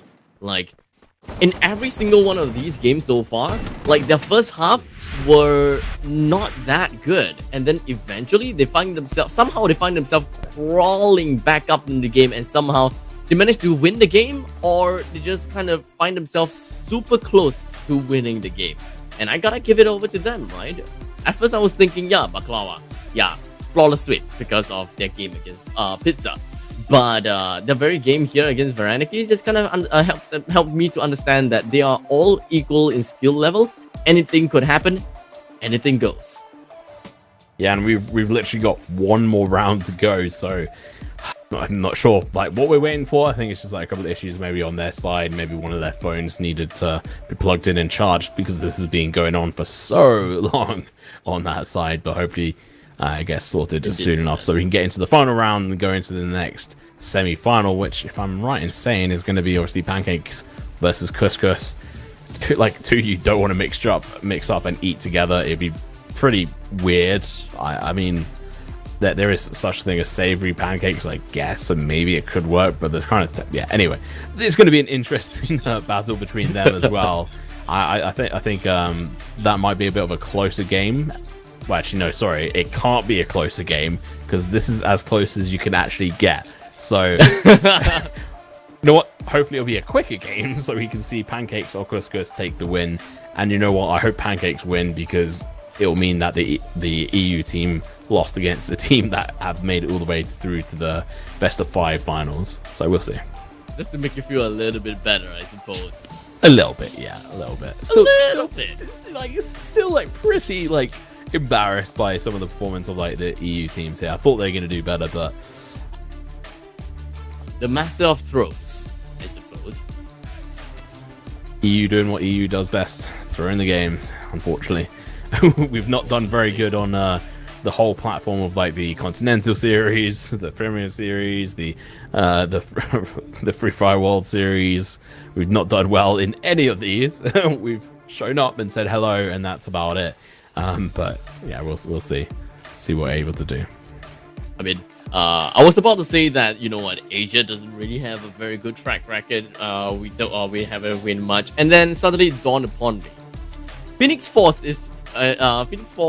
won from Philippines, and I was just like, okay, yeah, Philippines is in Asia. I can't say that. And they were amazing at the Free Fire World Series. They were smurfing like for real. For them. Yeah, that was. Yeah, can we just take a moment and talk a little bit about the Free Fire World Series, because we haven't really quite talked, like between me and Tom, we haven't really quite talked about that, because I had my own power rankings and I just kind of like gave it to Tom and just like, hey, take a look at this power ranking. Do you think it's good? And then like Phoenix Force is like I think 5th place. Like I didn't think of them being that powerful. And then when they just went straight in and just get booyahs after booyahs after booyahs, I was left bamboozled on the caster's table and just like, what the heck is going on? Yeah, no, I mean, I was the same. Here, let me double check. So, I actually had them in 3rd place on my power rankings. So, but still, I had Silence for number 1. But yeah, no, they really came out of the park. Yes. But so I was also told, like, as the games were starting, that Vaysara were just like, yeah, no, Phoenix Force are our biggest competitors and like we're scared by them. And I was like, oh no. And then yeah, they just like absolutely slammed it. So yeah, like if any of you missed the Free Fire World Series, it was absolutely immense. I think at one point across all the channels we had a total of 5 million viewers, concurrent viewers. So make sure to go back and check that out. But for now, we're going to be going into the final round of the semi-finals. Take it away, Mr. Abstract. Ooh, and I will. Once again, back onto Observatory, where there are staircases that I do not trust.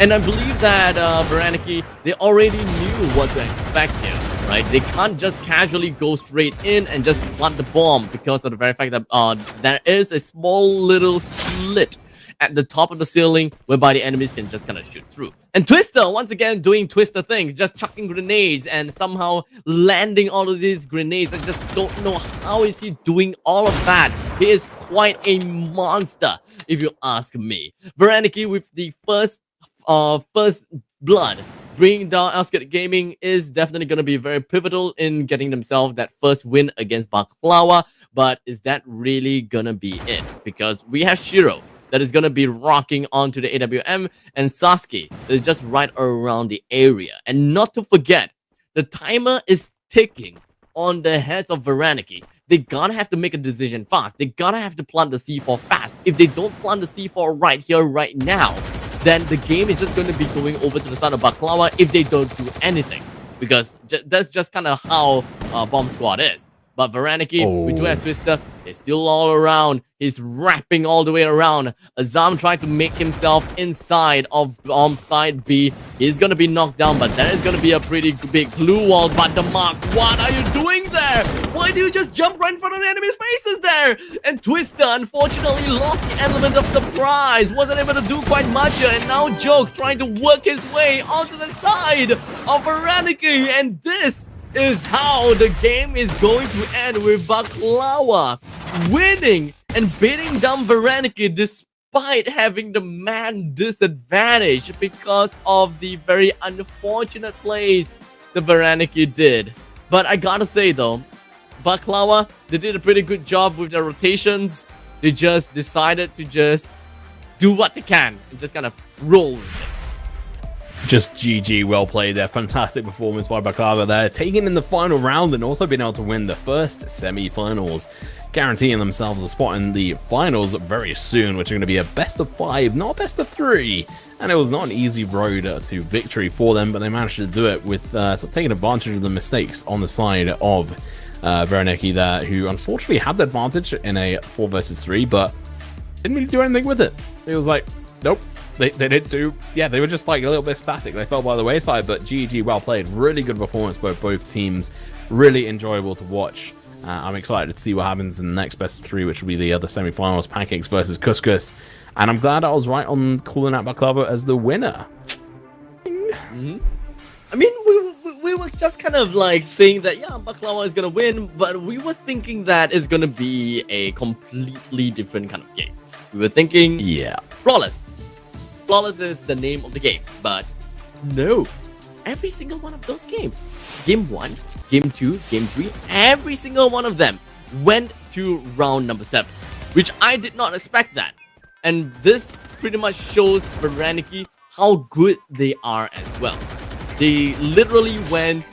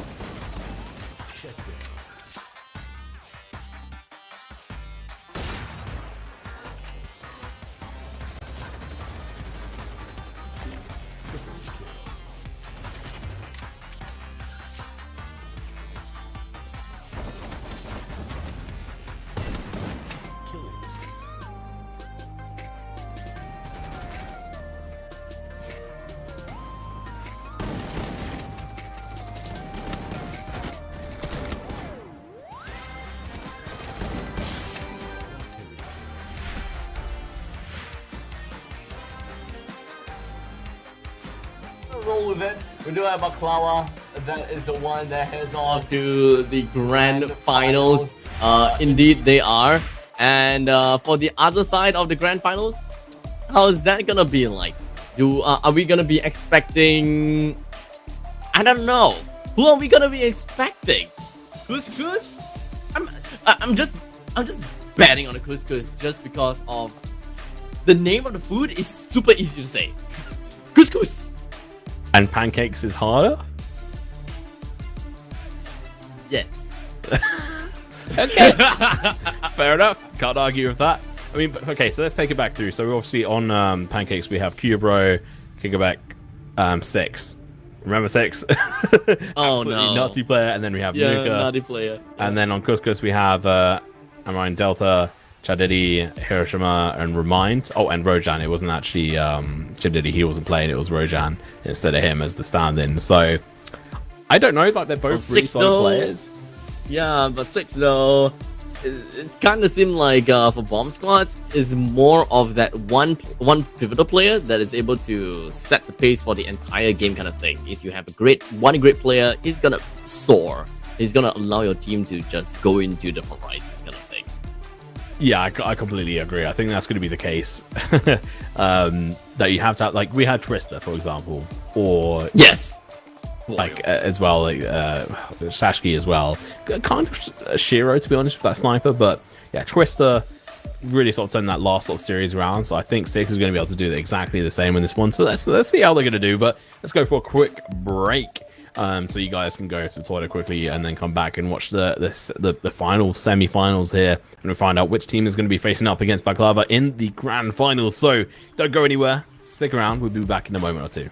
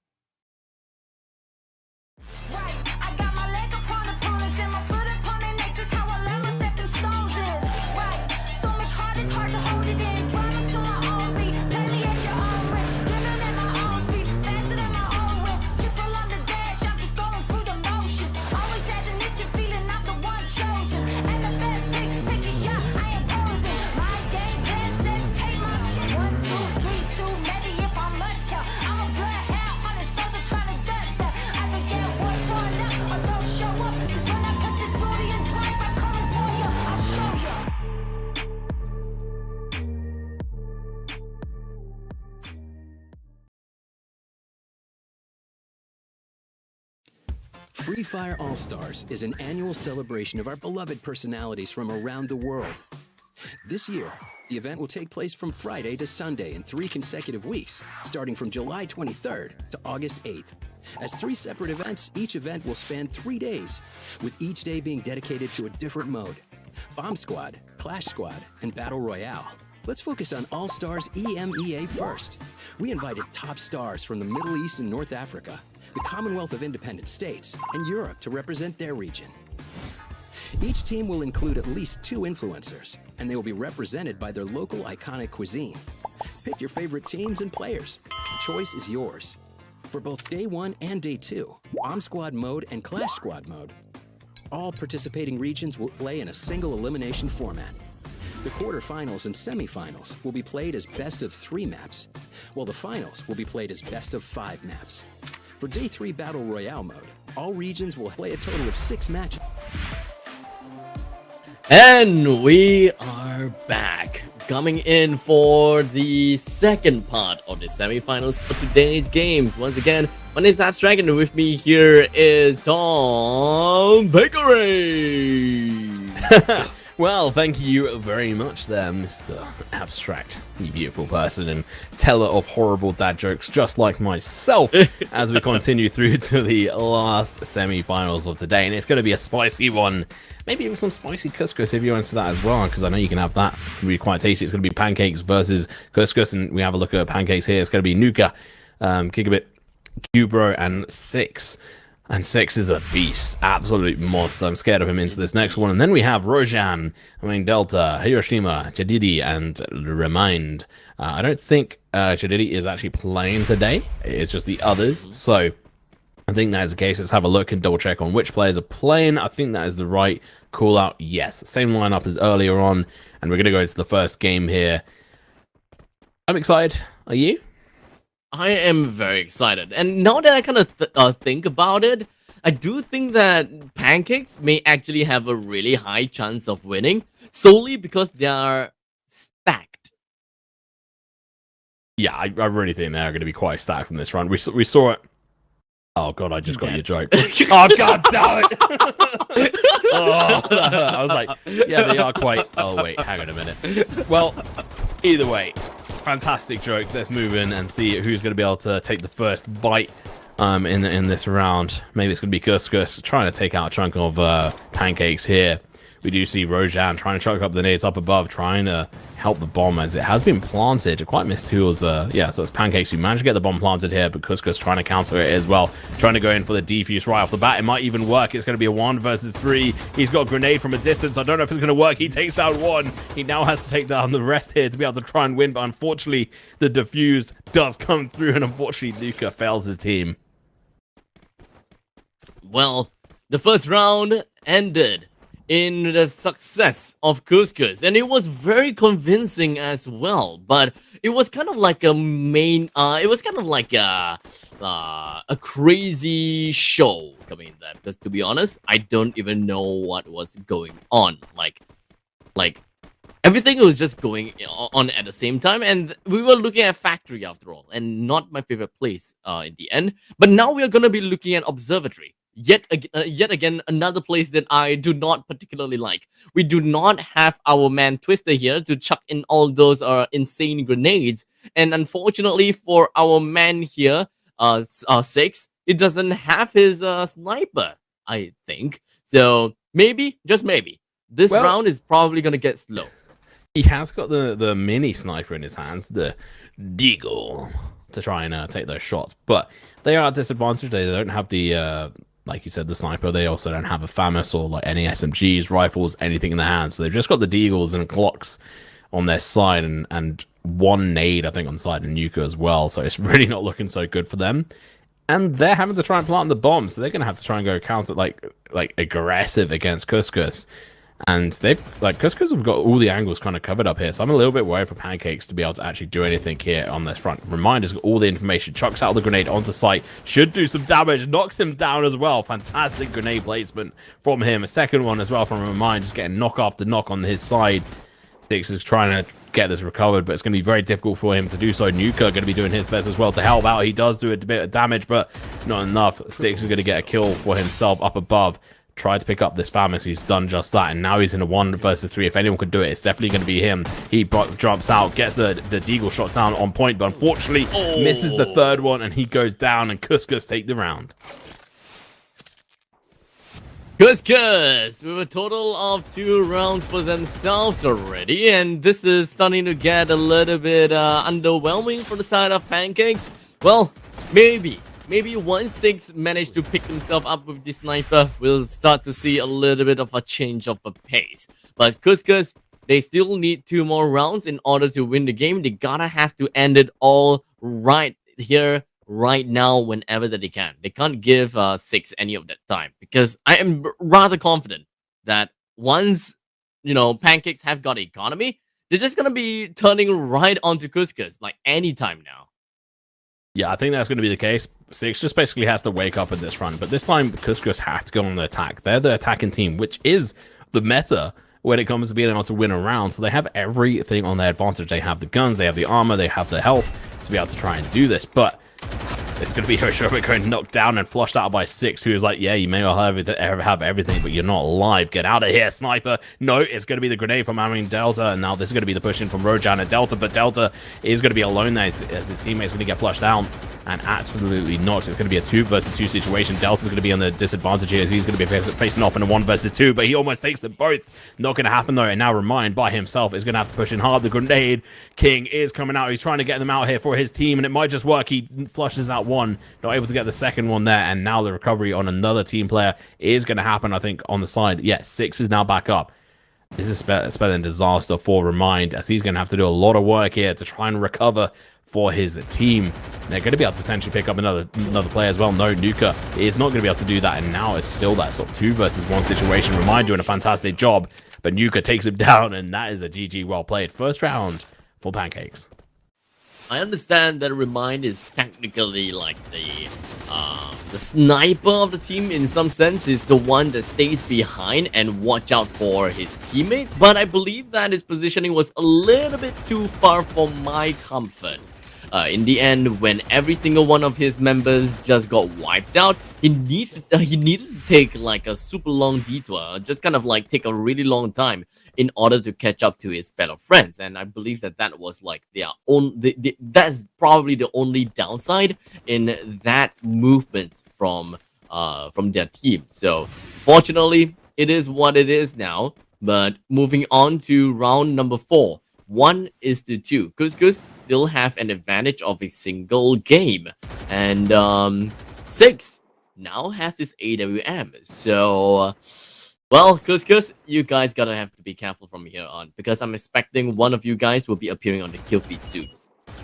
Yeah, the bomb has actually been planted from the Couscous side, but 6 is going to be able to take down Rojan. You called it very early on there, and it has happened. The sniper comes through, but Pancakes are already going to be down a player. Rojan gets flushes right off the bat. Kigabek is not going to get saved here, as unfortunately Nuka is just too slow to the bat.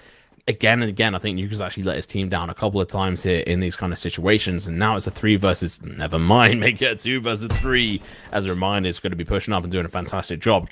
Bro trying to pick up some weapons from his teammate's dead body. Meanwhile, 6 with the headshot, he might just be able to chime in, get another one on towards Hiroshima, but it doesn't quite happen. And Bro with his, shuriken on his back, going to be trying to fly forward, but unfortunately he does get tagged down. One more shot could do it. He does manage to make it to hard cover, but he's going to be low HP. Hiroshima above him does go down. This is perfect for him, but Bro goes down, and unfortunately the grenade comes out. And it's just going to be too much. Couscous just been too good at this, playing as a team. It seems like Pancakes are actually falling by the wayside, and I just don't think Nuka is doing good for his team. Yeah, I mean, 6 did manage to meet my expectations of landing a shot and just absolutely devouring one of their members, but unfortunately it doesn't seem like he alone will be able to take out this entire squad of Couscous, because they are pretty darn strong. After all, we're talking about Rojan, we're looking at Remind, Hiroshima, Delta as well. They all carry their own weight pretty nicely, and Remind being one of their biggest MVPs with a total of 9 kills to his name. Everyone from the side of Pancakes gotta be careful. Well, Remind is practically the 6 of Couscous. Well, let's see how they're going to be able to do on this front. Pancakes. You said they might be a bit stacked. Unfortunately, it doesn't seem like they are. A bit more of a solo Pancake process here for 6. Pretty flat right now. Pretty flat Pancakes, yeah. Well, 6 has found a target. Does a bit of damage, but this is going to be a bit of a slower round, it seems, for these guys. Not straight off the bat, but recovery for all the players has happened. Remind could get taken out there by 6, but he misses the chance to take that shot. Rojan, though, he isn't going to miss that chance. He takes and knocks down that player. Now the bomb could get defused here, but the grenades from Hiroshima are going to be going out, but the defuse should easily be able to come out if they do a half good job. And boom, there you go. There is the sort of ninja defuse that we kind of talked about as a potential and has happened before. And now it's 2-3 on the leaderboard, but Couscous, all they have to do is win 1 round. And so far, they've proven that they're able to play as a team a little bit better than Pancakes. This is round number 6 coming in, and Pancakes managing to get himself a total of 2 wins, and Couscous with a total of 3. And the attacking side, the one with the C4, is going to be for Team Pancakes, and they are relatively far away from the bomb side. But looking at how they have split themselves up for now, it kind of seems as though they are favoring towards the side of A, I suppose. They do have a single member, and I believe that is Kiga for Beck, that got himself a little bit closer over to B side. He would want to be the entry fragger for his team and just kind of scout it all out. Where are the rest of the members? I don't think that they have eyes on the Remind right now, because he is relatively silent at the top of this roof. And I really like what he's doing. He's biding his time, waiting for the perfect shot before he exposes his location. And, well, waiting for him to bear some fruit. I think he's going to be the key player once again for his team. It's just in such a good place. It's so overpowered being up on these rooftops. And 6 is on a counter rooftop, but he's a little bit lower. He should know that Remind is up here. It's a very obvious and well-played position. Nuka's going to go down. That recover should happen on their side unless a push happens out from them, and it's exactly what's going to happen in Couscous. My remind take down 6. There should be a spell in the end. Kubro goes down as well. It's going to be a 2 versus 4 situation, and 2 of the sort of less players as well. Nuka once again going to be the last player left alive, and unfortunately he's too busy looking in a completely different right direction. That's going to be a GG. Well played. The first match going over to the side of Couscous. Well, oh my, Couscous 2-4 did a really good job on top of Pancakes, and the Pancakes are definitely flat right now. And Couscous, they are piping hot. They know what they want to do, and well, what can I say? Remind from VIP Esports is he literally carried the weight of most of his teammates with a massive amount of kills to his name. I gotta have to give him that, you know, gonna give the credit where the credit is due. I think he got a total of 11 kills, right? I think so, kills. Yeah. Maybe even 12. Yeah, 11 kills. Maybe even 12. Okay, let's just give him benefit of the doubt of having 12 kills. That pretty much means that he's got an average of 2 kills per round. And honestly, just from a single person bringing down half of an entire squad is very, very pivotal.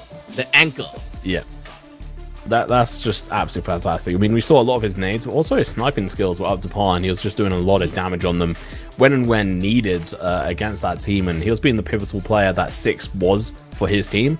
But the difference is that Couscous had a more, how do you put it, team play, like full-rounded team play from the rest of the players. They weren't just like falling down by the wayside, and Nuka did like a few interesting things, and you can see it right here. Nuka was the last player to stay alive up here, and it comes back to, like, I think Remind when he actually ended up losing one of the game because he was too far away from being able to stop a defuse or something. It was kind of the similar sort of situation where because he was so far away, he wasn't able to really do too much. He was chucking some grenades, trying to do some damage, but unfortunately because he was just too far, he was no use for his team. So I think that plus like a couple others, like Kickback kept on going down as one of the first players, having to get revived by one of the others, and then Kubro would fall, and then 6 might end up dying because he's trying to clutch out, and then Nuka would go down or stay, well, yeah, would be the last one left alive, and unfortunately is not really a clutch player. I mean, in the end, it is still the first game of this semi-final series. We may actually just see Pancakes coming back into the game, and honestly, I do not doubt them at all. I do think that they have an opportunity to just beat down Couscous whenever that they want to. And now that they know that the game is on the line, they know that it is match point already, they can't afford to lose this very game itself, and they're gonna have to do whatever that they can in order to stop their opponents and just kind of play the game to their heart's content. Because after all, we're talking about Free Fire. The only reason that you're playing Free Fire is because the game is fun. Yeah, I mean, most of this is about fun as well, but we're showing you guys some of your favorite people amongst the all-stars of Free Fire. Some absolutely fantastic people here. We've seen a lot of, obviously, your favorite ones from the EU side unfortunately go out very early today, but they have also got a chance tomorrow and also on Sunday, where we've got obviously the Clash Squad tomorrow and then the Battle Royale the following day. It's going to be a bit of an exciting time. We've got like a really busy, packed weekend full of content for you guys to watch. So make sure to check it out and follow the different sort of YouTube channels. Obviously, the Free Fire Europe official channel is the most important one. But then you also have the Free Fire official Discord to make sure to go and join, and also making sure to go and follow Abstract across his different social media platforms, and also myself. But yeah, more about Abstract on that front. But we're going to get into the next game here, next round rather, of Pancakes versus Couscous. And there we go with 2 minutes onto the timer. Pancakes dashing right in. They do have themselves split up, I believe, 1 person in A and 3 person in B. They do know and they believe that they would want to deploy more people inside of B itself, just kind of hold things out. Q-Bro, as well as Kika for back, finds himself absolutely gunned right down, nothing much that they could do. Rojan gets knocked out, and Remind comes right in to bring down the rest of the enemy's side. With only 1 player left, and that is going to be Sex with a okay, even I myself did not see where the grenade come from, how it popped, and how it killed Sex. but that was quite a round from Couscous, and once again, a very convincing round. They knew exactly what they wanted to do, and most of the shots coming from the pistols was pretty much on point as well. Very enjoyable round to watch, to be fair. Fairly easy for a lot of these players, so, you know, I'll give them... I'll give them like props for that. I'm interested to see how they're going to be able to do on this factory one, which I think is by far one of the hardest ones to really decipher down to like how you should play, because you can go over towards B, but it's very high risk, high reward, whereas if you go towards A, it's again still a little bit like high risk, high reward compared to the other maps, in my opinion. But Couscous, they already have the advantage here. Hopefully they're going to be able to bring it through again. Pancakes trying to make it up from the last game here. The bomb has gone down. That's going to be Pancakes doing a fairly good start on this front. We have also got 6th going up above this time. Maybe a much better player to have at the top here. The initial damage is going to come out, but it seems like Rojan is all the way up there fighting him. I'm not quite sure which one's going to end up winning this. Rojan has got the grenade. He's going to go with the MP5 as well. I'm not quite sure if he has the full advantage here. The time turner is coming in use, so is the glue wall. But this is actually just 6 being a perfect distraction here for one of the players whilst the bomb is counted down. That time turner once again working perfectly. Again, the headshot is going to work even better. And now it's going to be a 2 versus 2. The defuse could be coming out. It's getting defused right now, but it's going to be Nuka coming out from behind, being the clutch player. He needs to be with 6 supporting from above. And Nuka, much better up close and personal this time round, and makes up for his past discretions. Well, well, well. Pancake is now up into the mix. Now, this time the bomb side is, of course, gonna be onto the ground floor, but there was so much verticality involved, and I just gotta have to give it over to the side of, I believe that it was I can't remember. But I think it was Nuka, just playing around or just kind of buying a lot of time and just allowing the timer to just clock down time after time after time again. So they really understand that the objective is just kind of to allow the C4 to explode and not exactly to kill everyone. Killing is more of the bonus, but as long as you get the C4 down, just let the C4 do its job and destroy everyone. And all you gotta do is be its pawn and just sacrifice yourself for time, basically.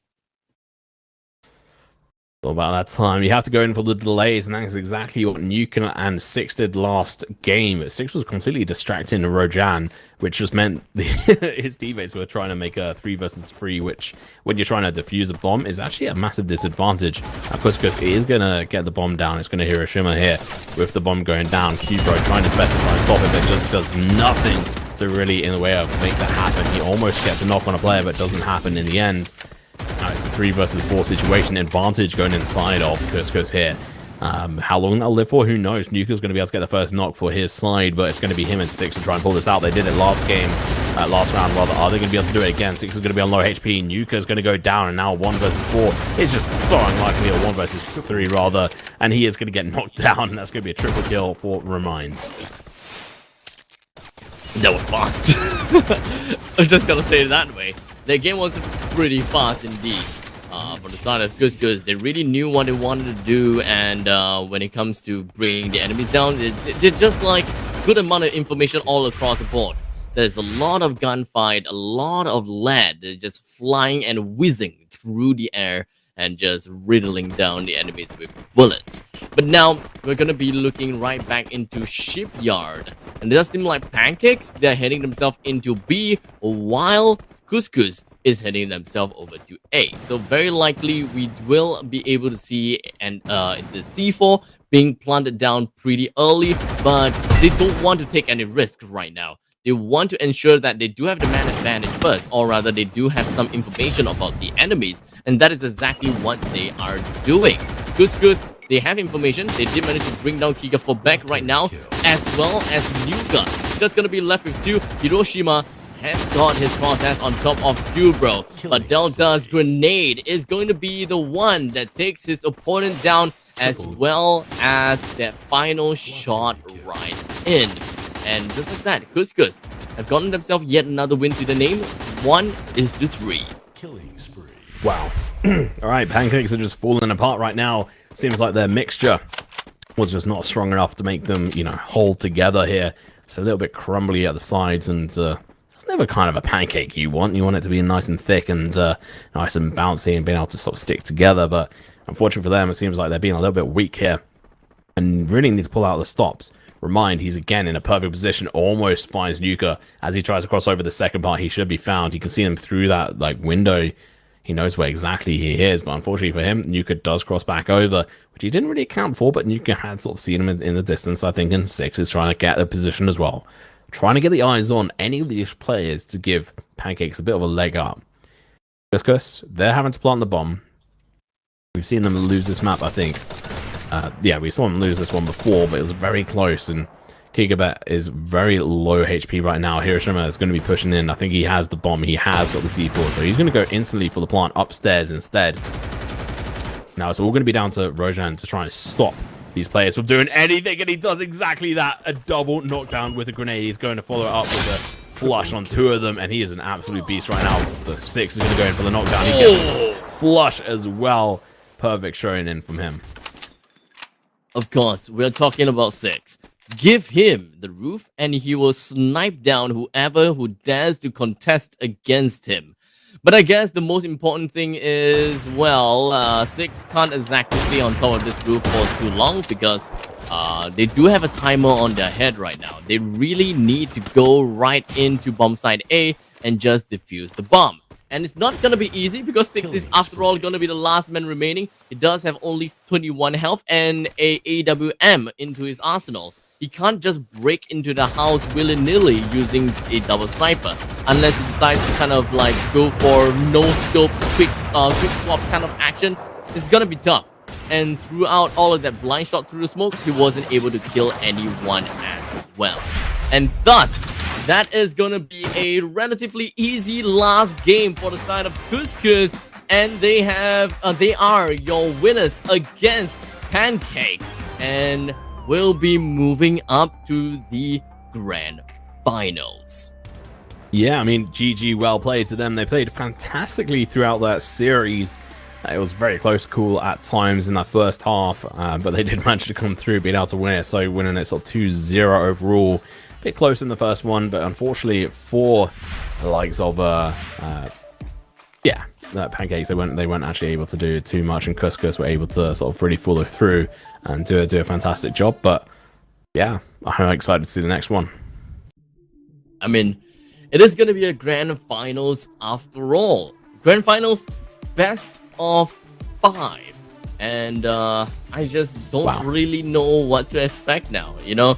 Baklava close games against their enemies, and now in this very game between Pancake as well as Couscous, it was quite convincing, right? I dare say that the game was pretty convincing on the side of Couscous, and I do believe that Couscous may actually stand a really good chance to beat against Baklava. So, well, we shall see how that is gonna be working out for them.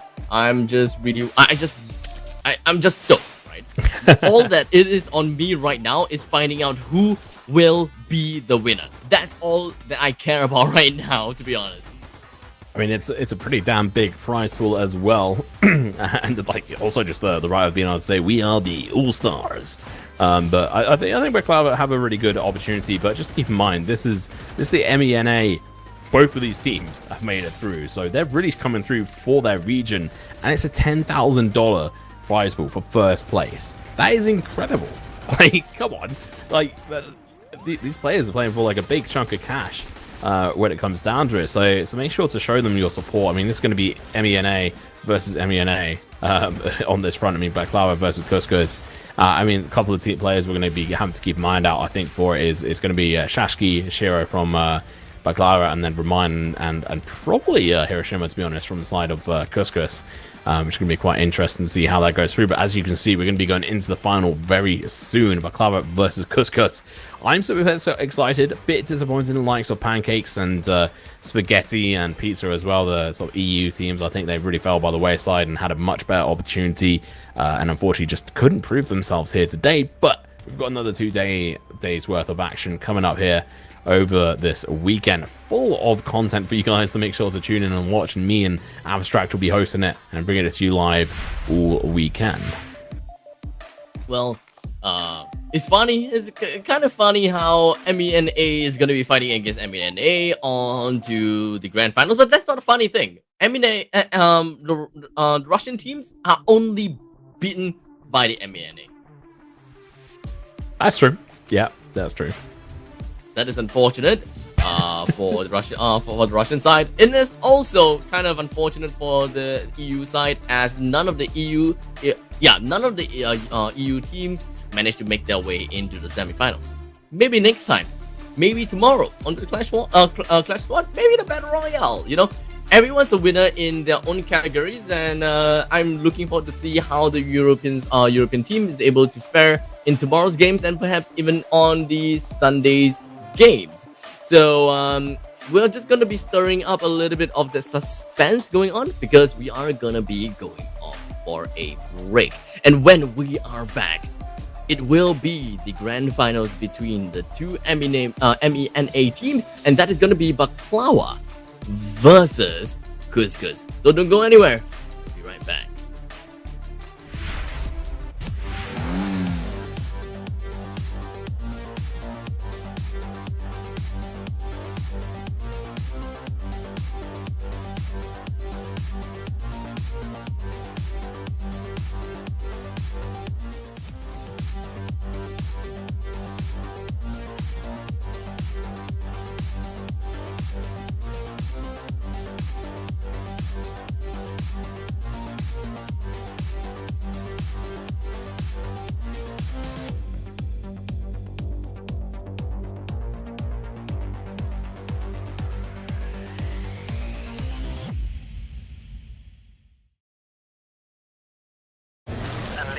Golden Drop. The Free Fire and McLaren supply drop and Dash experience is here. Seek the Golden Beam and unlock exclusive in-game prizes now. Look out for more details from Free Fire and find out how you can be the first to grab the drop.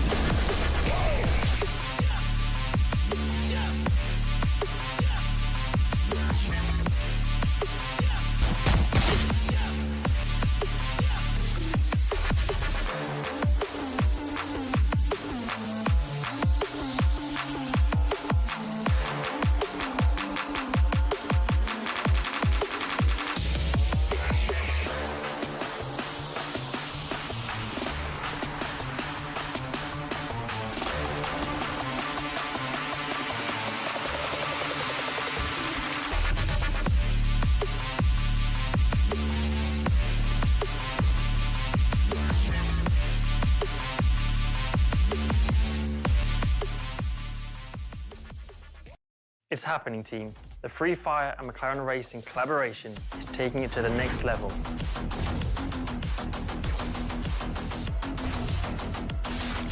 Big time. Brace yourselves for more in-game collab items, more skins, and more exclusive cars to tear up the track. So gear up, players. It's time to play.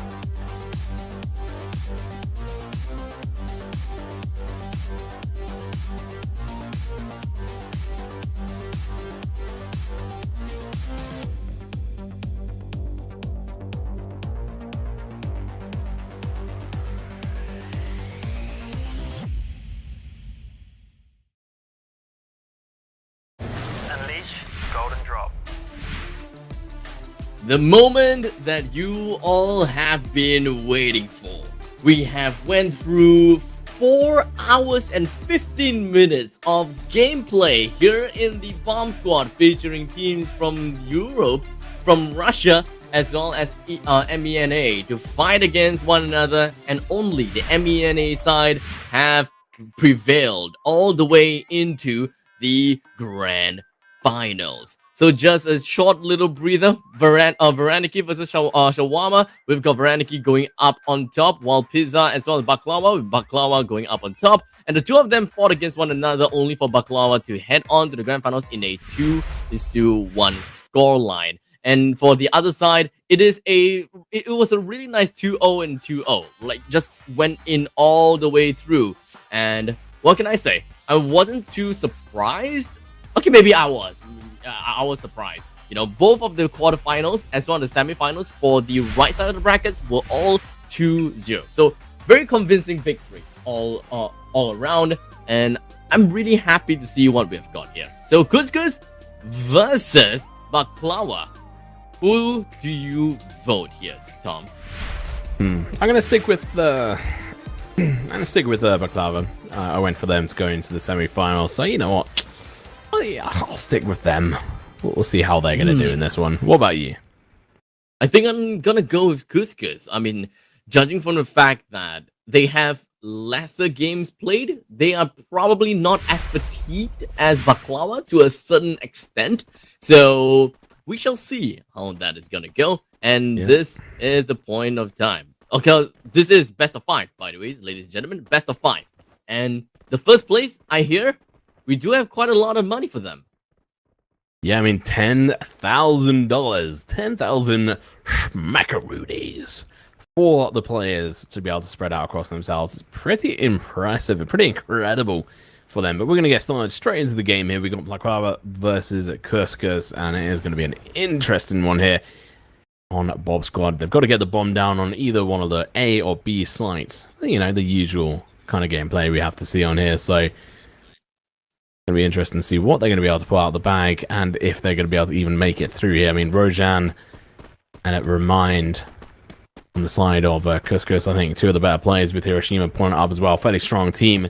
Potentially a bit of a stronger team than Baklava, so maybe they'll be able to pull it out and prove me wrong, but I'm going to be voting in for Baklava here as we go forward. Most of these two teams, they have decided to play things a little bit slowly, and honestly, I'm relatively surprised how slow that they are working on this. But now the bomb is gonna be planted. Joke finds himself somewhere around bomb side B, and he decides to play himself a little bit closer and closer and closer. Sasuke is gonna be the one that goes down. Remind as well, Rojan. They themselves is gonna go straight down as well. But surprisingly, I have no idea why Shiro and Rojan is all the way far ahead and away from bomb side B. And Shiro, being the last man remaining, he is going to be the defender. So being the last man to try to defend the bomb side while Rojan can still be picked up, I don't think that they care, to be honest. I really don't think that they care. That was such a mistake from his side. He was far too far away, and unfortunately, knockout. That was a that was a big smack to the face as he turned around the corner. Let's have a look at the highlights here. So Couscous just really they had two people go down, but unfortunately for them, they came back, and I mean Hiroshima coming through, and I mean Delta as well with the Fist of Fury, just doing absolutely fantastic and getting the final knockout as well. That was just beautiful. And moving on to round number 2, you know, I'm expecting to see both of these teams to start to play things a little bit slowly, and I'm expecting them to play more on the objective, a little bit lesser skirmishes before the bomb plants, this kind of stuff, and perhaps I'm going to be completely whatever I said is going to be completely rendered useless, because it does seem like grenades are being tossed all across the places, but it does still kind of make sense, right? They don't want to go in for a full all-out assault against the enemies. They just kind of want to chip down the opponent's health, and as a bonus, if they manage to knock someone out, the better it is. Yeah, I mean, talking about knocking someone out, that's exactly what Shiro managed to do, and Joker's trying to rush up a little bit too far in my mind, and Shiro chucking another nade, bit of a waste, but it's going to be Sasuke with the headshot, single shot to the dome, taking out one of the Cusco's players, and now Shiro around the side, trying to do his best to dodge these bullets. He's doing a good job at it, but remind, he's on the site, looking to try and get the bomb planted, but he's going to be charging on over towards Baklava himself. The MP5 is going to be going to work, but he's only got 43 HP. Sasuke can make it behind cover. He might just be able to heal up here and then take some shots, but he has to get out of dodge. He's going to do that, drops down below, and now Remind is going to have to run away. It's going to be a 2 versus 2 situation. Remind is a bit far away, but gets some shots over towards Shiro. Hiroshima is going to turn around, and now it's going to be a 1 versus 2. Sasuke is going to have to really pull out of the bag here to be able to try and win this for his team, who unfortunately kind of threw it away at this last opportunity to be able to pull it out of the bag. I'm a little bit worried here for these guys, as Remind should be able to get the bomb down. Maybe, maybe not. It is Cusco's job to be able to do this, and it is going to be the last chance. The shots have to come through, but the time turner has come out, and Hiroshima is going to have the advantage on this front as we see Sasuke push up, try to get these shots out. He gets one, or it's going to take us maybe 1 or 2 more shots from either one of the players to do this, and the jump around the corner and the SMG is going to be proven just more fatal. That was a very bold move coming from the side of Cuscus. Honestly, I'm expecting the game to be very, well, kind of like a seesaw, right? I'm just expecting like win and loss and win and loss. And not gonna lie, Baklava, they were really close into winning that game. And there was a lot of thinking that went through in the previous round. Hiroshima, he wanted to stick it all the way in and just kind of plant the bomb down. But one thing I did not quite expect is him just dashing right into the opponent's faces, and to make things worse, kind of hopped towards his direction. He could have been dead from a single shot of the deagle, but he didn't quite care. He just went throughout for it, and luckily for him, he did manage to win in that fight. I'd say it's probably a bit unfortunate Sasuke decided not to go after Remind there. He would have had that and potentially won the whole fight. But anyway, moving onwards, we're over at Factory, and it's going to be Black Over's chance to be able to try and bring this back. They've got the plant happening in a moment, I think, over towards the A site, and they're going to be able to get a flush out on one of these as well. Advantage on their side completely as Sasuke does go down, and that's a defeat. I thought that was actually going to be, I thought that had flicked around and Cusco had somehow done something, but no, it was Baklava doing a fantastic complete wipe as Hiroshima was the last player left alive, and there wasn't really too much he could do, as he is just going to be slammed down there by Shiro. And another fantastic round here. Well, sorry, a first fantastic round from Baklava. And now, 1 round for Baklava. So, I'm not too far from the truth. Was thinking that it will go back and forth. And I would say that perhaps this is the point in time where Baklava will win. But, you know, I've been thinking, you know, throughout the entire day of casting Bomb Squad, I still don't really understand who is the one that actually has the advantage. Is it really the attackers that has the advantage, or was it is it the defenders that has the advantage because of how time turners and glue wall works? What's your opinion? I still think attackers currently have the advantage, and as I say, that Baklava do get the bomb down, because as soon as the bomb goes down, all it is a time ticker, and it's shorter period of time for them to be able to win. And because of the time turners as well, they do have an advantage of being able to stop people from being able to get in. But I do get your point about the time turners being able to use it to be able to actually defuse, but I think it's harder to use them for that than it is, and especially this far into the game. I think maybe the defenders have advantage, like, or close to advantage or equal footing in the first couple of rounds when it's just pistols, and second round as well, but then going after that, I don't think it is. But anyway, into the action, Kushkus, Roshan going to be able to get the first knock, but Hiroshima going to get followed up as well, and Shiro going to be able to get the knock as well. Sasuke going to go absolutely mental here, and the fuse is not going to happen. Amity is going to be the last player left alive, and he's going to get turned on easily by Joke, who just like, no, I'm going to turn 90 degrees and snap your head off. Triple kill. And that is the play. That was the play. Snapping the opponent's head off instantaneously, and Baklava managing to get himself the very convincing kill and win. That was very just firepower dependent on the side of Baklava. When Couscous tries to run straight into the heart and just kind of vault right in to try to defend the bomb, everything just turned into utter crap because they can't really do anything at a point in time. You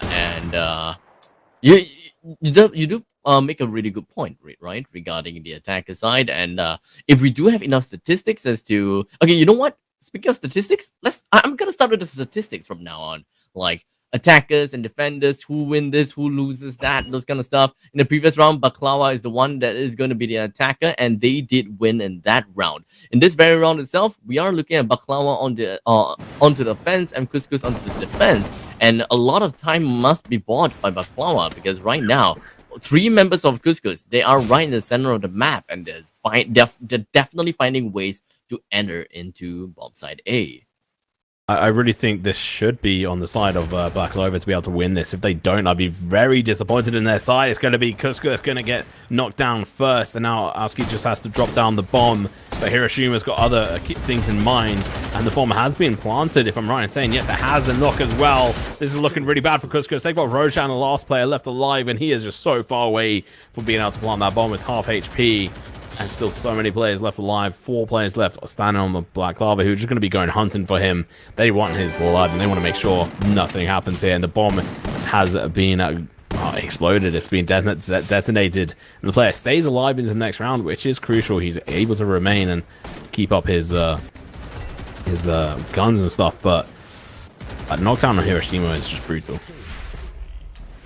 That one person inside of the containers is just so much pressure onto the defenders. Like, you know that someone is in there, and when you try to defuse, you don't even know when the enemy is going to appear, and that is a lot of gas checking that you're gonna have to do. Like, when do you stop defusing?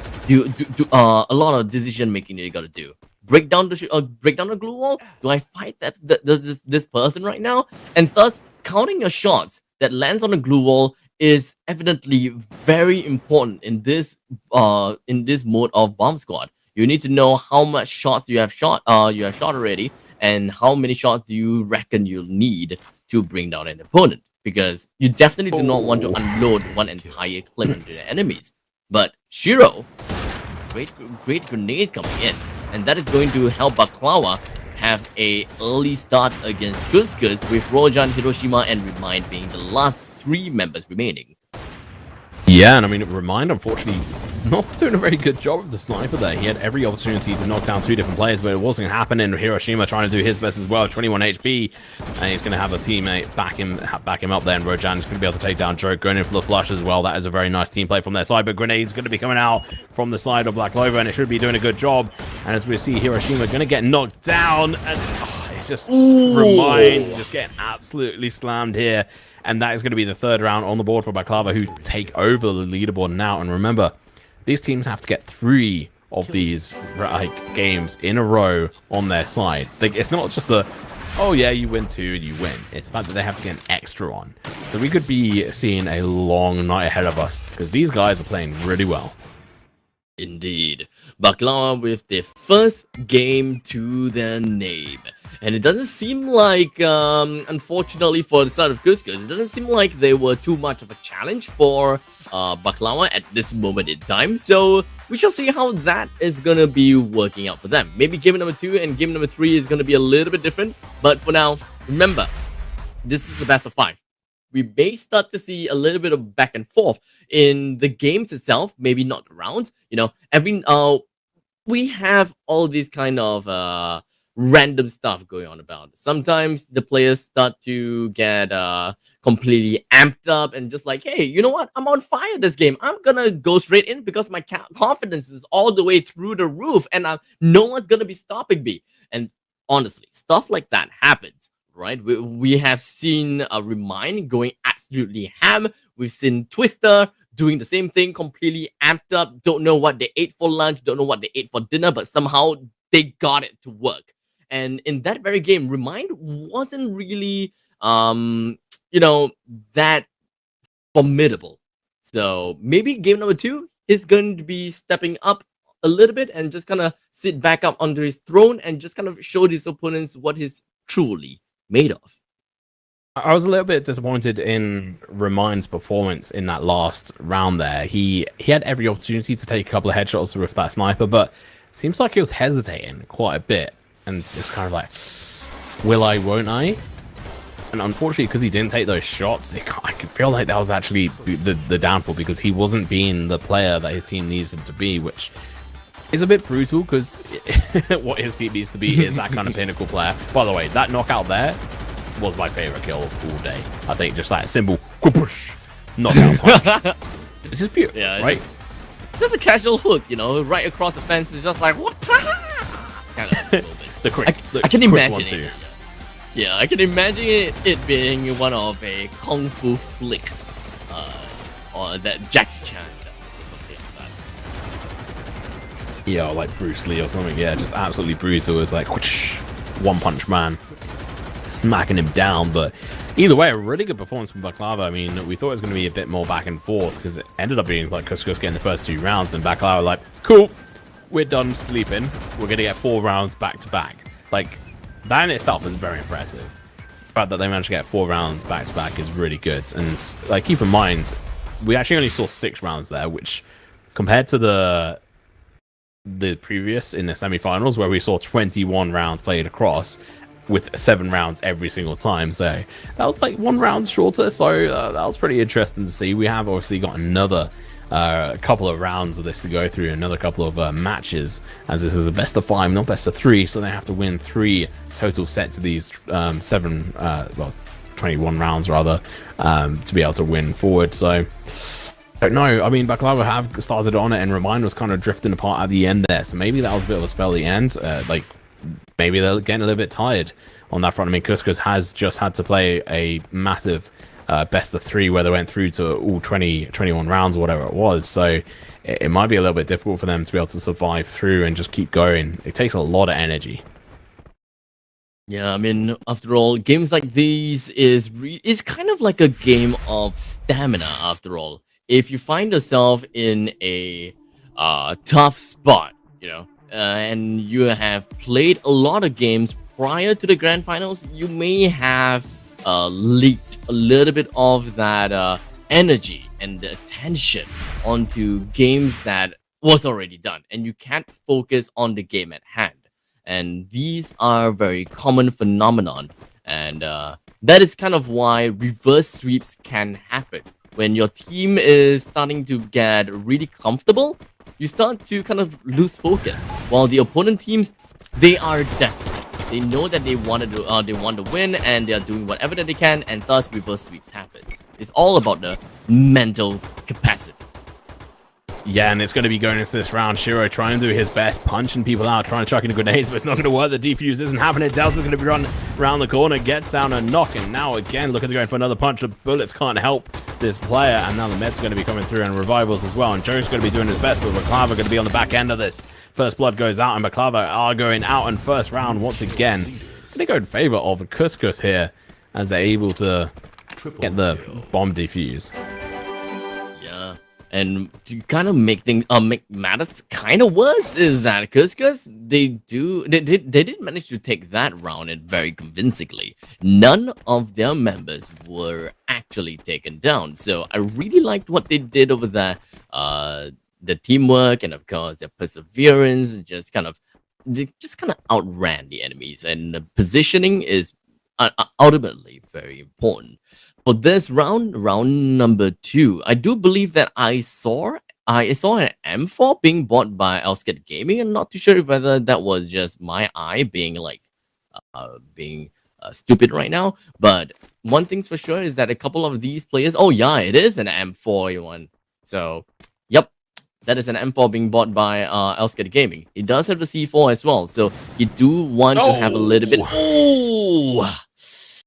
Yikes, Hiroshima is definitely dead now. Except for the fact that the second grenade thrown by Shiro was, oh, yet another one.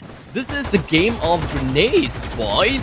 This is the game of grenades. And Delta was hoping that he would be able to riddle the enemies with bullets, and indeed, he will be. I'm not quite sure what Shiro thought he was going to accomplish there. He was trying to do a full Superman push. Didn't quite work out. The bomb has been planted, but it should get defused here. I mean, we've got Baklava, 1 person left, and he's going to go down. So, similar crazy and weird game as before. I mean, Kuskus technically had 2 people down there at one point, but no one was flushed. and not too much was really achieved by Baklava, unfortunately for their side, as we go through to the next round. And this is feeling very reminiscent of what happened before, so we'll have to wait and see what ends up happening here. I mean, it is too early for us to say that, oh, Baklava is getting very comfortable right now. It is still very early to say that, but the very fact that they lost the first 2 rounds is not gonna be that pivotal for the towards their victory. But hey, one thing's for sure is that Couscous just require 1 more round in order to kind of get themselves into match point. So anything could happen, anything goes. Couscous is on fire. They do have a really good spot where they are just holding themselves right in the center house, so they can respond to wherever Baklava goes to. If they goes to B, they can defend B. If they goes to A, they can defend A. Well, let's see if they're going to be able to defend anything here. I mean, Baklava have already got 1 person down. Remind is going to be dropping as well as I'm speaking. Joker's going to be able to get a flush on him. Rojan going to be coming in, getting some revenge knocks and flushes as well for himself. Tries trucking down a grenade, but couldn't before getting knocked down by Joker in the meantime. So now it's going to be a 2 versus 2 situation here. Joker on very low HP. Sashki already knocked down here, getting recovered. And now the bomb has been planted, and they're trying to do their best to try and counter this. Obviously, Baklava are the defenders in this one. Couscous are the attackers, and we've got 1 person left standing on the side of Baklava. He's running away. Unfortunately, his back is turned against the enemies. He's going to be able to get a heal up here, but Delta should be able to watch over and help his teammate Rojan, but he's going to get knocked instead. 1 versus 2 situation now. Delta might have the chance here, but no, it's going to be this gamer who's going to be able to do his best performance right now. Going in for the flushes. He wants nothing to do with these guys. He's going to go on a killing spree, but Hiroshima going to be chucking off the nade. It might just do some damage. Doesn't quite work out. The flushes come through, but the kills don't matter. You have to get the defuse coming out on this front. Hiroshima knows exactly where he is. The grenade is going to happen, though. That might just about be working out perfectly. Jumps around the corner, but unfortunately is completely facing the wrong way. Gets taken out. And Hiroshima, unfortunately, doesn't clutch that one. Oh, sorry, does clutch that one out. And Baklava aren't going to be able to win that round. Yeah, I thought that was a possible game that Baklava will be able to win. But Elscut Gaming, he did a really good job in conquering in that 1 versus 2 fight all by himself. I gotta give it to him. But unfortunately, it kind of dawned upon to me that Elscut Gaming may not actually know where the opponent is because of the lack of information. They don't know exactly where he is, and I think he did a really good job regardless, because we have all these axe rays. We kind of see everything in the game, and we kind of question, why did he do this? Why did he do that? Only for me to just kind of realize that, oh yeah, he doesn't have X-ray. Oh yeah, he doesn't have information. Let's see how they're going to do on this kind of infamous map, I'd have to say, on my side. I think it's a bit of a brutal one. Let's see what they're going to be able to do. Reminder's going to be pushing up hard and aggressive against this sniper. He wants nothing. He wants Shiro to be able to shoot nothing, and that is just perfect. He is just like, I've had enough of this. We're going to win this one out. Rojan as well chiming in, going to be able to knock down players. It's going to be a 2 versus 4 situation. Advantage is definitely on the side of Couscous right now. They've got the bomb planted, and now it's going to be much easier for them to be able to defend this, especially as it's a 1 versus 4 joke. Unfortunately for him, I just don't think there's anything he can do in this scenario. He's going to get slammed down, and that is going to be a GG well played. The first game for the side of Couscous, as they were feeling a bit hungry and decided to have for a snack, baklava. I did not expect that. Well, it was a 4-0 flawless victory for the side of Couscous. Did not give a single point away to their opponents. Just like that, Baklava, they're just cowering in fear. And this best of 5 series is starting off in such a great heat already. 1-1. Any one of these teams just required to win 2 more games and they're off. $10,000 to them. $10,000 is nothing to sniff at. It's absolutely fantastic and a massive prize pool with all things considered. It is like obviously like a 5-6 hour tournament, but you have to make it through all the way to the top here to be able to do this throughout all the all-stars from around the world, specifically obviously the sort of European sort of area and in and around that area as well, with all these other ones including MENA area included.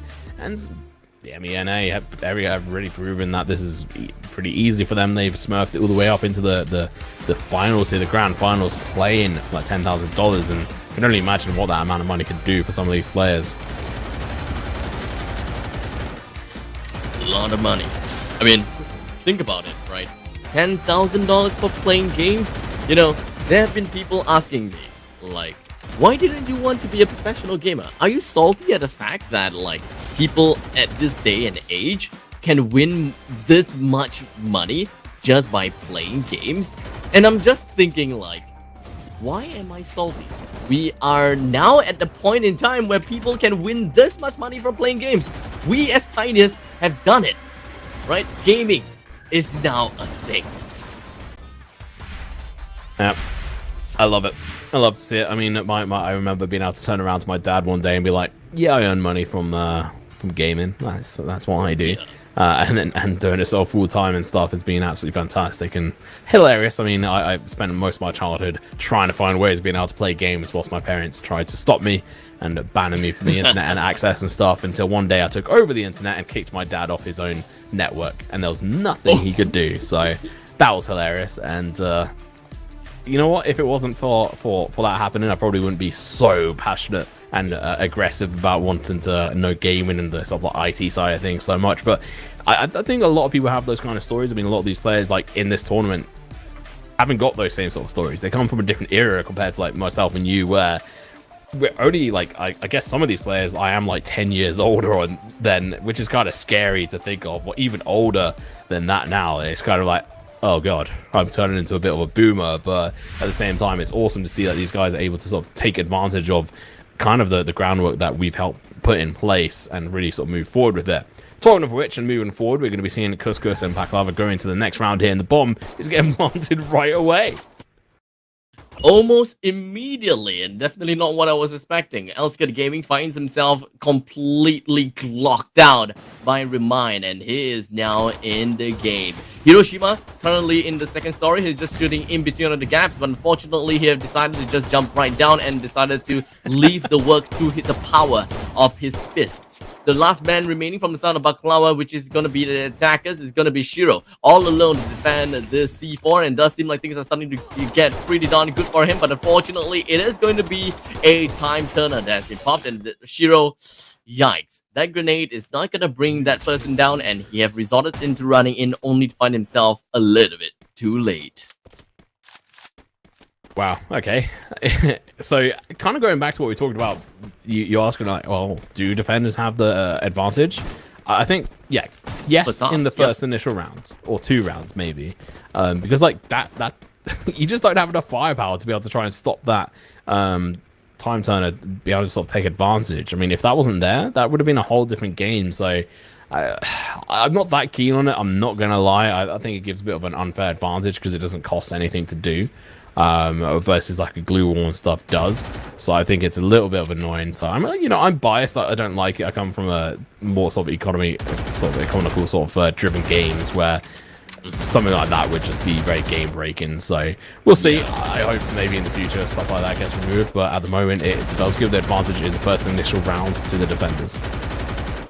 I mean, it kind of, at least for me, right, it kind of makes sense that character abilities is very important, and that is going to be one of the best ways to diversify all of the characters is currently available in Free Fire. Just kind of rework itself a little bit, just so that there are going to be like really good characters just for Bomb Squad, really good characters for Clash Squad, Battle Royale, this kind of stuff, right? But right now, Chrono is dominating in every single one of these game modes just because of the time turner. It's absolutely insane. So looking forward to see a lot coming back, maybe, and we'll see how that's gonna go. And in the meantime, Couscous, once again, second game in a row, they're just setting the groundwork for Baklava. And in fact, they are literally rushing in to kill the members from Baklava. And this kind of got me thinking, you know, the graveyard is definitely gonna be super packed right now because Couscous, they're just killing everyone. Baklava, man, they're dying to get in. Yeah, I mean, it's a little bit brutal on this side from these guys, and I'm not quite sure what Baklava are going to have to do here. I mean, well, anyway, it's going to have to be far better. I mean, this nade from Rojan, please hit.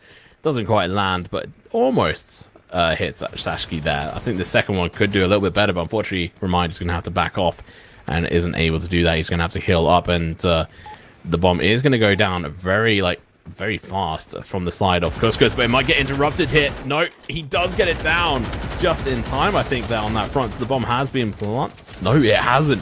Sorry, I was wrong. It hasn't actually been planted. So now this is advantage on the side of attackers. I mean, defenders, Baklava, who have managed to stop that plant from going down. Hiroshima, unfortunately, going to fall to the wayside. But meanwhile, the rest of the Baklava have as well fallen to the wayside, as it's now a 2 versus 2. It was a 2 versus 3 very briefly. 1 versus 2. If anyone could do it, Sashki, but he has very low HP. He really needs to heal up. Rojan's pushing up. But no cool either. They're going to be jumping around the corner, and unfortunately it freezes at that exact point in time. And as we come back, we can see it's a GG as Couscous take another one. And all they have to do is win another round, and they've won this game. Indeed. The game is fast, adrenaline-packed games, and Couscous, it kind of seemed as though, like, Couscous just decided to be like, hey, guys, game number 1, let us just give it over to Baklava, just so that it seems as though that we had some difficulty against them, and make the game a little bit more interesting kind of moment, you know. Because really, Couscous right now, they're just not showing mercy at all. Like, whenever they see their enemies, they're just gunning them down like no tomorrow, and just blink for a second, you realize that the opponent is just filled with holes. So these guys are going to be able to do on this one. Couscous, Rojan is going to be on very low HP, but Remine's going to be able to take down Shiro in the meantime. But Rojan going down, and so is Hiroshima. This is looking a bit detrimental, but Shiro is going to have to try and get recovered here. Delta's trying to pick up one of his teammates. He's going to get the chance as well, as he managed to take a 1v1 with another one of the players, and now they're going to go in for the flush, and advantage is on actually still on Baklava's side. It's a little bit surprised about that side. Healing is going through, but the attackers is still Couscous, so all they have to do is plant the bomb here, and they'll be perfectly fine. Oh, that grenade is actually going to be the end of Hiroshima. Delta's going to be the last player in a 1 versus 3 situation. They should know where he is. They're going to be taking counter position, but the grenade going to be working fantastically. Shasky's going to get knocked down, but Delta's going to use most of his bullets. He's going to have to switch guns. He still does it. He's in a 1 versus 3. He's taking out 2. 1 more left, but that grenade could spell the end. It takes out a chunk of his HP. Jumping around. He knows where Joke is. He's just going to be pushing around. He has no chill at all. He knows where he is. Takes a shot. Doesn't quite work out. Shasky still going to be able to survive on this one. It's going to be Joe coming around the corner, and that is going to be a clutch coming through as Couscous go out. I thought that was going the other way. I thought Baklava were going to throw it. That was so close. Delta really almost just got the entire game all by himself, though. Like, his maneuvers was great, just tossing the enemy, tossing the grenades over to the side of Sasuke, as you can see right here, just tossing every single one of those bullets over to the opponents as well, just making things work out so great. Like, Shiro didn't even stand a chance against Delta, but unfortunately, when it comes to the final brawl, it's just a little bit too much for him to handle, and thus Joke getting himself the win, the clutch master. And Couscous are going to be on the attacking side again, looking to try and get the bomb planted. They weren't able to do it last round, and the round before that either, as they were rudely interrupted by the likes of Baklava. But they are going to starting to get knocked down, so they have to try and get that bomb planted sooner rather than later. That grenade isn't going to do anything from Shiro, but his initial knock did do a lot of work for them, slowed down the gameplay. And unfortunately for Couscous, they're actually grouping up quite heavily in this one building. Joke should have this information, should be able to relay it back to his team saying, bros, they're all over towards this building. Get some grenades in here. Get the initial damage in. Let's get some knocks and stop them from being able to achieve too much. But Hiroshima is going to go on the flank. Rojan looking to support him as well, to try and allow them to push up a little bit closer. But Hiroshima is going to be the key player here. He doesn't want to get the bomb down. He has to actually just try to wait for his teammates to help him, as he still has the bomb on him, but he can't go and plant it by him. Okay. He can go and plant it by himself, because these teams are completely clueless on Baklava's side, as they're going to be falling by the wayside, and the bomb has gone down as Hiroshima was allowed to plant the bomb, but he's going to get knocked down, and Couscous go out, and that is going to be another round on the board for Baklava. My oh my, Baklava just coming back into the game right here and right now. Castus Jinx coming into play right after I compliment Cuscus. They are just dropping down like grapes. Now, what is Cuscus gonna do here? They are definitely slightly demoralized, right? For losing 2 rounds in a row to the side of Baklava when they know that they can very much possibly win the game right here, right there, just now. But now they have drawn the game out a little bit too long. They would definitely want to end this game right here, right now, before they even come into the final match point. Yeah, I mean, Baklava have been doing fairly good, but they've made a lot of mistakes. So I really think Cusco could take advantage of this, but Shiro with the sniper could change this. Hiroshima is one of the key players for the side of Cusco, so as soon as he goes down, I think they're going to be starting to spell the end. Reminder's not being on fire in this set of games. Seems like Shiro and his other teammates are a bit of the counter to his potential here, and that bomb plant should happen. Unfortunately, he has to turn around, place another glue wall before he plants the bomb, which is going to make all the difference here. That slight difference in time in changing is going to be brutal, but bomb has been planted. The time is now ticking down, and now it's all down to Cusco to try and do this. Delta has fallen. Shashki's on half HP. They're going to have to do a lot to try and survive this. I mean, Shashki, there you go, gets the flush down on one of the players as well. Gamer, he's got very low HP. I think that's like, what, 30, 40 HP on him, so he's going to have to be careful. And Rojan tries to go in, but that small room, as you were talking about, is just so easy to grenade. Triple kill. And a triple in favor of Elscut Gaming. Things are definitely starting to rile up a little bit. Remind me of a total of 4 kills to his name, though. I do want to see a little bit from him, but unfortunately, it does seem like he's rocking a double shotgun and a single pistol onto him. So I don't think that he'll be able to do anything right here, right now, especially since the bomb has been detonated in the end. Baklava brought themselves a total of 3 victories, and now it is the final match point. Is it going to go over to the side of Cuscus, or would it go over to the side of Baklava? Because if it's going to the side of Baklava, that means that we may actually see a pattern. It's kind of like a win-lose, win-lose, win kind of pattern. Yeah, I mean, that could be the case. I mean, Baklava obviously winning that last one is going to be a big potential for them, but let's see, you know, if Cuscus can bring it back. I've got faith in them to be able to do this. I mean, I think the attacking side is going to be on Baklava, and they've won that fairly decently, but Shiro is going to go down, and so is Joke. This could be spelling the end for them. I mean, I honestly thought Baklava could do really well in this one, but unfortunately it's not coming through. The bomb has gone down from Baklava, but so have the players, and it is not looking good for Baklava's side. They've got one person left standing. It's going to be Shashki trying to clutch this one out in a 1 versus a 3 situation. He falls down, and the bomb should be getting defused momentarily. So G on that front. We do see Cuscus bring it through their abstract, and I was a little bit like back and forth, like, what, who's gonna be able to win this? Yeah, indeed. Like, I gotta have to say though, Baklava, they did a really good job getting themselves that 3 wins in a row in the last few rounds that really mattered before Cuscus closed it all up. So Cuscus, maybe a little bit of problems in closing the game up, maybe just by a little bit, because game number 2, they did manage to close out the game perfectly fine. It's just this game itself, they found it a little bit difficult, and that very round that they could have ended it, it was such a tight round, especially for the side of Delta. Could have done something. I mean, he did whatever that he could. And I gotta have to say that he deserved all of the credits that I'm gonna say here, which is very witty. His decision making was definitely top notch. Just chucking grenades and just kind of changing positions just to bamboozle the enemies just by a little bit. Taking fights in a 1v1 fashion instead of coming right out, peeking against 3 people alone. That is definitely the worst case scenario, which is something that he did not do. Yeah, I think just plenty of highlights as we're going to see now from both sides.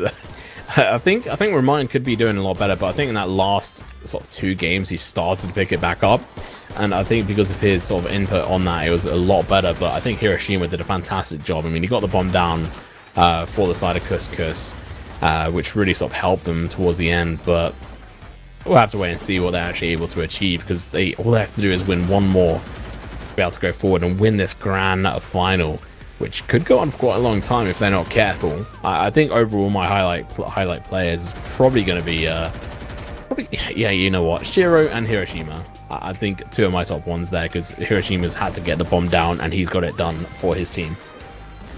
Yeah, indeed. I mean, I can't exactly put a finger onto the player that I truly believe is like the MVP, because honestly, they all kind of seem like they carry their own weight decently.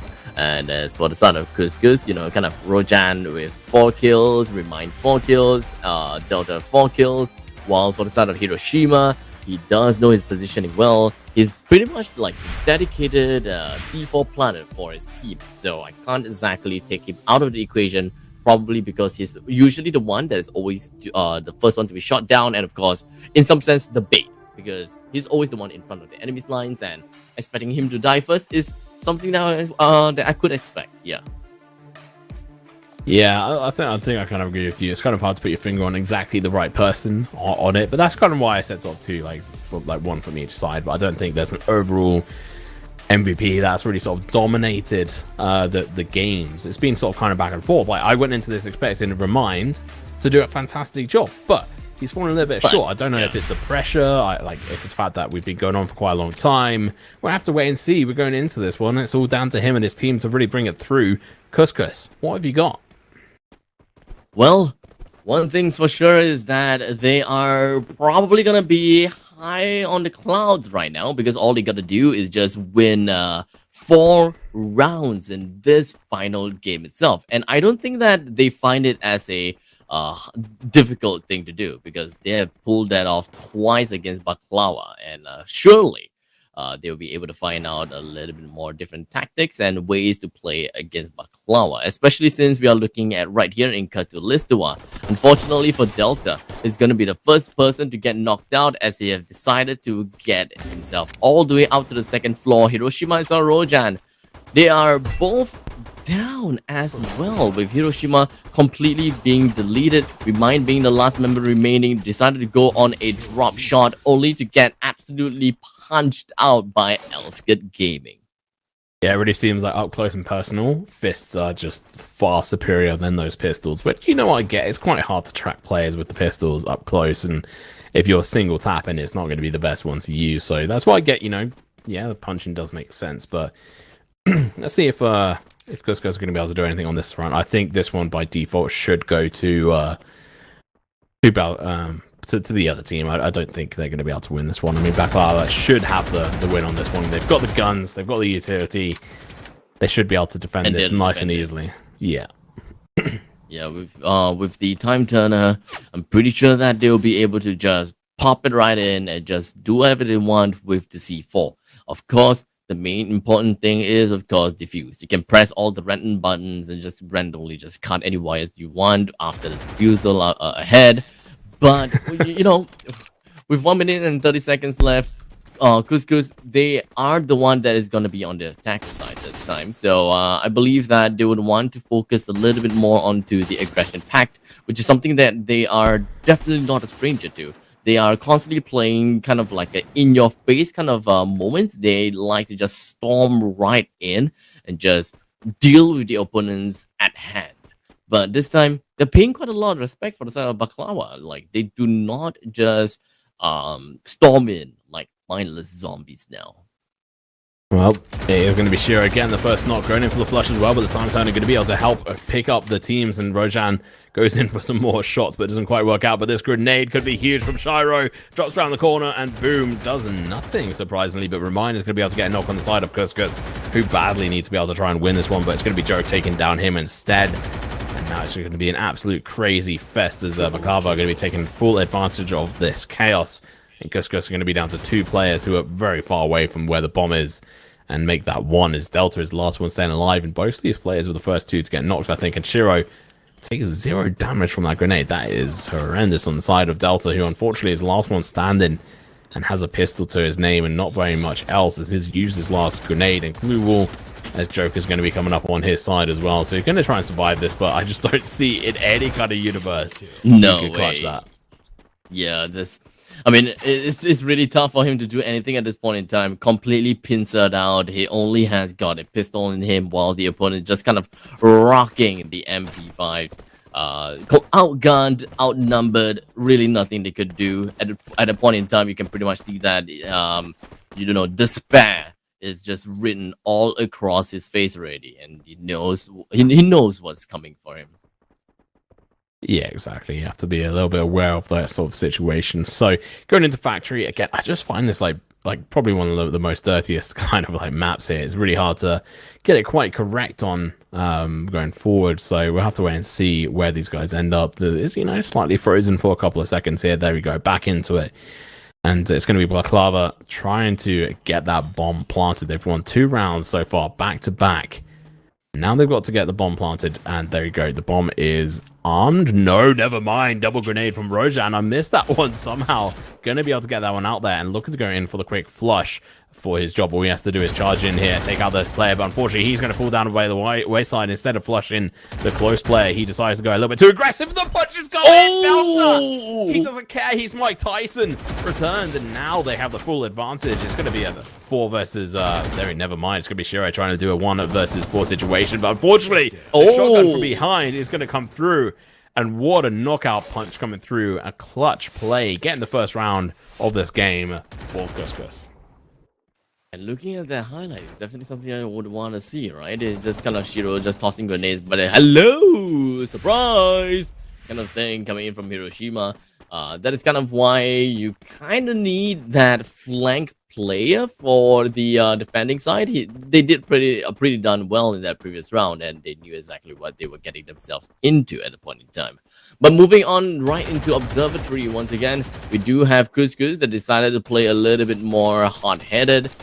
They made sure that they play a little bit closer into the vicinity of A side, even though it is extremely open. I personally feel that they don't need to put so much manpower over to A, but it doesn't really quite matter because 2 members have decided to get themselves right behind of that van, and they managed to get themselves 2 kills because of that. Shiro knocked down and deleted, while Alskid is knocked down but not out just yet. Joke found himself in a pendulum right here, completely being taken down by the side of Couscous, and of course Sasuke as well. 2-2. Couscous found themselves 2 wins right after Baklava's first 2 round wins. So Couscous, they've got a momentum right now. They know what they are looking out for, and well, closing out the game has got to be one of their biggest problems right now. Yeah, it's quite interesting seeing this because it went from attackers sort of being the default sort of advantage, but maybe it is actually just that the better teams are, like the advantages on the defending side. That's kind of what it's looking like because so far only the defending teams have won in this one so far. But I think it's a bit of back and forth, and also depends on if you get that initial knockdown exactly like that. Rojan has done the work for his team. A second nade would do absolutely beautifully here, but Rojan just going to be pushing up, gets the knock onto Shiro as well. 2 versus 4 straight off the bat, and Shasky is trying to bring this back, but I don't know if it's going to quite work. Remind from above, gets beautiful shots off, but it's actually Rojan getting the kill on Shiro there, and that is going to be 3 back-to-back rounds for Couscous. Exactly what they need here to try and bring themselves up here. It almost went over towards Baklava, but they want to finish this one out. They don't want to carry on. They don't want to go to another match. No, they definitely do not want that to happen. 3-2, match point. Couscous, all they gotta do is just go for one final attack. And remember, we talked about the fact that attackers does have a little bit of advantage. A little bit may actually be kind of like an understatement. I would say that being an attackers kind of have a pretty big advantage right now, especially since Baklava right now, they do have most of the members heading over to B, while Couscous, most of them have decided to head over to A. So I believe that is going to be an open bomb site A for them to plant the bomb down, especially being on the second floor. Okay, yeah, I think this game is over. Hiroshima have decided to make his way over to the second floor. He planted down the bomb. He's got a single glue wall just covering and shutting down the only one of the only entryways up. and that is going to be tough, right? Especially since Elsa Gamer is the one that's been knocked down. Sasuke with a sliver amount of health, and now it is dead. I mean, just this is going to be absolutely hilarious. I mean, Rojan did a fantastic job with his teammate and Remind as well. And this should be a GG. I mean, Shiro's the last player left standing for his team. He gets the sniping shot out, but he's got 0 HP. And that's going to be GG. Well played. It's going to be Kus winning this one out. That is exactly what we want to be seeing. Kus taking the win. Massively deserving this win for their side. Gotta give them that. That's $10,000 in the bank for these guys. GG. Well played. Massively deserving, as I've said multiple times, and that end one was just very clean and clear from their side. Wow, I mean, at the MENA teams came up and they showed up hardcore. Yeah, I mean, that was a very fulfilling game. I gotta say, Kus did a fantastic good job. Once they have gotten themselves the bomb plant over at the second platform, the foundation itself, we pretty much know that the game is over. But not quite the way that I thought would have ended, because they have decided to just end the game by eliminating every single one of their opponents. And well, what better way to end the game than to, well, slaughter everyone in the lobby, right? I mean, not wrong. Not wrong. Yeah, I mean, generally, that was just a much better ending than letting it try to go down to like the defuse or explosion of the bomb.